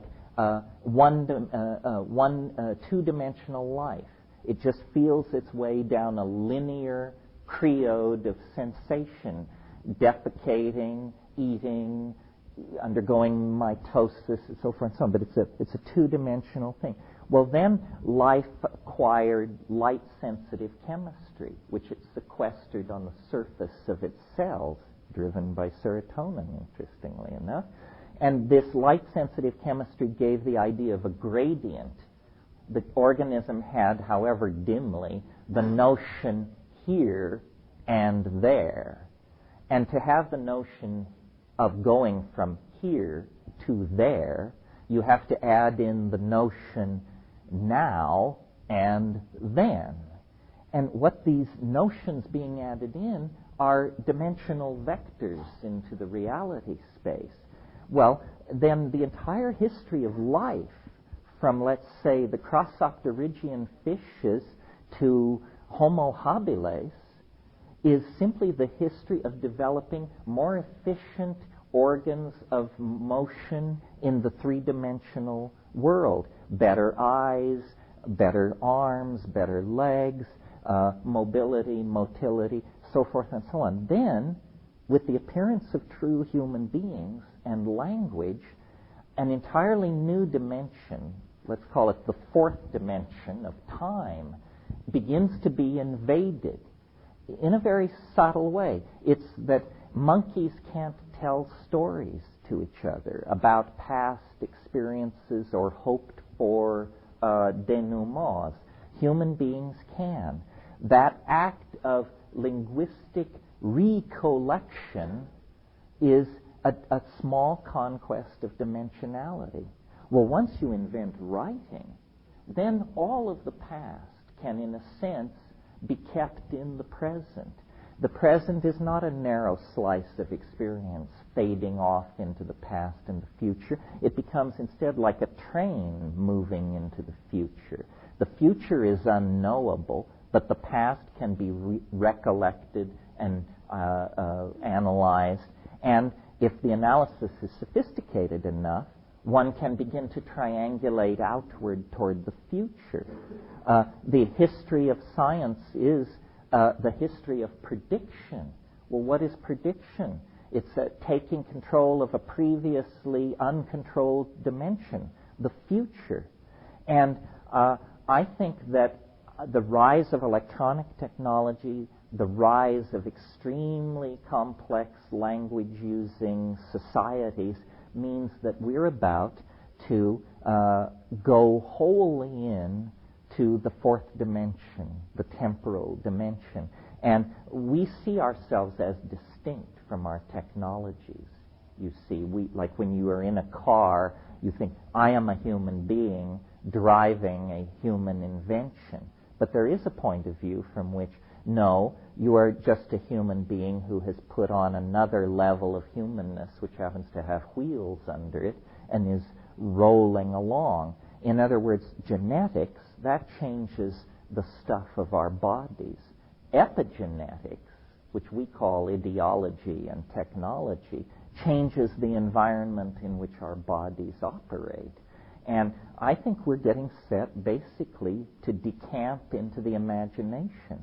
That the imagination is as real a place as across the river is if you've just acquired eyes. It's something you're seeing for the first time and then generating an appetite to go into.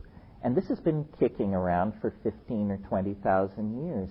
A shaman is a seer, is a prophet, is a higher dimensional mathematician. And they may not, use tensor equations to express what they're doing, but mathematics before symbols is experience. And so I really believe history is ending very soon. I cannot conceive of 100 years in the future at the present accelerated rate of development. We have unleashed such novelty that I think we're in the terminal phase of decamping from three-dimensional space. We are leaving the womb of Newtonian being for something else, the imagination. And the birth is tumultuous. An entire planet is at risk.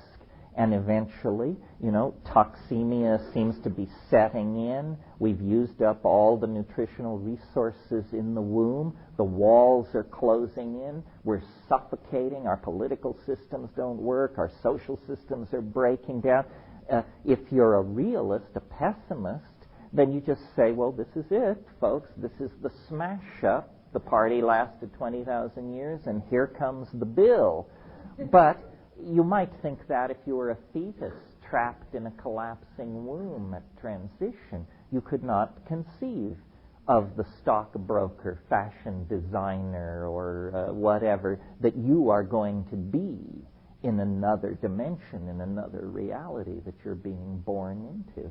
And I think our aspiration is the conquest of death. Our religions promise it, and if our gods can't deliver, we'll elbow them aside and do it ourselves, thank you. And these things aren't decisions made by a single person or even a group of people. They come from the bone.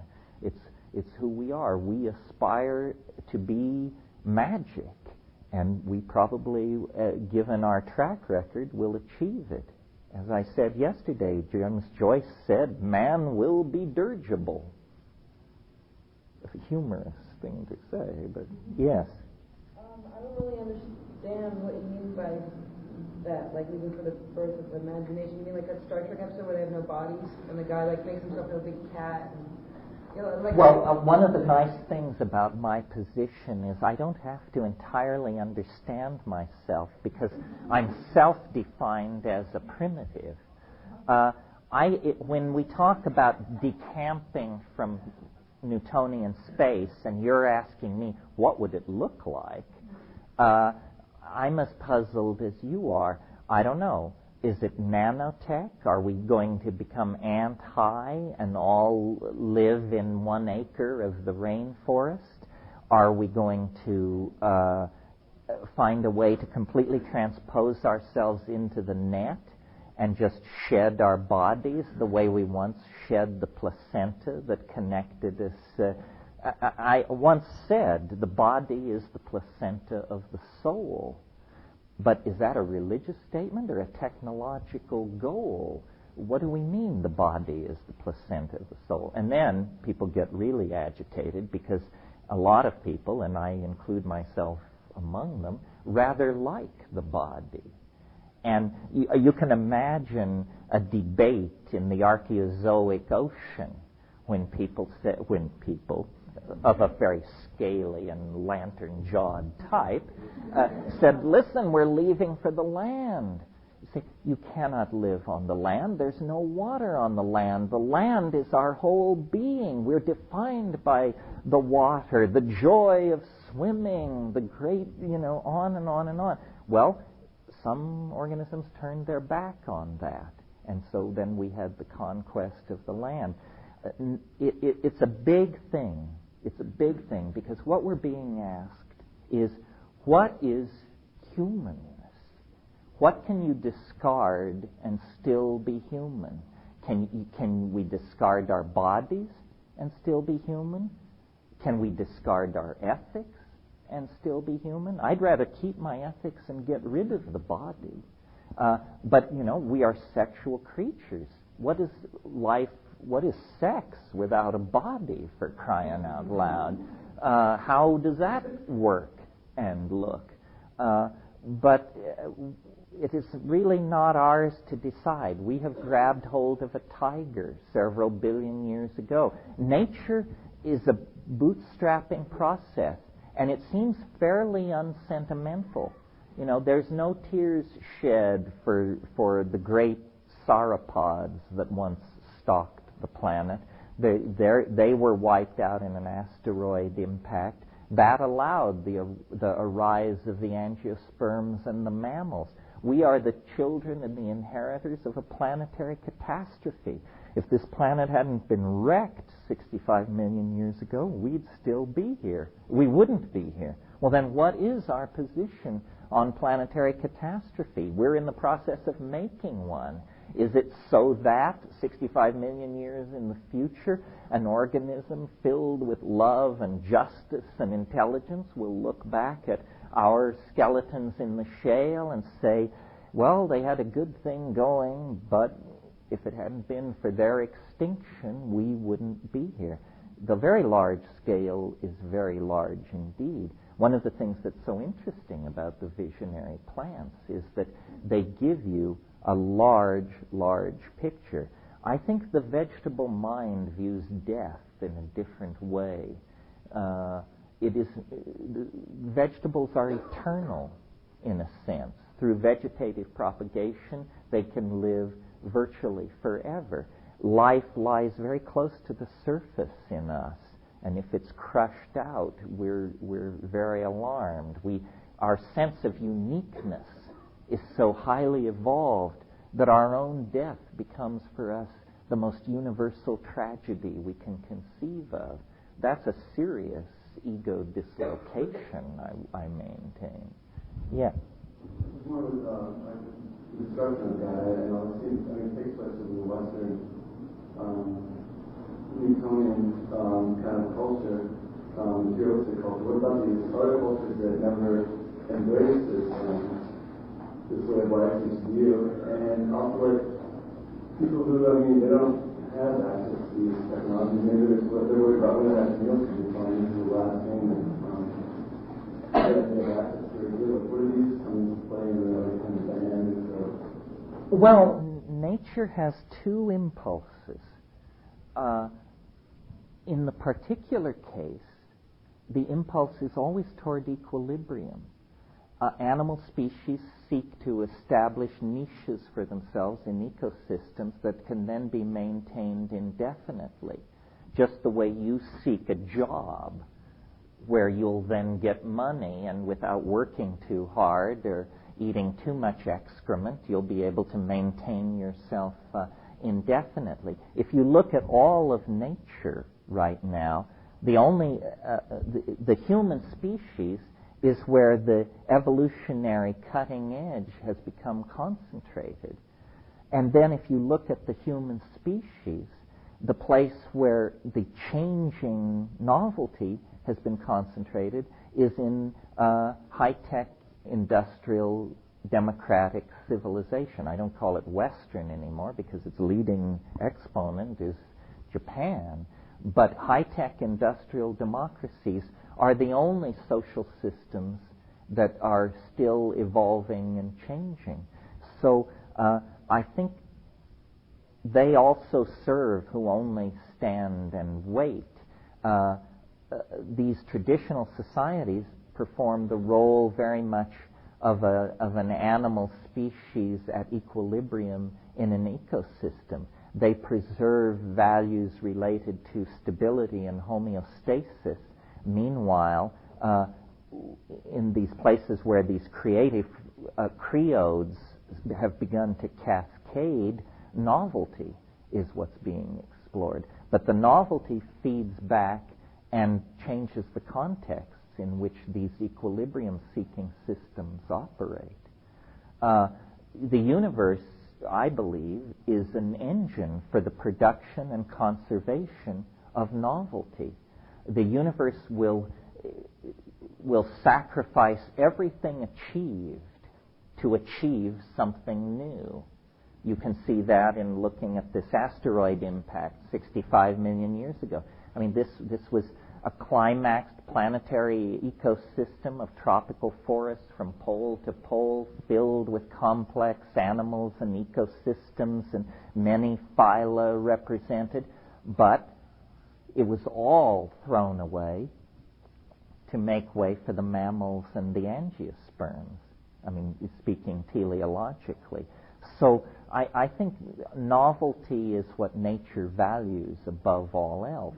And that, interestingly, leads on to the notion of an ethic for us, because that confers immediate central importance on the human enterprise. The orthodox view is that we're a chance anomaly, an eccentricity in the cosmic game. But if the conservation of novelty is what the universe is about, then we are its pride and joy, its crown jewel, the firstborn son and heir apparent. And the other thing is this ingression or this movement into novelty has been going on since the beginning of the universe, but always ever faster, ever faster. So in the early universe, once things settled down after the Big Bang, it was dull for a long, long time. I mean, there wasn't much happening. There weren't even stars. There was just hydrogen aggregating, and then eventually there were aggregates of hydrogen so large that the pressures at the centers of those aggregates of hydrogen caused a new property to emerge, fusion. And fusion cooks out heavy elements like iron and sulfur and carbon. And when carbon cooks out, new emergent properties become possible. Molecular chemistry, rather than simple atomic systems, comes into play. Well, then elaborate that for a few billion years, and you get long-chain polymers. They're like supermolecules, and they have the quality or the ability to template and reproduce themselves. Well, so suddenly you get a whole new emergent domain in nature, the domain of the self-copying, self-replicating molecules. And then they begin to embed themselves in membranes and so forth, and then you get nucleated cells, and then colonies of nucleated cells, and from there to advanced mammals, it's just a matter of time. And then the organs of locomotion seem to have been perfected. The fastest animal in the world can run 70 miles an hour, something like that. And so then the development seems to concentrate in the nervous system. The coordination no longer of space, but of information. Information becomes the new coinage. advanced binocular vision systems evolve, pack signaling systems evolve in social animals, and then at some point the level of complexity is sufficient to cross a boundary into true language, true representation of the past in the present through symbolic activity. In each case, these stages are happening faster and faster and faster. Language is probably less than 100,000 years old. It may be half that age. Well, good grief, that's less than 3,000 generations in the past. Language, that's yesterday. And yet, since the inception of language, look at what has happened. You know, urbanism, global conquest of the environment, mathematical conquest of nature. We can call down the fires that burn in the hearts of stars to the deserts of this planet, or if necessary, down upon the heads of our enemies. That's an extraordinary feat for protoplasm to be able to undertake. Extraordinary. And so I think this accelerating novelty indicates that we are on the brink of just going down the novelty well and becoming as unrecognizable to ourselves as we would be to Tyrannosaurus rex if it were introduced to us as the heirs to its struggle and dreams. Yeah. One of the most interesting things to me in the landscape near the end, and just correct me if I understood this incorrectly. In among all the talks of what it might look like, I think there was one line that said, it was December 21st, 2012, and the 22nd may look just like the 21st. There may be no change on the surface. It may look the same. And I'm curious how that fits in, because all the questions were, are we going to be walking around in a small jar, or are we going to be self-dribbling things that we talked about yesterday? Or is that day going to pass by and, I don't know, does 1% see it and 99% doesn't, or is it going to be that 100% doesn't see it, or is there between 70 and 80? Well, one way it could happen is that as we get closer and closer to it, our ability to accept these strange things becomes broader and broader. So when the moment finally comes, yes, you are a self-dribbling jeweled basketball, but hey, it ain't no big deal, and you saw it coming years ago. So what?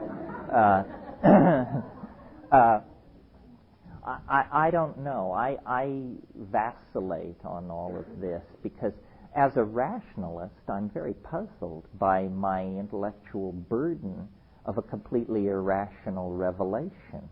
I would never have wished this upon myself. I'm much more comfortable as a fairly hard-nosed, skeptical thinker. Yet I've spent so much time with this idea that I guess I have become infected with it. It now seems to me as reasonable as anything else. There is, unremarked by science, a universal tendency toward complexity through time. It's a law, as real as the law of the speed of light or the segregation of genes. But science has never said that, because science is, as practiced out of the 19th century, is militantly anti-teleological. In other words, it denies any end goal, any purpose, any predefined end state. Science just thinks the universe is a random walk.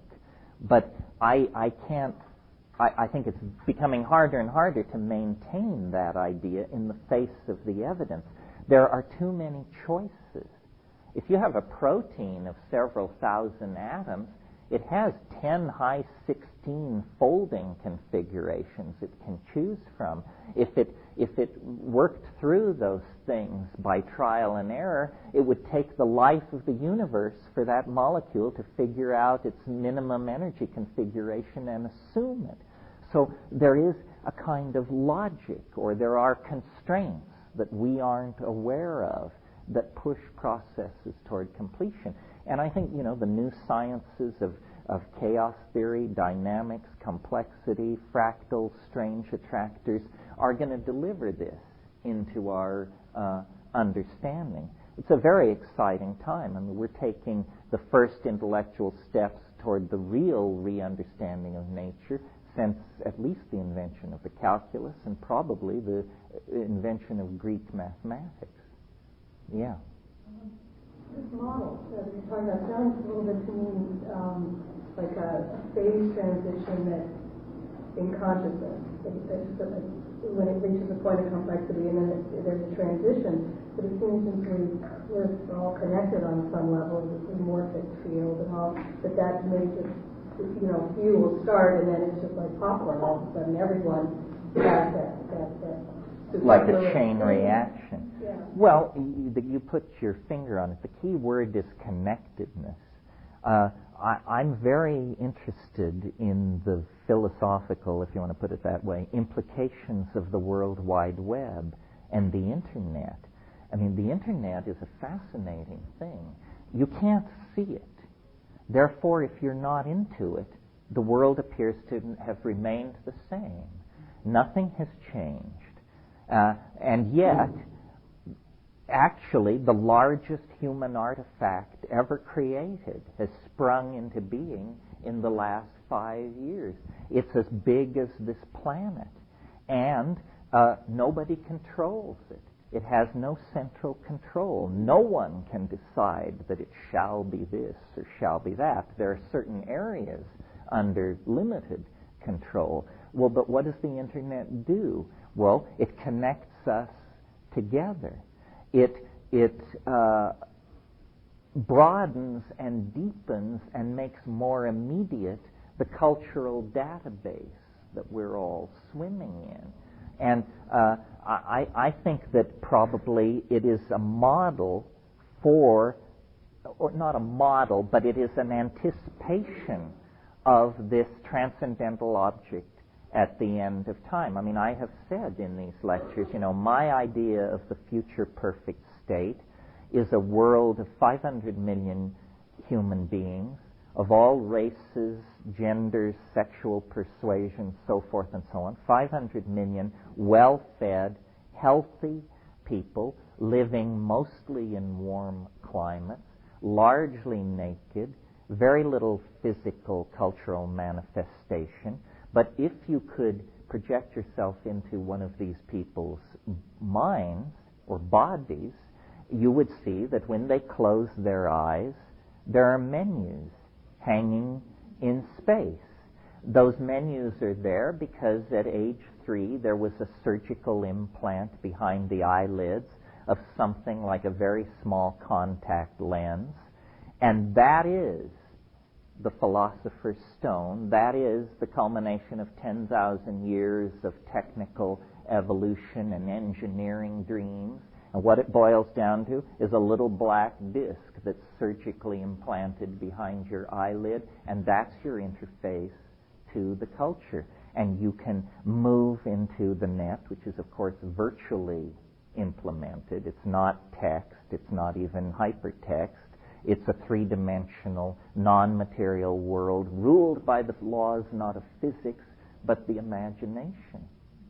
And I call this turning the body inside out. This is what the cultural enterprise is for. We want to live in the imagination with the body as a freely commandable object in the imagination. In other words, replace the laws of physics with the laws of dream or imagination. This is culturally within our reach right now. I mean, if it were as important as piling up nuclear stockpiles or screwing people over in 100 different ways, we'd have it in 5 years, not 17. As it is, we'll probably have to wait 17 years. But the fact that we can make a model like that's a bridge from where we're sitting to a spiritually transcendental realm that's within reach is, I think, very positive. Now all we have to do is fill in the blanks. Keep taking psychedelics so that our engineering standards stay high, so that we stay focused on the goals that we're trying to maximize, and then try to promote the idea that anxiety is inappropriate. Anxiety poisons the will to action. And I really think that this is going to be the task of the high-tech alternative culture, is to provide an optimistic vision. Because you see, the people who run the world are becoming more and more panic-stricken, because a world is ending. Their world is ending. The world of the shell game and the international corporation and the propagandized passive electorate and all these things that have been, that game is ending. And there is no substitute vision being discussed at the upper echelons of the control mechanism of this society. It's coming from the grassroots. The people at the top are too paralyzed with the poisons they've imbibed by feeding at the trough of the old order. They can't think their way out of their dilemma. In fact, they have to pay guys with ponytails just to turn on the machines in the morning. They're so distanced from the things they rule, you see. Yeah. I'm wondering that, like, in my experience and other people talking to me about taking hallucinogens, you talk about dissolving of boundaries. Another way to look at it is you talk about anxiety. It's anxiety or fear eventually goes away of the other, which if we have a boundary, there is another.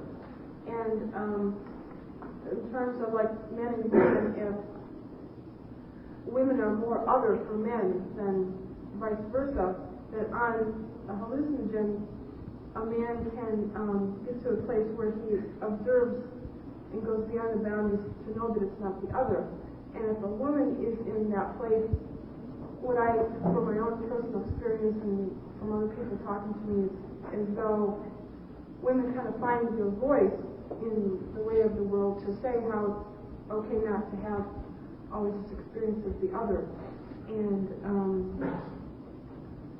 at some hope of things accelerating, my mother was born in 1921 and was very conservative, has come to the point where she's 73 years old or whatever and has a 77-year-old boyfriend, and at dinner, and very proud and laughing, says, "Well, I'm living in sin. Do you ever think your mother would say that?" And I kind of like to hear what you would say about, in terms of otherness and how psychedelics can, what the dissolving of the boundaries does and how we carry that to other people. Yeah. Well, first of all, it's important in all these discussions to remember there is nothing on earth as much like a woman as a man. The next species over, whatever it is, the difference is enormous. The other thing to remember is if you believe in evolutionary theory, then this has always amazed me. Women are the creation of choices made by men. Men are the creation of choices made by women. The aesthetic difference is striking. I mean, apparently men prefer smooth, gentle, nurturing, curvaceous forms, and apparently women, their aesthetic is fulfilled by a rougher cut. We are reflections of the desires of the opposite gender because we've been subject to selection in the sexual process that way. As far as everybody is struggling to keep up with the evolution of the culture, I experienced this same thing. I mean, my father is a very conservative character, and he's now 80, and he seems to go out of his way to be outrageous. And it's maybe the one good thing television is doing is that straight people, and by that I don't mean non-gay, I mean in the sense of non-psychedelic, straight people can't escape from the weirdness of the culture. You know, no matter who you are, you have to look at this stuff. It's in your face, and eventually you bend. So approaching the other is a process of redefining yourself to be more acceptable to it. There's a coming to meet. It becomes more familiar as you become more familiar with it. But the truly other, what Rudolf Otto called the totally other, is other in principle.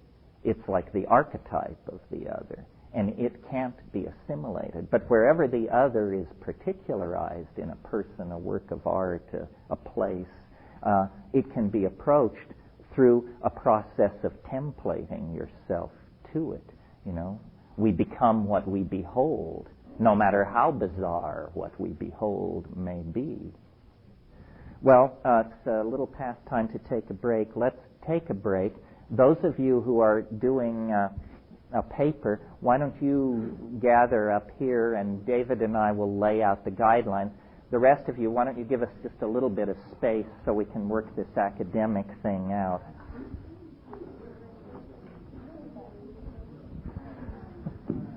Let's see, I have some guidelines, and David has. Does civilization lose a piece of knowledge that's central to its functioning? Well, the only scenario I can come up with is an increasingly autocratic elite ordering everybody around until finally there is a populist revolt, and those people and their books and their buildings are all put to death and burned. This may be a similar thing may have happened to the Maya. The Mayan civilization, looking at the archaeological evidence, was an incredibly steep social pyramid. So steep that it's conceivable the execution of a few thousand people would essentially disembowel the accomplishments of the civilization. Kill the architects, the scientists, the astronomers, the scribes, and the artisans, and what you've got left are rainforest swidden farmers, and then they go and do what they've always known how to do. I don't believe in the case of Soma that it could have been a matter of it being available and then slowly disappearing. I mean, the Rig Veda speaks of intoxicating hundreds of people a day. It speaks of the Soma gushing from the Soma presses in these enormous amounts. Well, clearly it was something easily available, obtained, and processed, and yet it died out completely and was not really replaced with anything else. So why? I think cultural institutions are more fragile than we imagine. In the scenario, and this brings up the issue of substitutes. In the scenario I told you yesterday about psilocybin in the Sahara and how it created a partnership paradise which then faded as the mushroom faded, as I try to imagine how that would have felt, I think probably what happened was at some point in the African past, the mushroom was everywhere on the grasslands. Whenever it rained, it appeared. It rained frequently. The dung of the cattle was everywhere. The mushroom was everywhere. Well, then it began to dry up. And the first thing that would happen, and we're talking millennia in each step, the first thing that would happen is the mushroom would become seasonal. So then you would have great mushroom festivals once a year rather than continuous mushroom taking, seasonal. The next thing is, as the drying continues, it would retreat into the rain shadows of mountains seasonally. Now you have to make pilgrimages, long distances, seasonally to the mushroom place. Well, in parallel with this diminishing supply of mushrooms would logically be a rising anxiety about that. So what would you do? Well, you would create strategies for the preservation of it in times of scarcity. Smoking meat, burying eggs. Primitive, Aboriginal peoples know how to do these things. The obvious method of preserving mushrooms, still used to this day in the Sierra Mazateca, in a world without refrigeration, is to put them into honey. Honey is an antiseptic medium, and the sugar in honey will draw water out of a fragile thing like a mushroom and tend to preserve it. The problem is, if you've ever dealt with aboriginal honeys, you know they're not like the stuff we get in the little plastic bears.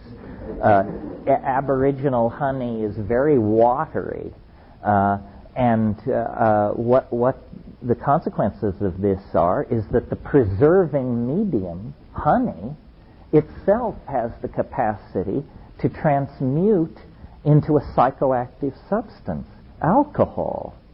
So suddenly you see people of good intention trying to preserve their mushrooms, but unbeknownst to themselves, they're turning into an alcohol cult, because fewer mushrooms, more and more honey. Then, and as the supply continues to shrink, finally you give up on intoxicating everybody, and you just say, we're going to establish a professional class of people, shamans, and they will take the mushroom since we can't all take it. So then you have knowledge of it retreating into a professional class. And these, in Aboriginal society, these professional classes are always hedged about with secrecy.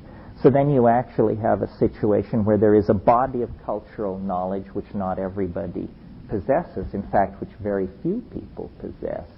Well, at that point, through war, epidemic, schism, or natural catastrophe, you could lose that core of experts, and then you would simply be adrift.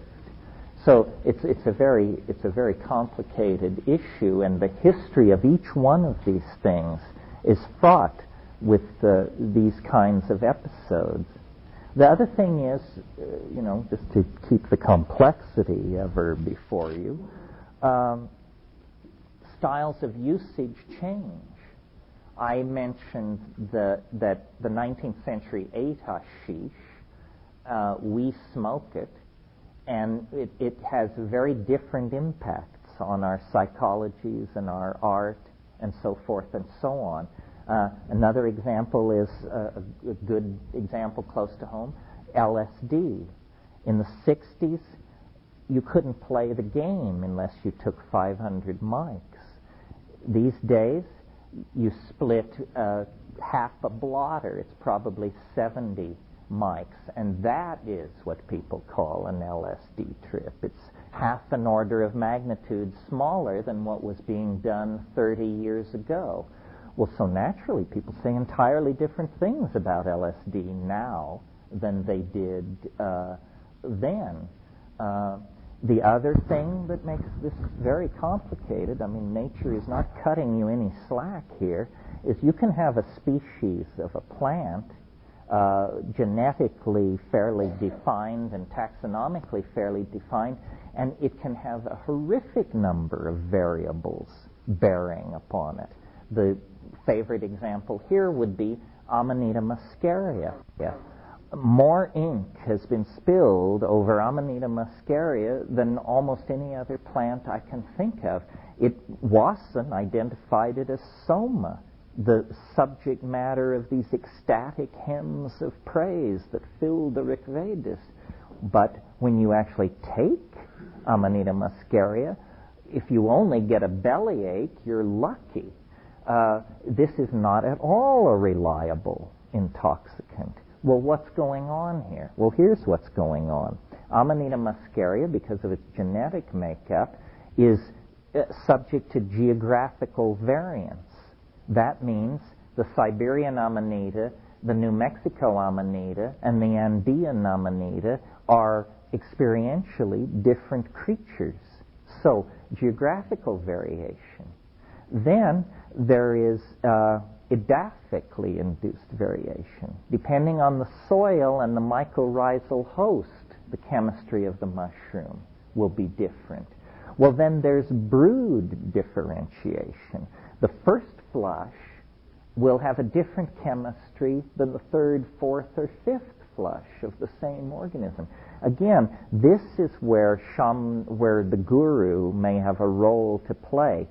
You shouldn't take Amanita muscaria unless you are with someone who says, I have taken these mushrooms from this place at this time of year in this fashion and attain success.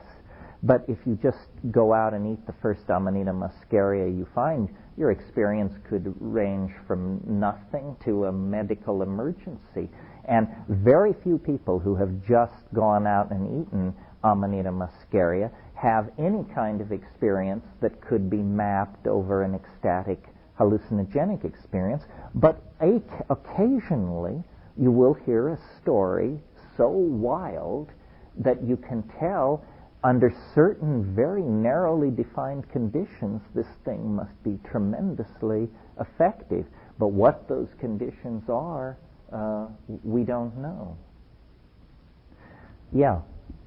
I think it was Watson that wrote about, I guess it's the Rig Veda, talking about drinking the piss of Shiva and the Soma and this whole thing, and his interpretation, maybe it was more than interpretation, the evidence showed that they would drink the urine of the animals that ate the mushrooms, like the antelope or the reindeer or the cows, because that way it was purified of these toxins through the animal's system, and they would drink a potion that was... Well, yes, I mean, I really respect Gordon Wasson, but in this particular area, I think he spread more confusion than light. It is certainly true that Amanita muscaria is a shamanic intoxicant of great age used among the Arctic peoples of Siberia in the Tunguska and Amur River basin. But, and it is true that one of the great hazards of Amanita taking in that area is that when you go out on a snowy night to take a whiz, these reindeer come and knock you over head first in order to get to the yellow snow because they're so into it. But reindeer are not cattle, and there are no reindeer in India, and cattle don't seek out mushrooms to eat them. The thing that, to my mind, breaks down Wasson's theory is, first of all, the inadequate intoxication. But second of all, you can tell from the Rig Veda that hundreds of people were being intoxicated with this stuff, that basically people were just lining up and passing through a line and it was being ladled out.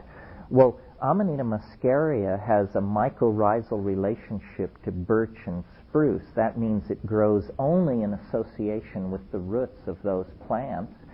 To this day, no mycologist has ever successfully cultivated it on the natch. So when you find it, it's a rare thing. To find one or two is cause for rejoicing. To find half a dozen is a miracle. I've never heard of anybody finding more than that.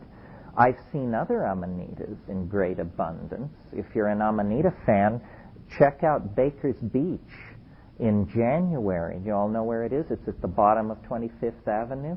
The number of Amanita pantherines that come up in that sandy soil down there, you can literally gather a couple of grocery bags of it. But even at that, how far will a couple of grocery bags go if you have several hundred people to intoxicate? So I don't see how it could possibly have been Amanita muscaria. I think a whole bunch of mistakes were made by Wasson and the people who followed him in arguing so strenuously for that. Wasson himself admitted that he never obtained a satisfactory intoxication from Amanita.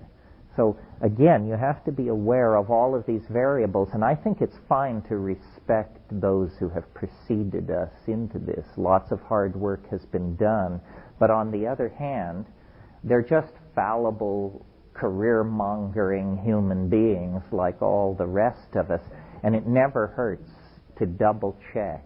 I mean, what you haven't confirmed for yourself, you should view as simply informed speculation. But you do need to check for yourself. Yeah. Back to the whole mushroom versus, say, an isolated copper, isolated psilocybin. Do you have any experience with any? Oh, meaning the pure compound? Frankly, in 30 years, there has been very, very little chemically purified psilocybin. I once took a small white capsule that was said to be pure psilocybin. It may have been. It was like a very warm and friendly flavor of LSD, but it didn't have the voice.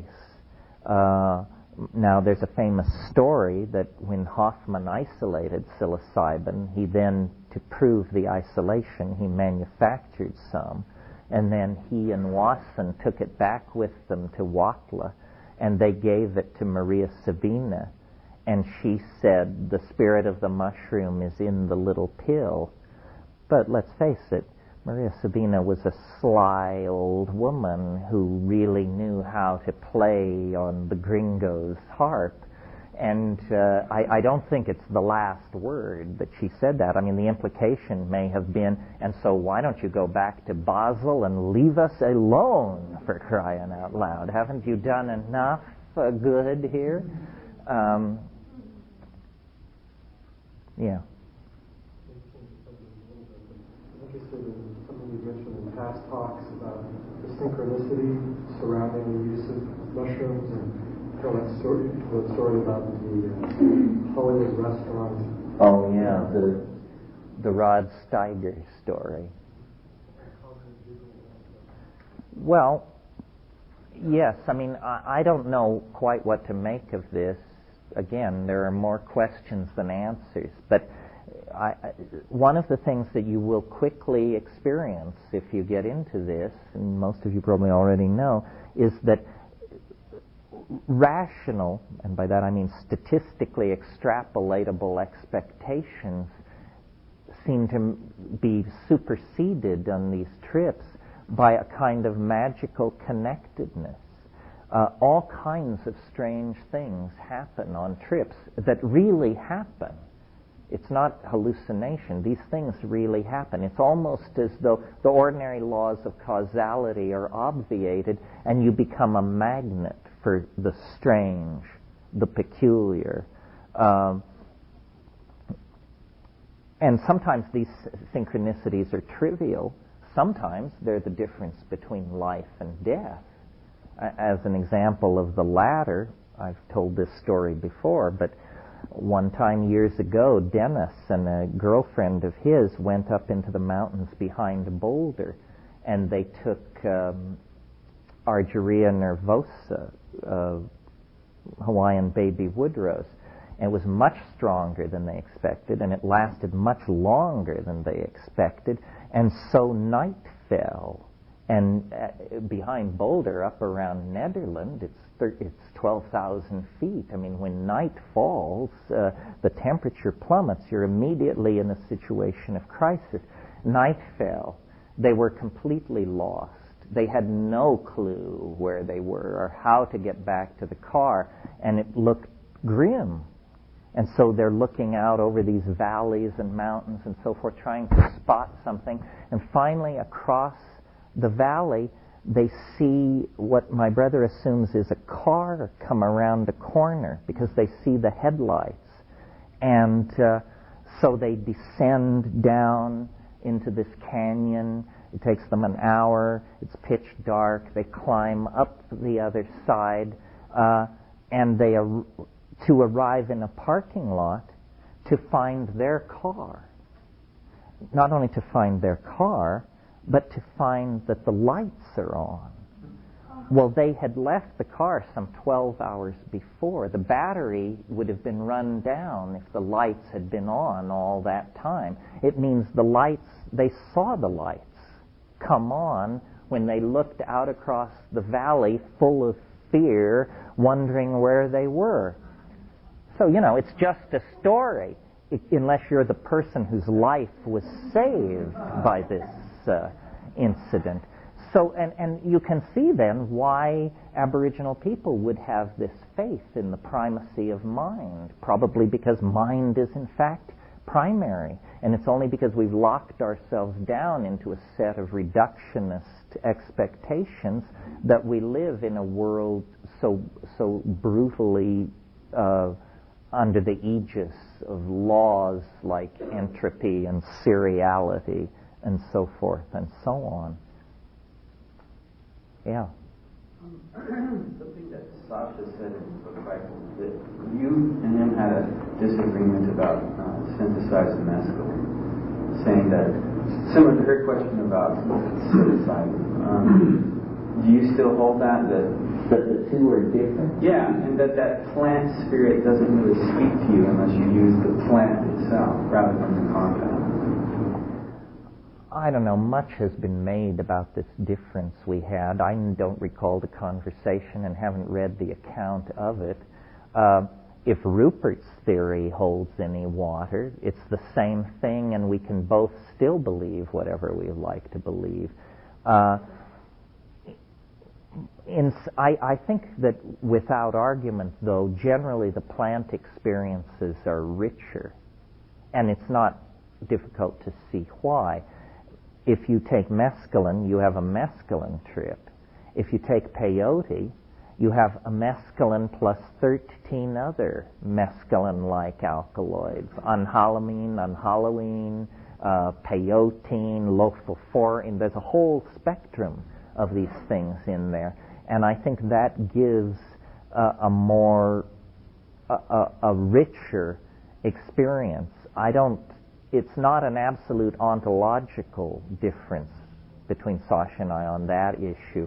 Where I might argue that there is a real difference is between drugs created yesterday in the laboratory and drugs that have a huge history behind them. Because I believe that in some sense, I mean, this is not rationally defendable, but it's an intuition. In some sense, when you take a plant, it takes you. And you make a contribution to the high. A tiny, it's like you add one brick to the wall. So that then when you take psilocybin, you are experiencing all the previous psilocybin trips that ever were. That's what the psilocybin trip is. So I remember once when years ago, the first time I did ketamine, my impression was it's an empty vessel. It's an unfurnished hotel. It's a blank canvas. It's a psychedelic experience, but it's incredibly impoverished in that not enough people have done it to fill the space with stuff for the rest of us. Now, in 1,000 years, ketamine may be a very rich experience because so many people will have carved their initials on that tree. But I think, as we learn from the plants learn from us, and they adjust the content. So I'm not of this school that says what we need is a drug we don't have. Somebody wrote an essay called "What We Need Is a New Drug," quoting the lyrics of the song. I think that we have the substances we need. What we don't have are the techniques and the intelligence to know what to do with them. What about the DMT ayahuasca difference? Because that is the active ingredient, and they do seem to give completely different highs. Well, not if you take enough ayahuasca. If you take really a lot and sit and breathe and work with it for an hour or so, you can eventually get to a place where you just say, this looks like a DMT flash to me. But that's a lip-numbing dose of ayahuasca. Harmine has a slightly anesthetic effect. So if you take a dose of ayahuasca and your lips go numb, you are definitely topping out. That's an effective dose. Many people have never felt that, but it's a sign that you're approaching the effective limit. Yeah. Are you familiar with the alleged CIA testing of peyote on people in a mental hospital in Menlo Park in the 60s that King Kesey took part in? The Langley Porter experiments, yes. What happened with those studies? What the government found from those, like in relation to, you were saying that that these studies in the University of New Mexico are going to be, the new studies. And I was thinking of those. I was wondering what came out of those. I can't really answer in detail. Those were not pharmacodynamical studies. They were more like psychotherapeutic studies. They were giving mescaline to people and working with states of dysfunction, but they weren't trying to understand the physiological parameters of it. Joe Adam and the guy who became the regent, Willis Harman, all of those people were associated with those experiments. Mescaline was well studied during the 20s. I mean, if you've not read Heinrich Kluwer's book on hallucination, it's a very nice piece of work and done very early.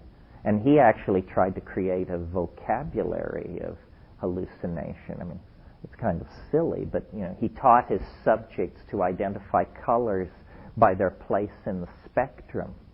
So people would say, spiked basketball moving at 4 o'clock, 700 nanometers, shifting toward 800 nanometers, and this sort of thing, which it doesn't quite give you the flavor, I'm afraid. Yeah. We were in the plant culture and consciousness class the other day. The definition of hallucination came up, and Ralph Metzner is teaching the class. He was saying that for him there's a distinction between a hallucination, which is seeing something which isn't there, and the experience that you have on psychedelics where you're tapping into what you were talking about, the fourth dimension, that boundarylessness. I wanted to hear. Yeah, no, that's worth talking about because I use the vocabulary in a specific sense, and if I don't explain it, I'm not really understood. There is a definite distinction. I mean, most people who've never taken these things think, well, don't you see colors, and isn't it like that? There are at least three discussable stages here. First of all, there's what's technically called hypnagogia. Hypnagogia is when you close your eyes and you see little lights and stars and drifting debris and that sort of thing. That's hypnagogia. Then there's what I would call, hallucinations. And there's a spectrum. And it's very interesting when they simulate or talk about hallucinations, they only talk about the onset of hallucination. When you take a psychedelic, here's the timeline. Let's say it's psilocybin. At 1 hour, you begin to feel the state of arousal, give or take a few minutes. Well, then, when you close your eyes, there's this black background that is typical of the baseline of consciousness. Well, then, after a few minutes, there are these sort of amoeboid, after-image colored lights that come toward you and stream past you. And this is actually called streaming. This is how it's referred to. And these things are either that after-image violet or that after-image chartreuse that we all know. And these things sort of come, but and if you don't take a sufficient dose, that's it, with theme and variation. And now we're in the land of the famous geometric grids, floating shapes, this sort of thing. But that is not the payoff of psychedelics. The real payoff is visions. And visions are not dancing mice and rows of little candies doing calisthenics and all that detritus. Vision is something which has emotional content. That's why light shows and fancy computer graphics and all that, they stop short at this point. Because no matter how visually complicated something is going on a screen, if it doesn't somehow touch your heart and your soul, then it's just a complicated pattern of some sort. But if it also contains information specific to your circumstance, then it's completely engaging. And that's what I shoot for and consider the visionary trip. It's coherent. It's not like a dream. It's not that coherent. It's not a little story in which you appear in a strange circumstance with odd people. It's not like that. But it is not simply a visual experience. The content is multidimensional and deeply mental and largely informational. And that's the proof of the pudding. And there is no way to achieve it any other way that I've ever noticed. Relative to my remarks this morning about orgasm, and this is part of the clue, I've noticed that in the post-coital aura, if you want to put it that way, there are these blue and green lights streaming past, usually not for very long, maybe a minute's worth after a completely satisfying sexual release. But it doesn't go to the next level, which it always does do with the psychedelic. But the fact that they share that phenomenon for a moment suggests something, suggests that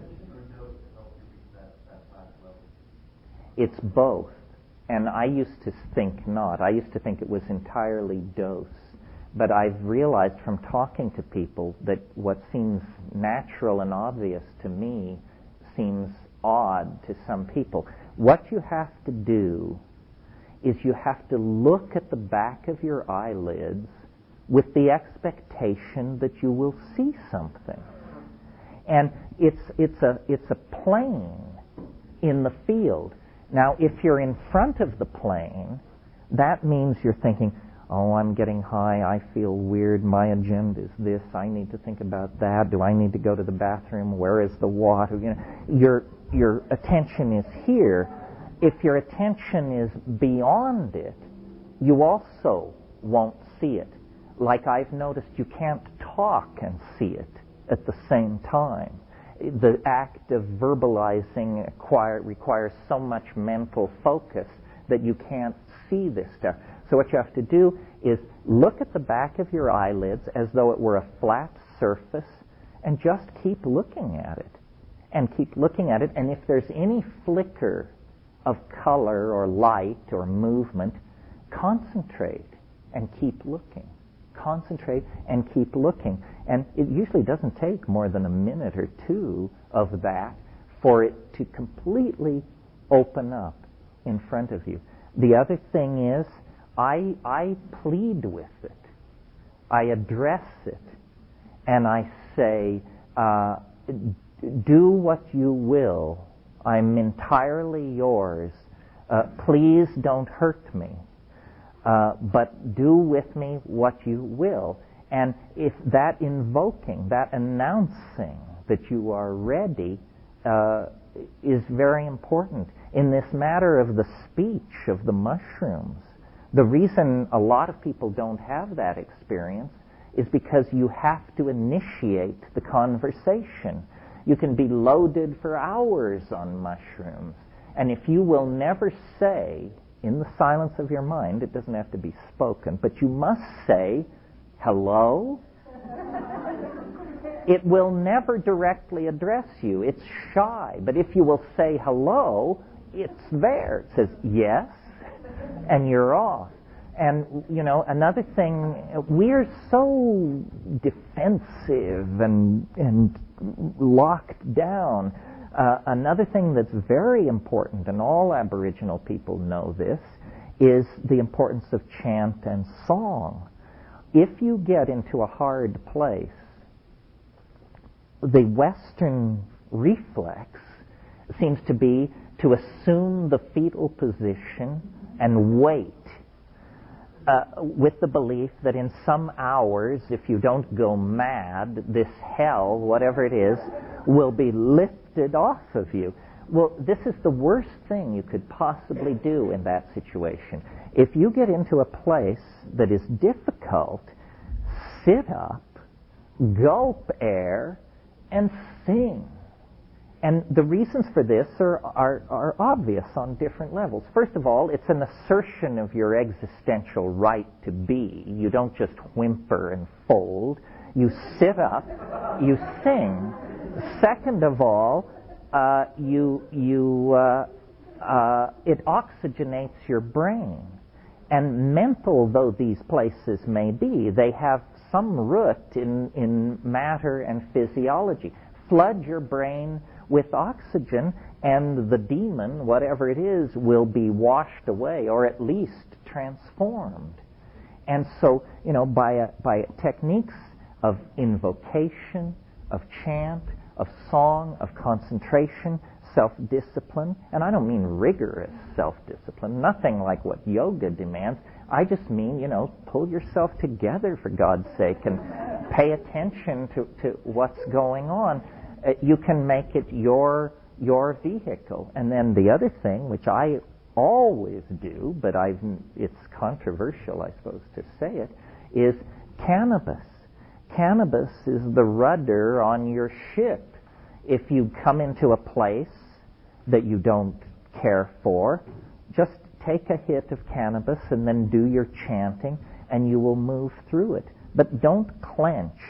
Realize that you are an energetic system, and the addition of cannabis or oxygen or water is going to change the situation. So take responsibility, and then finally, you have to discipline your hind brain. In the presence of the strange and the overwhelming, the primate locks into a fight or flight syndrome. But it's an adrenaline release. And adrenaline is a very short-acting compound. All you have to do is wait, and the fear will come, and it will spike, and if you don't go mad and start screaming or tear your clothes off and run into the street, but if you just sit, it can't sustain the spike. It chemically is impossible to remain petrified for very long. Eventually you just say, well, all right, so I'm terrified, so what about it? And then you begin to drift down. So it's not an easy thing, but it can be mastered, and it's mainly practical attention. The more exotic techniques, mantra, yantra, physiologically unlikely positions and so forth, that all works as well. But I think just breath and sound and cannabis and intent will carry you through most difficulties. Yeah. I had a question about cannabis. When I was younger, I could smoke very easily, readily, at any time, whether I was sitting in class or playing soccer, any time. And it would feel very good and calming, and I'd just kind of be stoned. And after a while, and now I can barely smoke anymore because I get really just kind of sketched out. I'm not really paranoid, but a little bit like that. I'm just wondering, You mean you feel uncomfortable with yourself in social situations? You don't know what to do? Yeah, but not only that, but even sometimes when I'm alone, and I don't smoke out with people anymore, but like even when I'm alone, like I can't just sit. I usually end up, I don't know, wanting to go mountain biking or something, run up a hill. Well, I think our responses change over life, not only to drugs, but to other things. I think also you have to find what works for you. I know people who take LSD in small amounts very often because they say they can work better on it. I tried it. I felt I wasn't getting enough work done, and they said, oh, well, you'll be able to do 12 hours of work a day if you just take 50 mics after breakfast. I couldn't do it. I mean, it sketched me out. I found myself pacing the floor and, just it was madness. I, on the other hand, can, before breakfast, smoke enough cannabis that most people would simply go back to bed, and that sets me up for hours and hours of work. So you sort of have to learn yourself.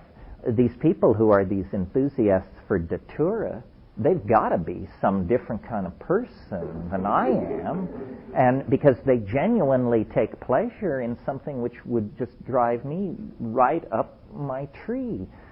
So one of the things that you have to honor in this domain, more than in most human endeavors, is our human uniqueness. I remember years ago I took a course. It was a funny course too. It was called Forensic Pathology, if you can imagine. And it was taught by, if you can imagine, Sasha Shulgin. Forensic Pathology, right?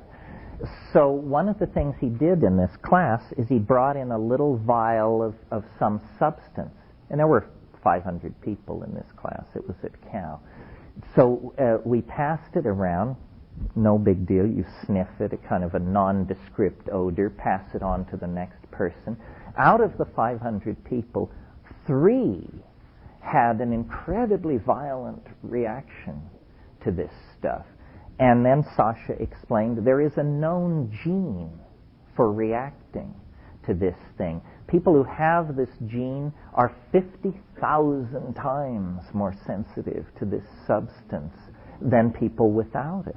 Well, just extrapolate that range to every substance in nature, and you will see why, in a sense, learning what drugs you should and shouldn't take is as big a task as deciding what kind of person you should or shouldn't go to bed with, what kind of investments you should or shouldn't make. In other words, it's a lifetime task of mistake-making, learning, self-observation, and correction. And what's sauce for the goose may not be sauce for the gander. And you have to honor your individuality. The shamans say, if the plant wants you, it will take you. You will know if there is a lock and key fit. And I think part of late adolescence is drug experimentation for this purpose. I think if you go through life taking vast amounts of drugs of all sorts, then you didn't quite get it right. The idea is to find what works for you and then put the pedal to the metal, And if it's LSD, and if it, or whatever it is, because the things have personalities. It's like making a friendship. And some people are going to want to be your friend, and some people are going to think you're a jerk, and you don't want to hang out with those people because they make you feel bad. You have some very convincing arguments in your book about mushrooms and how the other ones don't pass the test. How similar is it to general brain chemistry, so forth. So, I don't want to answer your name, but it's just interesting. All these other subjects, these other subjective things would come into it against an argument like that, right? Forgive me, I can't remember the book. No, I'll reconstitute it for you. Yes, in one of my books I said, if you're thinking of taking a substance, you should ask yourself 3 questions. First of all, does it occur in a plant? Because that tells you that at least it is not toxic to organic systems. Does it occur in a plant? Second question, does it occur in a plant with a history of human usage? If the answer is yes, then you have your human data sample.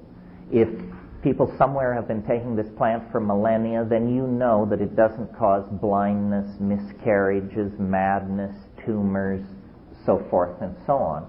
And the third and narrowest gate is, does it have an affinity, a relationship to ordinary brain chemistry?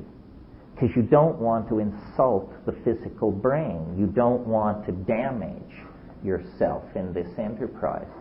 Psilocybin will pass this test. Stretching the rules a bit, LSD will pass this test. In other words, LSD is a relative of compounds that have been used for a long time. Whether or not it's a constituent of brain chemistry is debatable. But now the interesting thing about applying this test, you might say, oh, well, what a downer, everything's getting tossed out. No, the strongest stuff remains. DMT passes this test with flying colors. It's already in your brain just as you sit here. It has a long history of human usage in many parts of the world, and it occurs in many, many species of plants. And it is the strongest hallucinogen known. So this is a reasonable test to apply. That's to avoid basically danger and damage. Then once you've done that, final here, as old pilots like to say,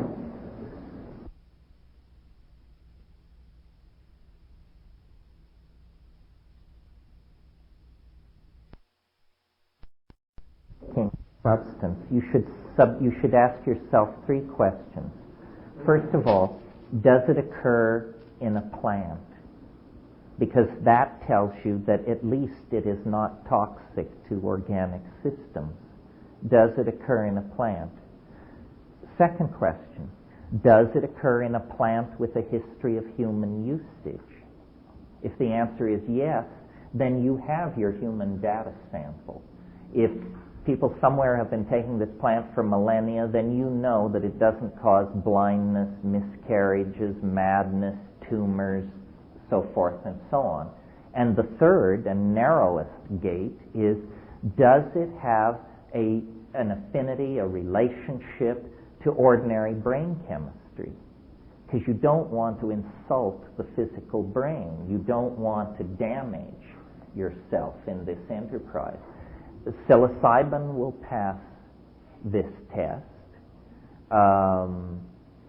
Stretching the rules a bit, LSD will pass this test. In other words, LSD is a relative of compounds that have been used for a long time. Whether or not it's a constituent of brain chemistry is debatable. But now the interesting thing about applying this test, you might say, oh, well, what a downer, everything's getting tossed out. No, the strongest stuff remains. DMT passes this test with flying colors. It's already in your brain just as you sit here. It has a long history of human usage in many parts of the world, and it occurs in many, many species of plants. And it is the strongest hallucinogen known. So this is a reasonable test to apply. That's to avoid basically danger and damage. Then once you've done that, you have to figure out, of those candidates remaining, who is your friend, who you have an affinity for. All right, why don't we break now, and you're going to... Before we break, I just have something about your agency. Final here, as old pilots like to say. So you should now be in the last crack mood, meaning that you're getting your last crack at me. What turns have been left unstoned, and what stones left unturned? Yes. I have a question about astrology. When the gentleman asked about having a different experience with smoking cannabis now, and I think about cycles and astrology and different planets aspects of it, that may be also related to different cycles. I also wonder about astrology in relation to doing experiences, psychedelic experiences, when there are experiences that may or may not be positive or helpful or vice versa. I wonder if you know anything about that. I don't really know anything about it. I do think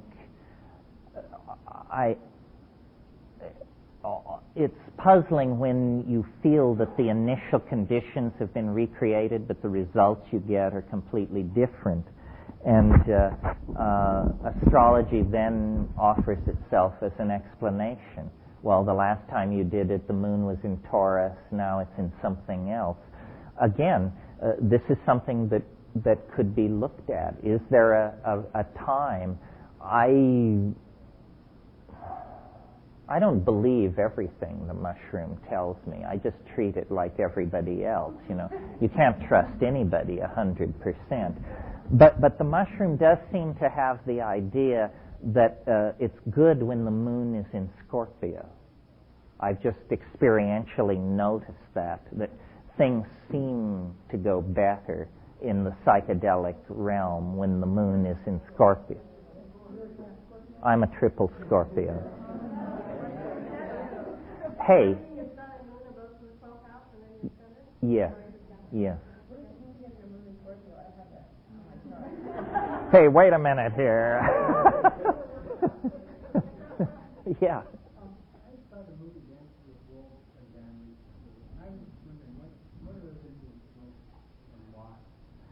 Well, they're probably smoking kinnick and aboriginal tobaccos and various things. It's a very odd thing. I mean, you talk about cultural evolution and that sort of thing. Did you know that smoking was unknown in Europe and Asia until it was brought from the New World at the time of the Spanish conquest? Rome never smoked its opium. It put it in wine. Opium was never smoked in China until after tobacco was introduced.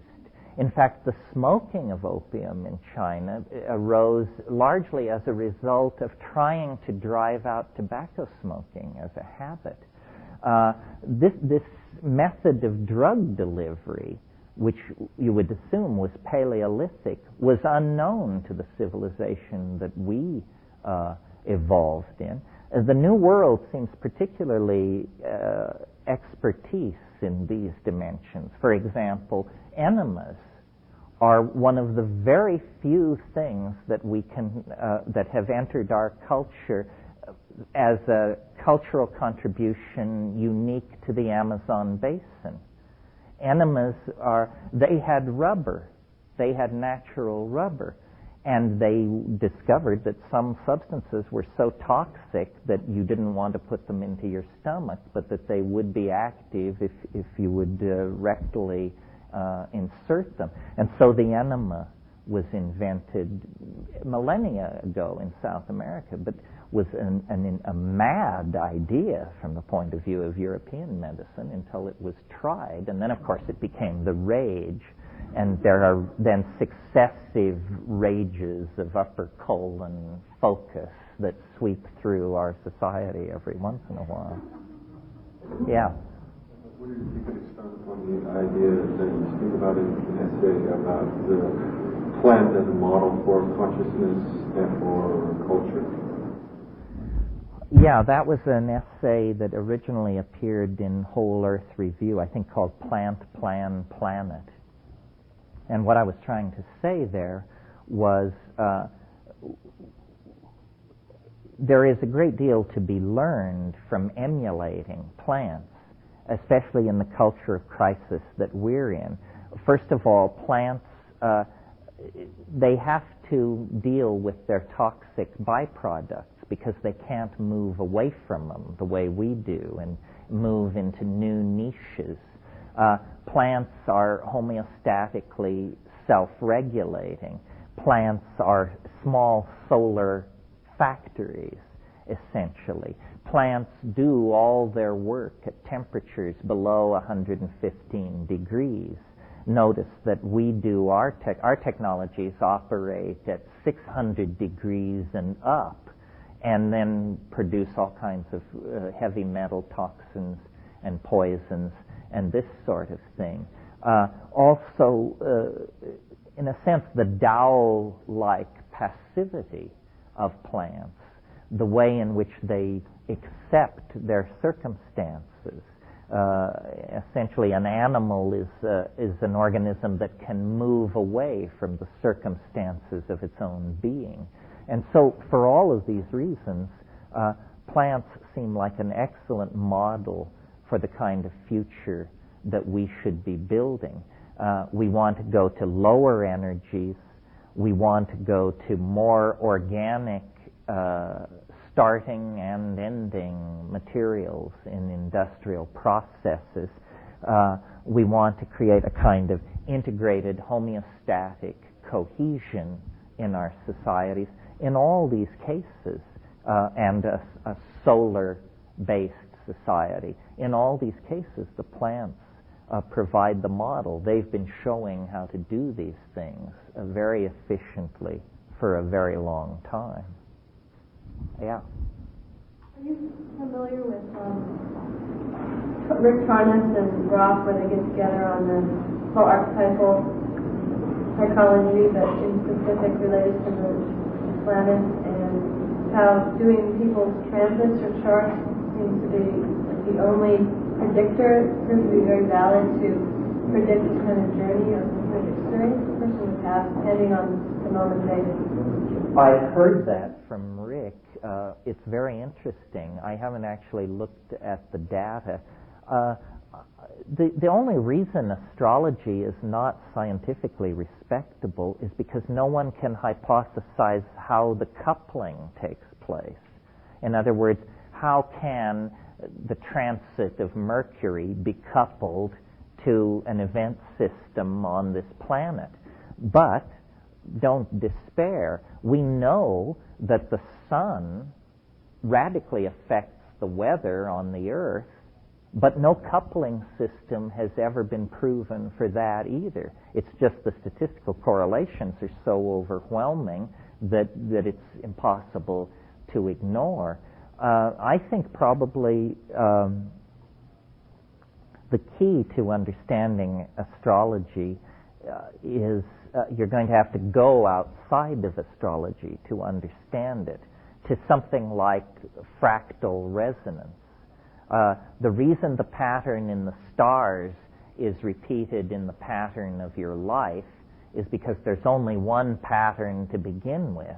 It isn't that the stars cause you to be the way you are any more than that you cause the stars to be the way they are. There is not a causal relationship here. What there is a series of adumbrations and reflections that are. This is, a great discovery that has been made in the past 10 years. One of the greatest intellectual steps ever taken by human beings. A new law of nature is now discernible, and I can state it for you. It's that nature is self-similar across scales. Do you understand what that means? It explains why an atom looks like a solar system and why they both look like a galaxy. Because nature is self-similar across scales. It means that, if a certain architectural conceit works on one level, nature will use it on any other level where it seems appropriate. And so on many, many levels, the same patterns repeat. And so it wouldn't surprise me at all if in the next while we got the equivalent of astrology, but quantumology. Quantumology, where instead of calculating downward from the stars to the context of human fate, you calculate upward from the atoms to the context of human fate. And if you keep calculating, you can go from quantumology to astrology and leave out sociology and show, that these things are reciprocal reflections of each other. Then the mystery and the woo-woo of astrology, I think, would just simply disappear and be replaced by an, of course, how could it be otherwise kind of understanding. Yeah.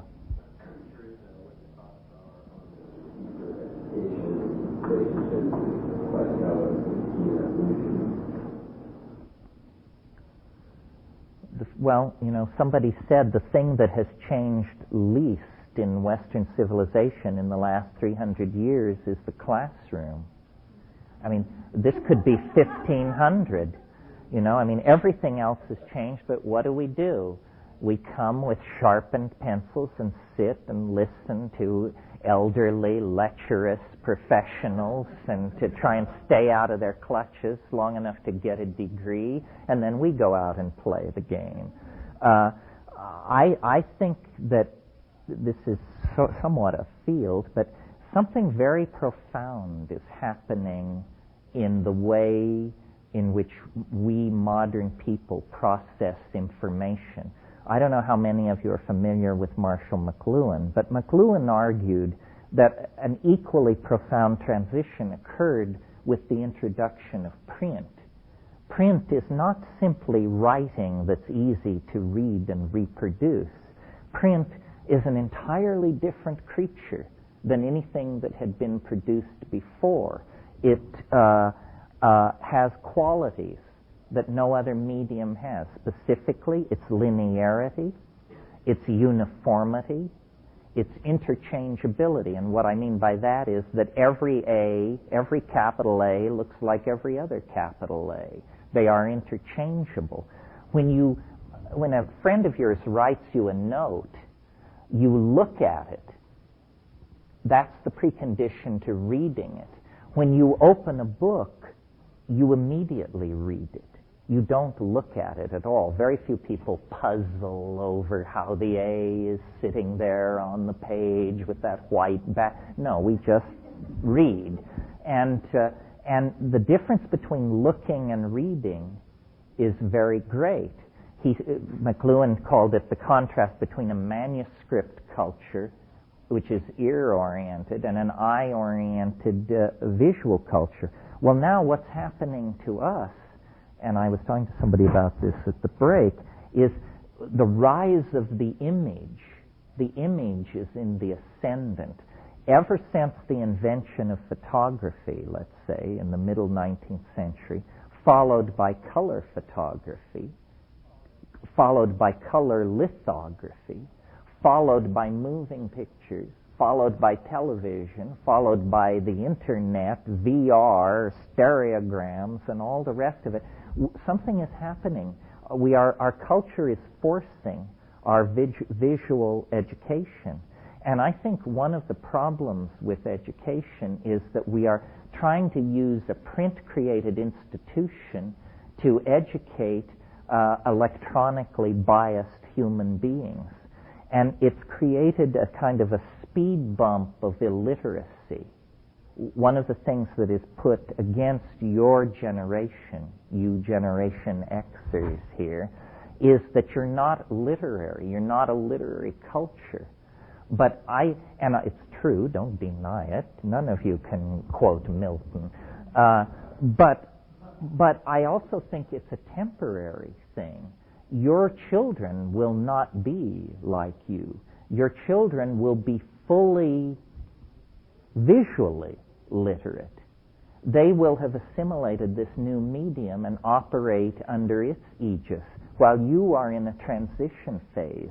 And so the kind of dumbing down of culture that has had to occur as we go from a fully literate culture to a fully electronic culture is, I think, transitional. I mean, everybody says, people learn everything from TV. Kids know every star, every show, every plot, and say, why do they know that junk when they can't memorize the sequence of U.S. presidents? Well, make a good enough TV show about it, and they probably will. Not that I'm a fan of TV, but I am a fan of the visual image, and I think TV betrays it to some degree. HD TV may correct that, but it gives psychedelics an interesting role because they are such stimulants to the visual imagination. It's almost like they lead us deeper in this cultural direction that we have great appetite for. And now, with CD-ROMs and multimedia and websites and all that, we just can't wait to show each other stuff. Everybody's building a website. Everybody wants to invite you over to see their latest visual creation. And I think that language itself is headed in this direction, that our language is literally becoming more colorful, more sparkling, more engaging, and it's because it's becoming more visual. And eventually it may be an entirely visual exercise. The rise of icons is an interesting example of this. That now wherever you go in the world, if you will push yourself just a little bit, you can understand what's going on because signage is so iconographic. It doesn't matter whether you're in Germany or France or Argentina or where you are. The signage is in an international language of visible symbols that unite us all. You see, the thing is, the word is ambiguous to a far greater degree than the image. And so when we communicate in words, we communicate incompletely. If we communicate in images, it's much closer to fulfilling the intent of communication, which is to erase the boundaries between the messenger and those the message is being sent to. Yeah. What you're saying is like I feel it's a return to the archaic, because there was a time when people didn't read and they had to get their information by one image, whether it was going to church and seeing a stained glass window, but if it was fulfilled then like a picture is worth 1,000 words. You know, looking at your 180 messages, if each one could just be a visual image, then you could have done that quickly. Well, that's why I called my book, one of my books, The Archaic Revival. Because you see, I really think the thing that McLuhan was trying to say was that every medium, be it print, he even treated the electric light as a medium. Every medium has a hidden agenda which the users of the medium are not aware of until it's too late. For instance, in his discussion of the automobile, it was invented to convey people from place to place. In practical terms, what it was a bedroom away from home. And a whole generation of people discovered sexuality much earlier than they would have because of the automobile. That wasn't its intent, but that was its effect. Similarly, McLuhan says you could never have the concept of the citizen if it was not preceded by the invention of movable type, because the citizen is an interchangeable social unit the way a letter is an interchangeable unit in typography. Also, the linearity of Western thought is a product of the fact that when we communicate in print, we arrange our thoughts in lines. That isn't done in some languages, but in ours it is. Well, then we impute that quality of our communication method to reality itself. My hope is that through holography and virtual reality and HD TV and a deep awareness of McLuhan, that we could create what I would call a biasless media.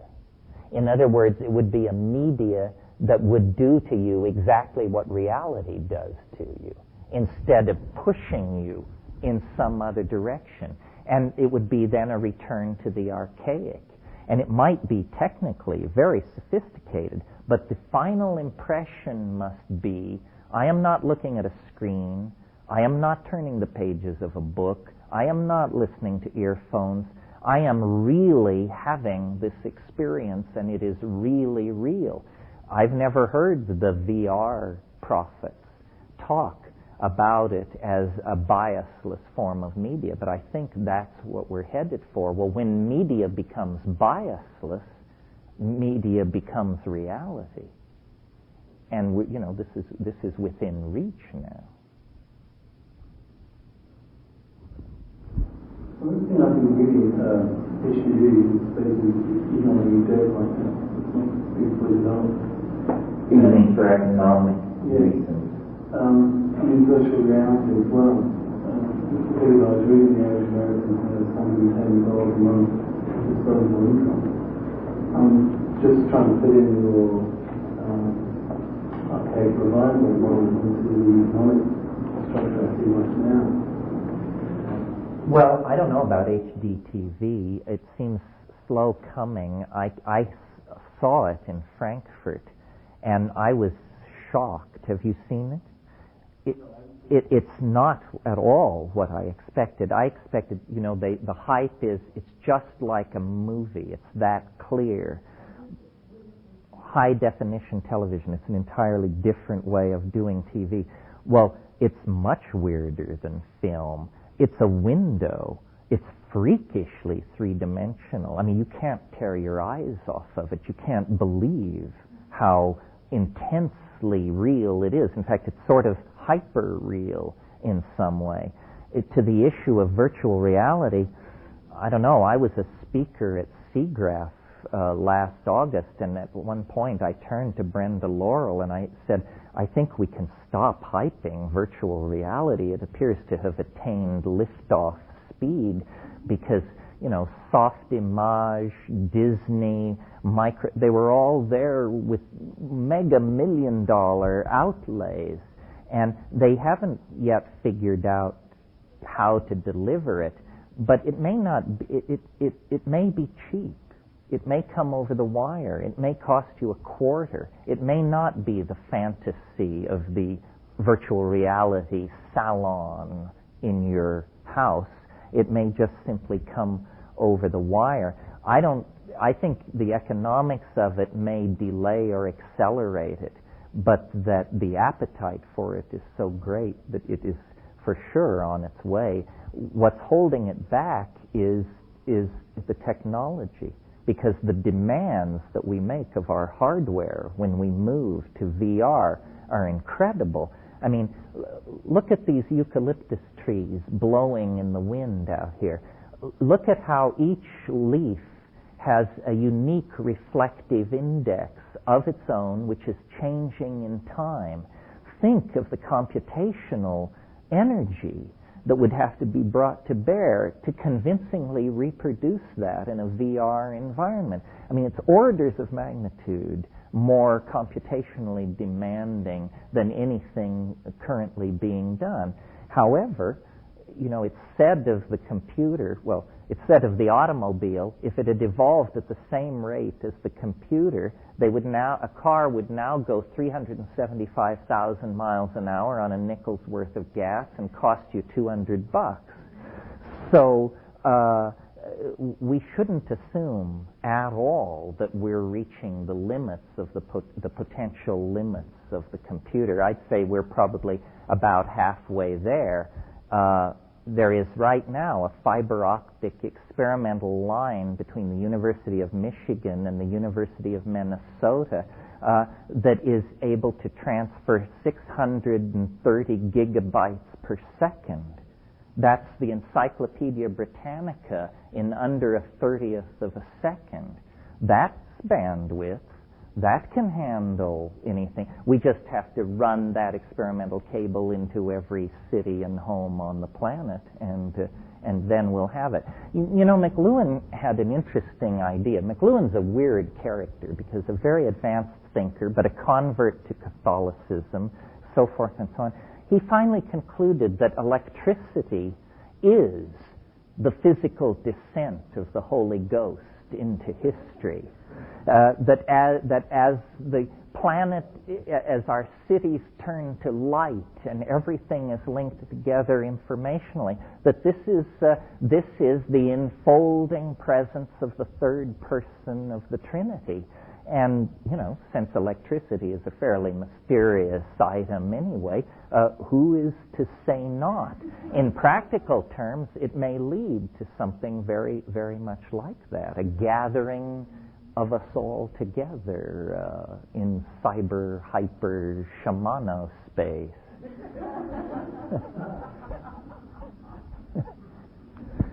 Yeah. What do you describe the primary structure? Sure, I'll describe it briefly. I've tried to stay off it because I tried to keep this botanically focused. For those of you who don't know it, I'm I have other burdens to bear other than my psychedelic advocacy, and one of them is that I am the purveyor of a theory of history which has many different aspects about it, and I've used some of the terms like novelty, ingression of novelty, concrescence, but I believe that I have discovered or was told a mathematical algorithm that allows us to replace probability theory with a waveform that predicts where in time novelty will cluster and where in time very probable events should be assumed to concentrate.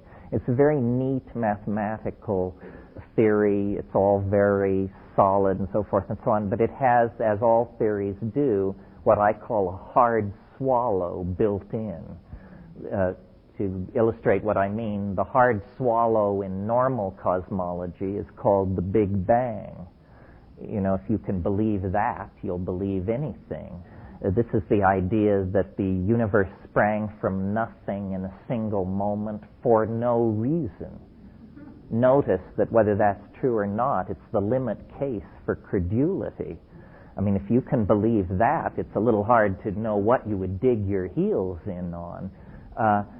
The hard swallow in my theory is that it seems to all calculate out to prove that we're less than 18 years away from an event as dramatic as the Big Bang, but sort of the Big Bang in reverse, what I call the big surprise.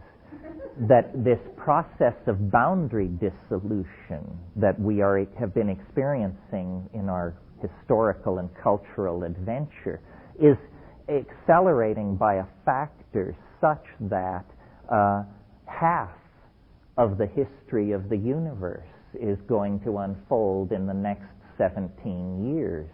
As much will happen, in other words, in the next 17 years has happened in the previous 17 or 20 billion years. That in fact history is the phenomenon which immediately precedes this event, sort of in the way that the dilation of the cervix is the phenomenon which immediately precedes the birth of an infant. History is the indicator event that says the transcendental object hidden in the protean depths of nature is about to shed all its foils and emerge in its hyperdimensional nakedness at the end of time. And it would be a mad thing to hypothesize, except that the mathematical algorithm allows very accurate predictions of the past. Now, at first that may sound silly, but notice it's easy to predict the future. Who the hell can naysay it? It's very difficult to predict the past because it's already happened. So whether you were right or wrong or not is going to be immediately determinable. And I believe, based on this theory's ability to describe the past, that we should take very seriously the idea that we are, in fact, the carriers of a process of universal metamorphosis that is reaching its culmination. You may find that impossible to imagine, that in 18 years the world will turn itself inside out. But I think if you sit with it a while, try to imagine that not happening. Try to imagine this world 500 years from now, if we continue with business as usual and no vertical gain. It's inconceivable. We have painted ourselves into some kind of a corner. I grant you my schedule is a little breathtaking, only 18 years, but I'll bet you if my schedule were 100 years, you'd feel that it was uncomfortably long viewed. Sometime in the next little while, it's going to be apparent to everybody that the human adventure is building towards some kind of quantized transition point We are not going to wander in the miasma of techno-worship, male dominance, resource exploitation, and ever-burgeoning human populations forever. It's impossible. It's a self-limiting exercise.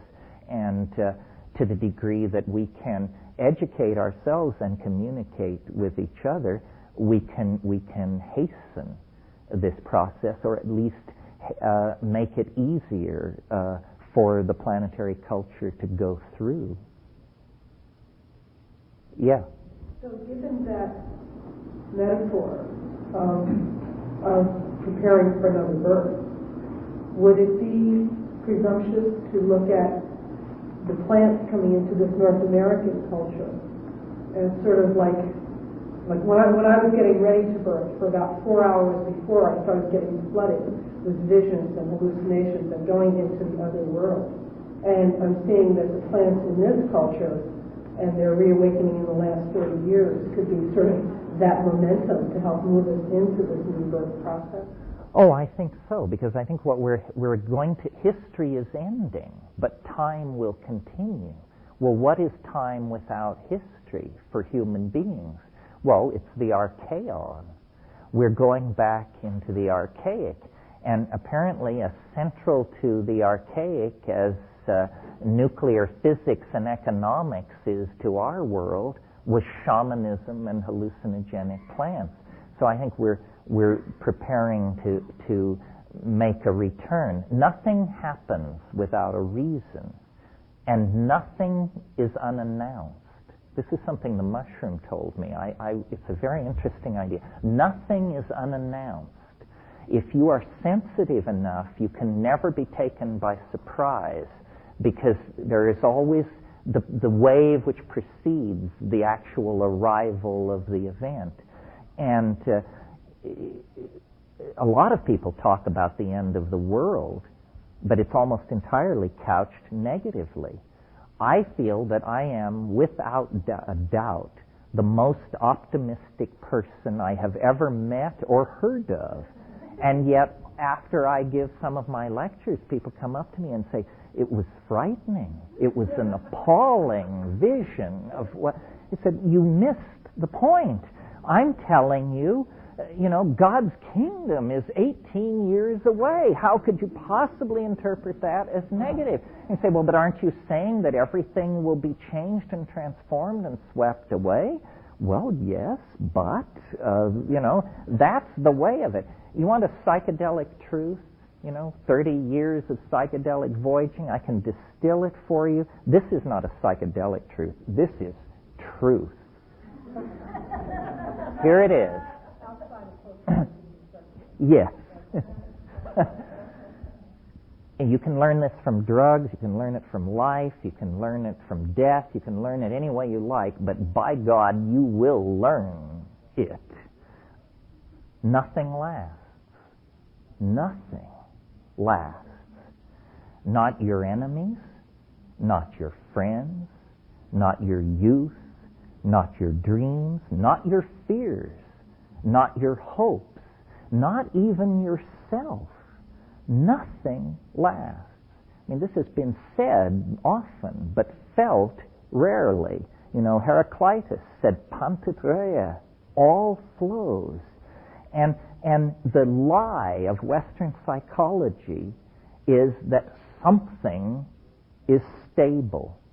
God's nature, the equinoctial points, something lasts. And because of this lie, we are perpetually in a state of anxiety, because the truth of our experience is nothing lasts. And yet the truth that our culture tells us is, save your immortal soul, make a contribution, preserve, protect, conserve, stabilize, retain. It's pointless. And so the central truth of being is the felt presence of immediate reality. That's all you will ever have. And so the quality of the felt presence of immediate experience is what you want to impact and determine. And everything else is rumor, hearsay, hope, dream, memory, projection. But the felt presence of immediate experience, if that is not satisfying to you, you have to change your life. You have to do something. And the fact that Western psychology and civilization is a vast exercise in delayed gratification. And the consequences of that are endless unhappiness and neurosis and fetish substitution and so forth and so on for reality. It should be liberating to know that nothing lasts. But instead, it paralyzes with a sense of ephemerality, when what it should do is empower an enormous sense of freedom. And I think this ability to accept the inevitable passing and coming to be of phenomena is what psychedelic wisdom is really about. Anybody, anything, hit me, yeah. Where can I find more material reviewed on the web and someone else? You mean my views on the web? Oh. Where did I learn my views from? Well, Ralph Abraham, you should visit his website. It's http://hypatia@ucsc.edu.org. Well, it's basically just a URL, URL://hypatia@usc.org.net. .edu.org, I'm sorry. It's a funny question. I'm puzzled because I never thought of these as my views on the net. Aren't these the views of the net? I mean, is anybody saying anything different?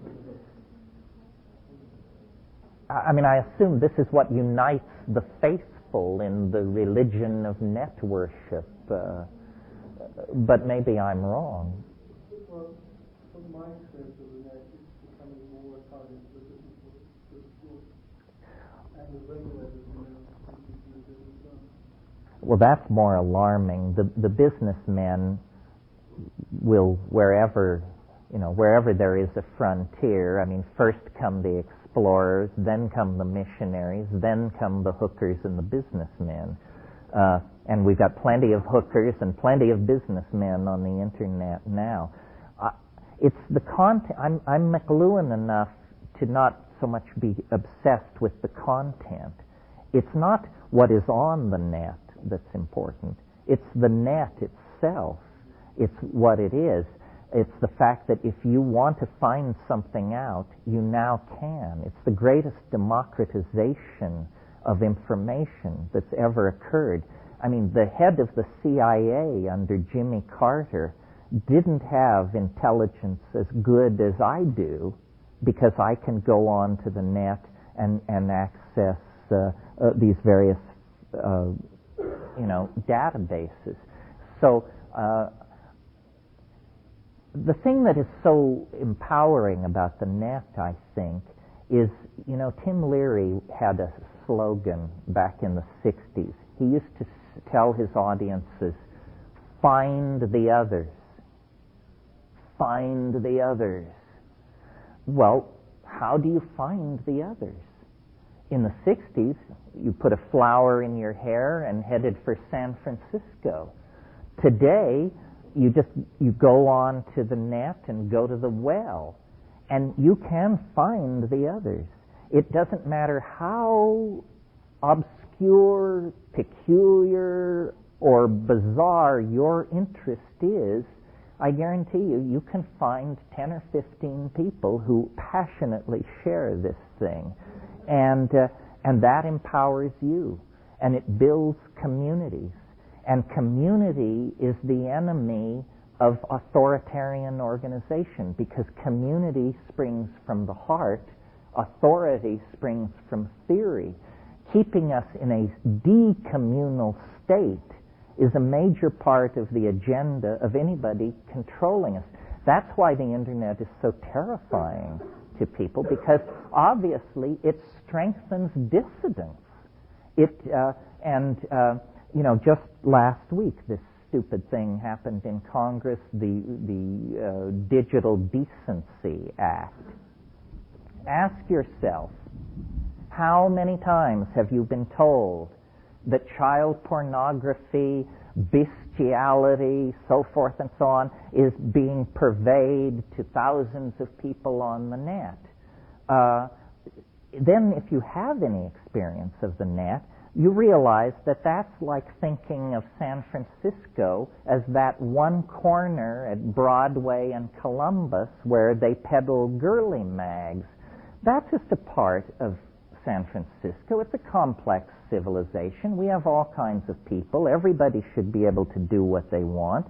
But to define San Francisco that way would then lead you to the conclusion, well, maybe we better seal off San Francisco and clean up this hideous evil that's breaking loose.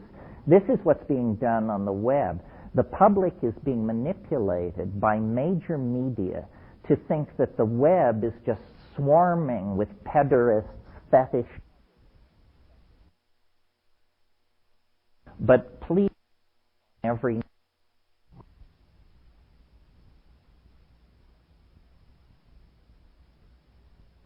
restrict the web and to get regulation and to put cops on every node and so forth and so on. And this is very bad. It should be resisted. It probably will succeed. I don't think it will destroy the web. I think it'll be a speed bump. But please know that a war is going on for your loyalty in this issue, and don't allow, pornographobes and people like that to stampede you into the idea that the web is a tremendous social evil poised at the souls of our children. I mean, my God, you have to have $10,000 of equipment and an engineering degree to make your way into these places. I don't think there are too many 8-year-olds wandering around traumatized by what they're finding at alt.pix.erotic. Seems idiotic to me. Yeah. In terms of the DEA, there are a lot of discussions going on because the government seems to condition a lot of our lives around the usage of psychoactive plants. And there are different discussions going on in the Bay Area about just how to deal with it. Some people are advocating going public, coming out, and which I tend not to agree with. Other people are advocating the First Amendment challenge and having a number of test cases come up which are carefully constructed. And I'm wondering if you have any thoughts about any sort of general social way of thinking about how to deal with these governmental... On drug issues? Yes. It's a complicated thing because there are two levels. There is, first of all, the drug problem we are told we have, which is too many people are taking too many bad drugs and committing crimes in order to obtain money to buy drugs, or committing crimes in order to transport, manufacture, and deal drugs. And this has dehumanized our society, and it's a terrible scourge, and we have to do something about it. That's level one of the drug problem. What you are not told is that governments are the chief offenders. Most drugs in the world are either produced by governments or produced with the connivance of governments. And our little bailiwick, the psychedelics, don't even figure in this issue because not enough money is being made. The only psychedelic that ever made anybody any money was LSD. And on a scale where we're talking about methamphetamine, cocaine, and heroin, the fortunes made off of LSD were minuscule. The drug thing is a con.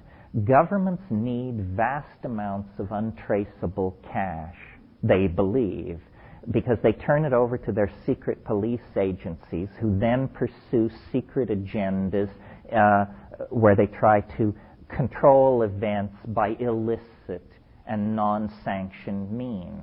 And by that I mean rigging elections, murdering labor leaders, hounding liberal editors into retirement, smearing people, so forth and so on. The hard drug markets of this world are entirely in the hands of governments. You know, somebody pulls a stunt in Kuwait, and we're there in a moment. We send troops to Haiti, but these mysterious jungle warlords in Burma seem untouchable. Nothing can be done. They're beyond the reach of any army, any aerial bombing campaign. It's just mysteriously indestructible, these warlords in Burma. Well, it's because they are the producing end of an illicit, world-girdling organization whose purpose is to deliver drugs to the market. And I believe that the CIA got into this game because, you could almost say, for good reasons from their point of view. The CIA in the middle 60s, as well as the rest of the American establishment, was confronted with the spectacle of black people determined to burn down the core of every city in America until they got social justice. The decision was made to bring hundreds of tons of chemically, pharmaceutically pure China White number 3 heroin into those ghettos and just basically dump it on the ground and see what happens. And it totally broke the back of black radicalism and turned everybody into a junkie or a gangster somewhere in that system. Well, then when we lost the Vietnam War, the way the geopolitical thing came down was Khomeini got the heroin industry, and China White was traded in for Iranian brown, a lower grade of heroin. Well, since Khomeini is not a nice man in our pantheon, heroin suddenly became, highly repressed. But at the same time, as the Vietnam War wound down, these insurgencies in South America were being started up, and cocaine was brought onto the scene. And I can remember in like 72, 73, 74, a particular cover of Time magazine, cocaine, the new drug of choice. And it was just this far short of an endorsement. It was all about movie stars were doing it, and everybody was doing it. A huge picture of lines on the cover. That's a decision to sell. That's an ad campaign, a very high-profile ad campaign. Well, I think I said to you yesterday, in the international drug trade, the real cost of these drugs is in transporting them, because you have to pay somebody to bring 10 kilos of heroin into the United States. Unless you know fools, you're going to have to pay them $40,000 or $50,000, a fraction of the worth of that heroin. But nevertheless, if you haven't sold it yet, it's maybe tricky to get that kind of scratch together. Well, that's for 10 kilos of junk. You have to pay $50,000 to transport it. But if you have a C-130, you can bring 50,000 pounds of heroin, and it will cost you far less per unit volume. So the CIA had all these airplanes, and they simply diverted them to the drug trade. You probably have been following this recent scandal involving the U.S. Forest Service. Has this been in the papers here? It's been well rehearsed in Hawaii. Well, as you know, the U.S. Forest Service uses C-130s to drop fire-retardant chemicals on forest fires. When the Air Force was downsizing 3 years ago, the Forest Service requisitioned 15 C-130s. By manipulating paperwork and painting out serial numbers and painting on other serial numbers, only 3 of those C-130s ever reached the Forest Service. The other 12 mysteriously disappeared. Do you know what a C-130 looks like? Do you know how hard it is to lose one of those puppies? 12 of them disappeared without a trace. Well, guess where? And guess what they're lugging back and forth? Now, the CIA itself is addicted to the money. The original impulse, break the back of black radicalism, has been replaced by a more obvious impulse, make a lot of money. Where do you get a quick $1 billion if you need it in a hurry? It's called, you take a floater on drugs. That's what you do. And the amount of money is so great that anyone can be corrupted. These boats that come up from Colombia that lie off the coast of Florida, the so-called motherships, a guy with a fast cigarette boat can make 3 trips to and from one of those motherships on a cloudy night. The standard pay for one of those trips, which takes about 40 minutes, is $125,000. You can make $375,000 a night doing this, and you're not a player, you're not a kingpin, you're not a major figure, you're a totally disposable peon. So imagine how much money there is to be made at the top. Who can refuse a $10 million bribe? You know, people come to you and say, listen, we'd like to give you $10 million, and we've bought a house for you in the highlands of Malaysia and a Ferrari, and we'd just like you to go and live there and do whatever you want. And the choice is a bullet in the head. So which would you prefer? We're perfectly at ease either way, so you figure it out and call us back. Nobody can resist that kind of thing. So we're in a situation where we are being radically manipulated by governments because they are addicted to a style of piratical rogue capitalism that is just simply the greatest windfall ever imagined. I mean, there has never been anything like the modern illicit drug trade in the history of the world. 10 years ago, the drug trade and the international arms trade were on a par with each other. Today, the international drug trade makes 10 times as much money as the international arms trade, and there's no end in sight. In terms of psychedelics and the situation, many students are facing in a process of becoming psychologists, clinicians who want to work with psychedelics, and yet feel that their careers would be destroyed if they were to do so, or if they were to do so in court. And the general social kinds of, or the governmental pressures on that. Here's some thoughts about, in the 60s, one group was tried, and different routes are being proposed now. I was wondering if any thoughts about how people could approach the psychedelic situation now. Well, some of you may know Bobby Faust in New York. He's an interesting guy. He has an idea. He says that he advocates something which he calls civil obedience. He says not civil disobedience, but civil obedience. He says everybody who smokes pot should take their pot on a certain day and march down to the cop shop and demand that justice be done. And that if everybody who smoked pot did that, the courts would be so clogged, the entire madness of the whole thing would be exposed for everyone to see, and it would just be impossible to enforce. That's a strategic idea. It might work. From observing American society as long as I have, it's very clear to me they don't hand out rights around here. The only people who have any rights are people who demand them. And you can look at how black people broke free in the 60s. You can look at how the gay community got itself together in the 70s and 80s, and apparently, unless you're willing to stand up for what you are, you're going to be forever stigmatized. It was black people, they couldn't escape it. The reflectivity of their skin marked them.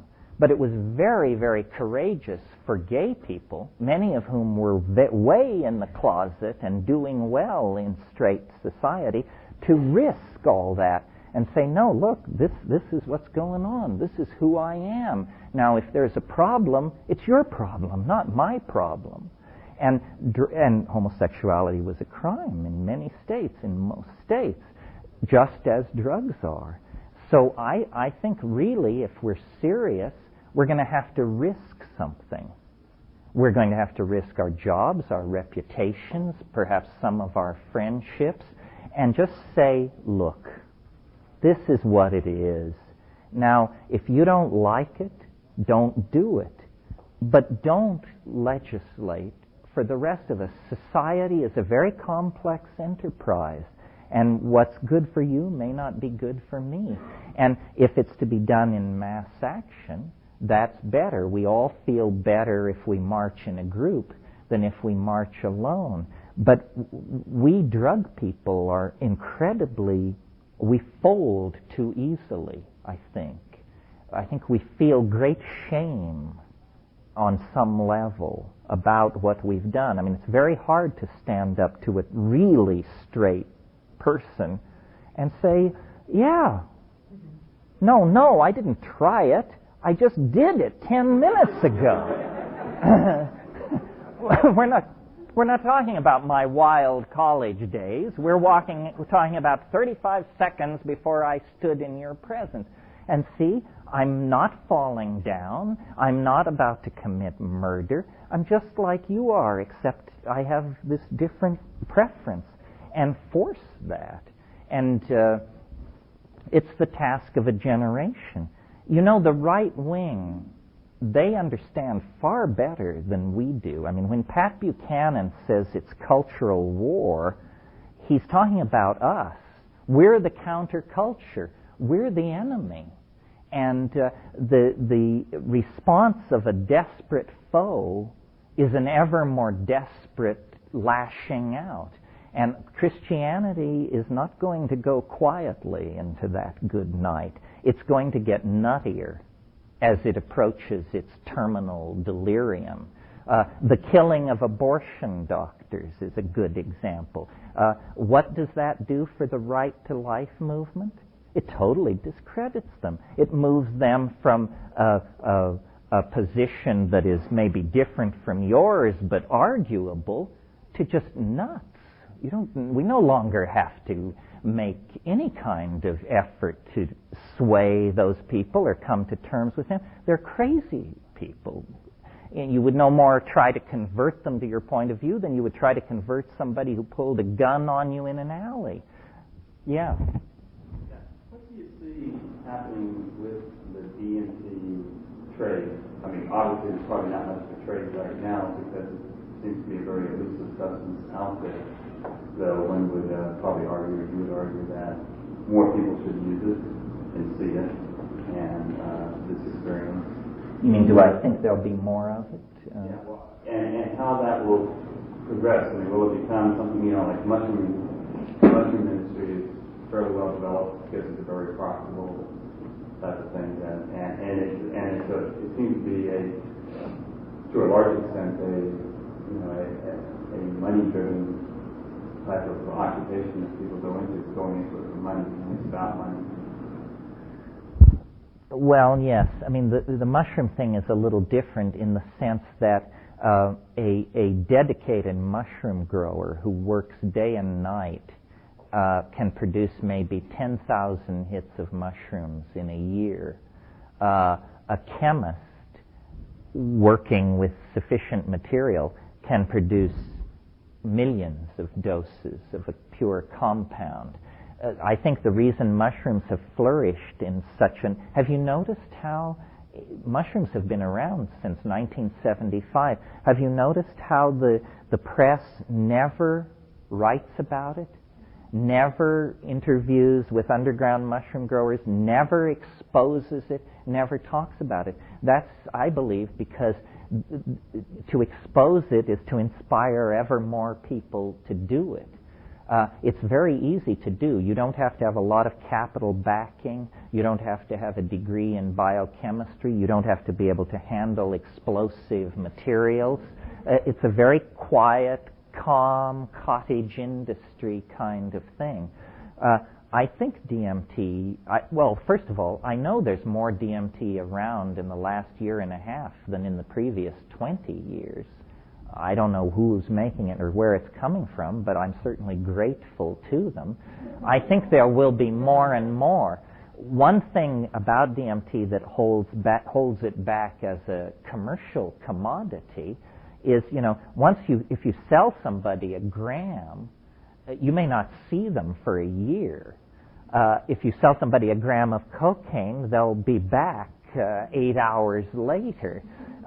The speed at which people consume their DMT I know somebody who has 2 grams of DMT, and I said, "You're not using it very fast." And he said, "Yes, well, I'm saving it for my grandchildren." I said, "You're not even married, for God's sake."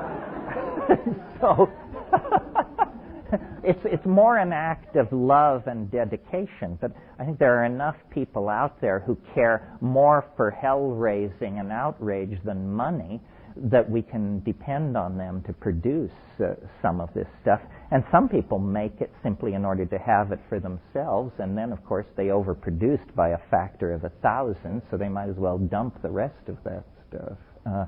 But I would love to see a national... It's always puzzled me why there aren't 4-inch headlines on every newspaper on the planet saying, drug discovered which opens doorway to hyperspace. How can they keep it secret? How can it be a secret? I mean, we live in a culture where people regularly jump out of airplanes for recreational pleasure. That's the kind of culture we live in. And yet DMT has not made its way very deeply into that culture. I mean, if what people want is thrills, my God, are there thrills still untapped? However, I've noticed the surrender issue works here. I've talked to people who sailed solo around the world, climbed the north face of Everest, shot the rapids on the Mekong, and so forth. And so say, "Oh, well, you're a real hairy-chested guy. Would you like to smoke some DMT?" And, absolutely ashen. "No, absolutely not. Are you crazy? That stuff's dangerous." I said, "Well, what about the time you parachuted into Kilimanjaro at the 22,000-foot level?" Said, "Well, I knew what I was doing. It was I was in." So I don't know. Different thrills for different folks. Yeah. You once mentioned briefly, and I think sort of flippantly, I wonder if there's been any more serious thought on the legalization front, on an argument being made that if these compounds are already in your brain. Oh yeah, no, that's a very serious thing. See, here's the legal history of how this all went down. In the middle 60s, it must have been around 67, somebody somewhere jumped out of a window on LSD and managed to kill themselves. Every newspaper in the country, if not the planet, did in-depth, detailed background, maps, how he walked to the balcony, the arrow, the whole thing. And LSD was legal at that time. So then there was a huge hue and cry about how it had to be made illegal. And this was in California. And the California state legislature, with almost no debate, with no professional witnesses, with no scientific evidence placed before them, not only made LSD illegal, they made psilocybin, DMT, ibogaine, and figure this one out, bufotenin was made Schedule 1. Now get this, bufotenin is inactive in human beings. Why was it made Schedule 1? Because 2 weeks before this debate took place, a paper was published suggesting that it might cause hallucinations in human beings. In other words, they just went through the scientific literature, and anything described as a hallucination, hallucinogen, was poured in to this California drug bill. Well, and so then it was passed. Well, then 6 weeks later, somebody jumps out of a window somewhere else. This time, it's not even clear drugs are involved, but the mere suggestion that they might have been involved is enough to create a national debate, and the Congress, rather than hold hearings and adduce scientific evidence, says just take the California statute and federalize it. And so that was done. So what the consequences of this are is, in the case of a substance like psilocybin, no scientific evidence has ever been offered to any legislative body saying there was anything wrong with it. It was specifically made illegal simply because it causes hallucinations. No health risk is involved. Nothing was known about psilocybin at that time. So that's the first attack on these laws. They were not properly formulated in the first place. They were not based on reality or social need. Second of all, DMT, it is now subsequently become known, is an ordinary constituent of human metabolism. How can you make possession of this substance illegal when every man, woman, and child on earth is holding? I mean, it's like the ultimate catch-22. We are all criminals, all the time. They don't have to throw pot around your apartment. They can just draw blood from your good right arm, and there's the damning evidence right there. So in the light of all this silliness, it would seem logical, I think, to go back and have a scientific review and a complete revision of the scheduling of these drugs. Look at the scheduling anyway. Schedule 1, what is it? Compounds with absolutely no medical use whatsoever. Cannabis is in there, even though it's the preferred treatment for glaucoma and for chemotherapy to suppress nausea in chemotherapy. Heroin is in there. And then all psychedelics. You move to Schedule 2, and the first thing that jumps out of you is cocaine is Schedule 2. Marijuana is considered to be a more dangerous and devastating drug than cocaine. Why? Because, by the rules of the game, cocaine is used in certain medical procedures to anesthetize the optic nerve sometimes and to anesthetize nerves in the throat for certain forms of surgery. So because it has this obscure medical use, it's Schedule 2. And this doesn't make any sense at all.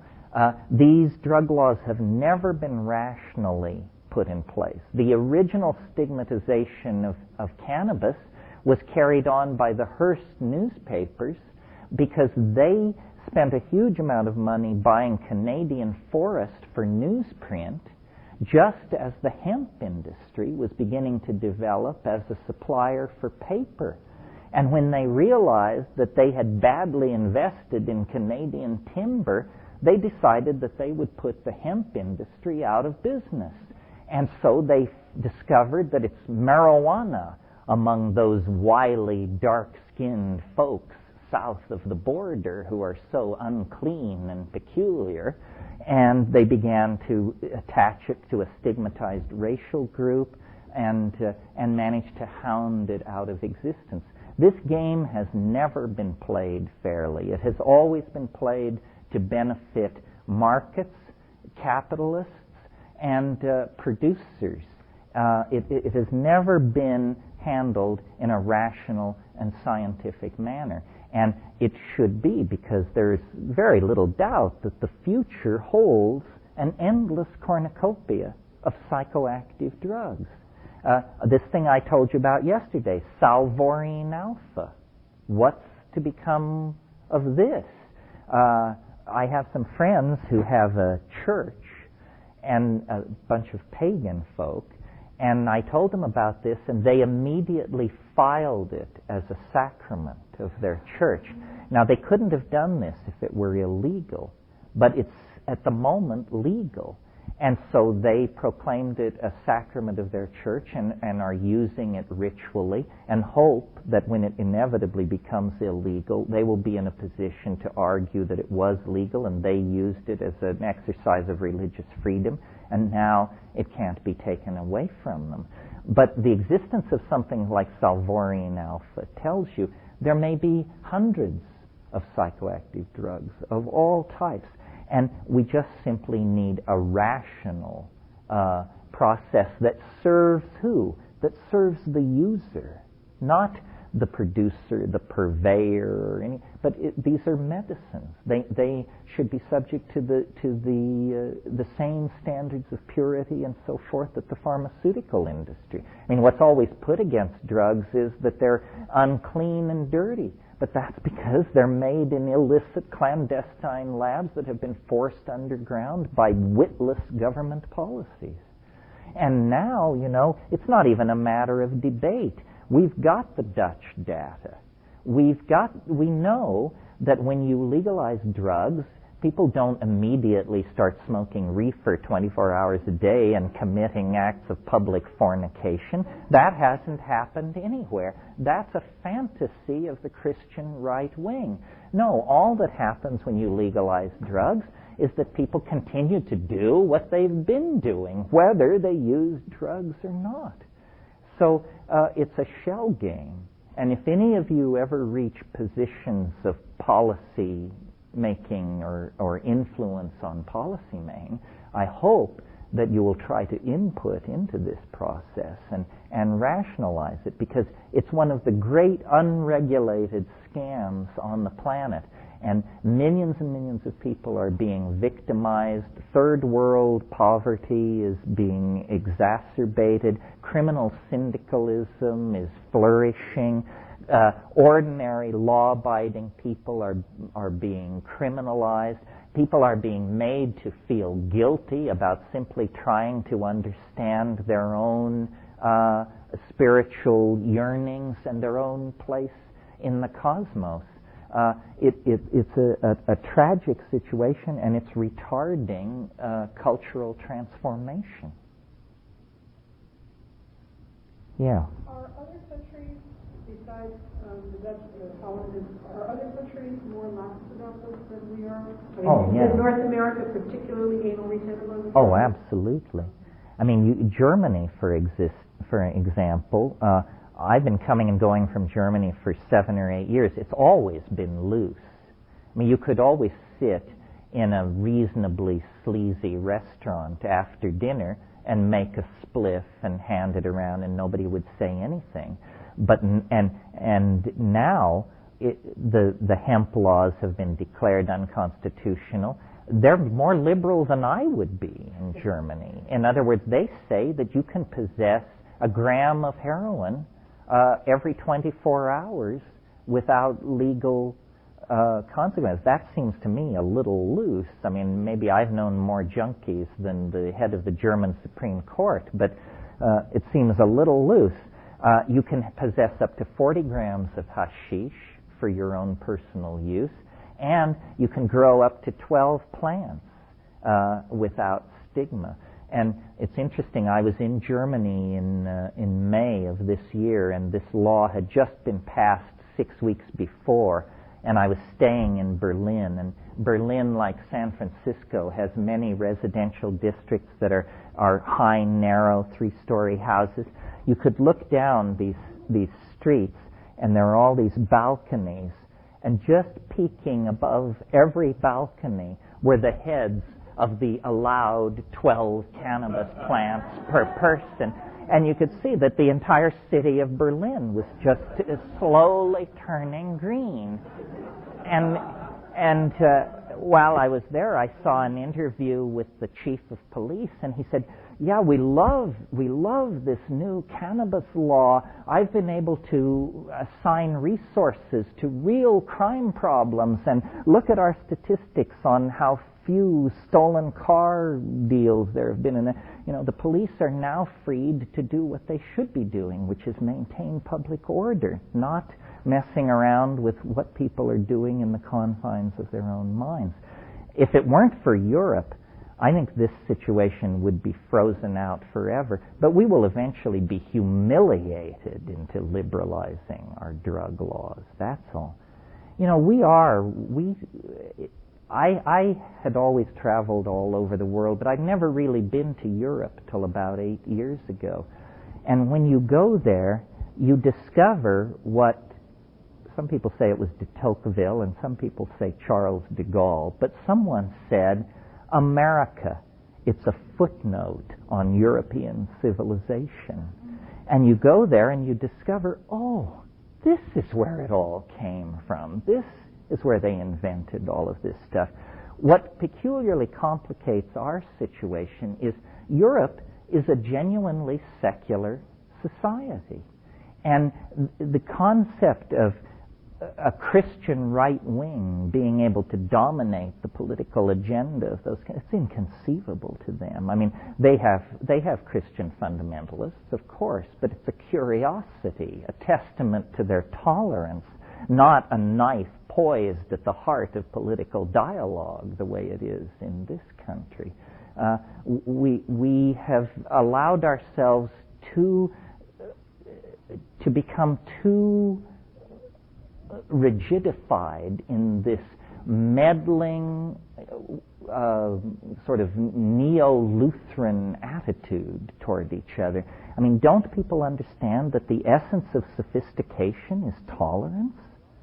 Tolerance. That's all. Robert Frost once said, the secret of happiness is learning to enjoy people you don't approve of. And I would add, and the second secret is learning to enjoy foods that you don't approve of. Yeah. Another point I feel I need to make is this is also the only country in the world where the practice of herbal medicine, what in Europe is called phytotherapy, is the only place where it's illegal. It's not just psychoactive plants which are suppressed, it's the use of any plant by an ordinary person, someone who hasn't been given authority. And I think Americans are paranoid of nature. Our history is one of conquest, and though we slaughtered a lot of Indians, we never tell it that way. We say we tamed the frontier, and so nature herself is set up as the enemy of American destiny, and that's why the incredible artificiality of our culture and our incredible anxiety in the face of chaos. We're order freaks. That's why it's so disturbing to people to imagine that people around them might be stoned, because they don't know what stoned is. So that terra incognito becomes frightening to them. We're a very infantile society. I had some German friends visit me in Hawaii, and they wanted to go to the beach, and so we all went down to the beach, and we're laying out the towels and everything, and my friend whipped her top off. I said, you can't do that here. And she said, you're not serious. And I said, well, didn't you know that you can't go topless on American beaches? And she said, well, I'd heard that, but I just didn't believe it. I thought they meant some American beaches. I said, no, this is over the top. Well, I can't imagine that will change before the end of the world. This society is so rigid that, the sight of a tit shakes the entire social edifice from foundation to top. That's how paranoid, how clenched, how fragilely balanced the American enterprise is. It's a craziness. it's a cultural craziness to people who come from outside of it. They can't believe it. And so she put her top on, but just shaking her head, because up to that point she thought it was just sort of like Europe, but exotic and interesting. But suddenly she realized, oh no, these people are cannibals, and best watch what you say and do. Yeah. I was curious if you've ever tried that toad skin thing, and if you're a vegetarian, if you had a problem with that. I'm not a vegetarian, and it shocks many people, and my riposte is simply, the most intelligent beings I've ever met are plants, so why shouldn't I eat meat? You want me to chow down on a turnip in good conscience? You can't be serious. What was the other part? Oh, the toad foam. Because you were talking about earlier vegetarianism, I have been vegetarian for long periods in my life.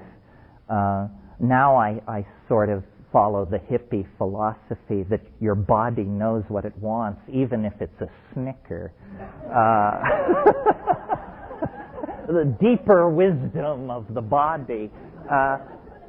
As far as toad foam, it isn't toad skin. So we don't have to worry about the fate of the toad is not sacrificed in this process unless your milking technique is excessively vigorous. The substance is 5-methoxy-DMT, and many people like it. I don't prefer it simply because it's just like DMT, except there's no visions. And that's a little like saying it's just like the Philadelphia Philharmonic, only there's no orchestra.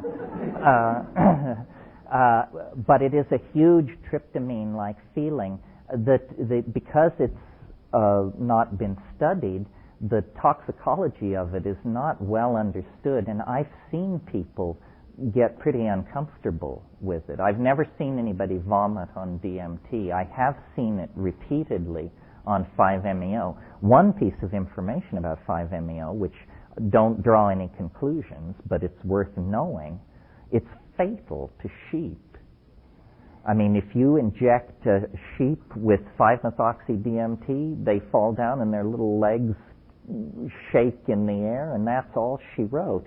Well, we're not sheep, but if you think you might be one, I would suggest that you don't try this stuff. Well, I think we're at the end of the road here. I feel a little guilty that there wasn't more hard botany, but I feel confident that David and Ralph and the other people participating in this course will get this to you. There's a great deal to be learned. There's a great deal of camaraderie among the people who do this work. I think most people who work in this field feel that we're struggling at the frontier of the envelope of human potential, and that great good is potentially here, and that part of the saving of the planet and the saving of humanness involves saving these plants and the shamanic dimensions that they throw open to us. Gaia wishes to communicate, and these are the channels of communication by which she reaches us through and around our own fears and silliness. And to the degree that we can rescue this tradition, save these species, legitimize this research, and carry ourselves deeper into the endless riches of the world of the spirit, to the degree that we do these things, I feel we've advanced the universal project of bringing the good to manifestation. So I wish you all luck in your professions. I hope that you take your chosen field by storm. If any of you need to reach me, come through a friend or through the CIIS front office. David usually knows where I am. If you think I can help you by introducing you to someone or pointing you toward a reference or in any other way, feel free. This is very important work. Whether we succeed or fail, it would be tragic not to make the effort, because I think we really align ourselves with the Gaian intent when we bring these things to the community and share them. Thank you very much.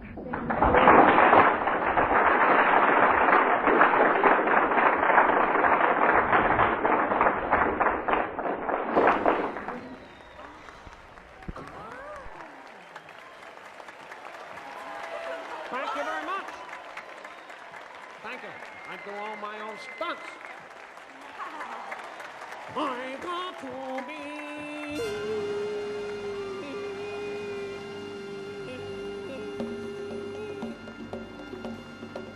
What the hell's going on?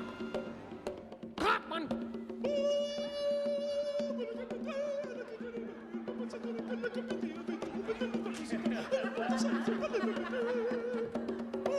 Clapman, crapping up my act.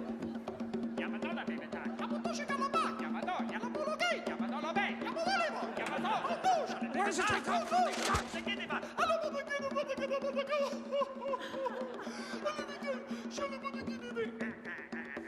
May I borrow this for a second?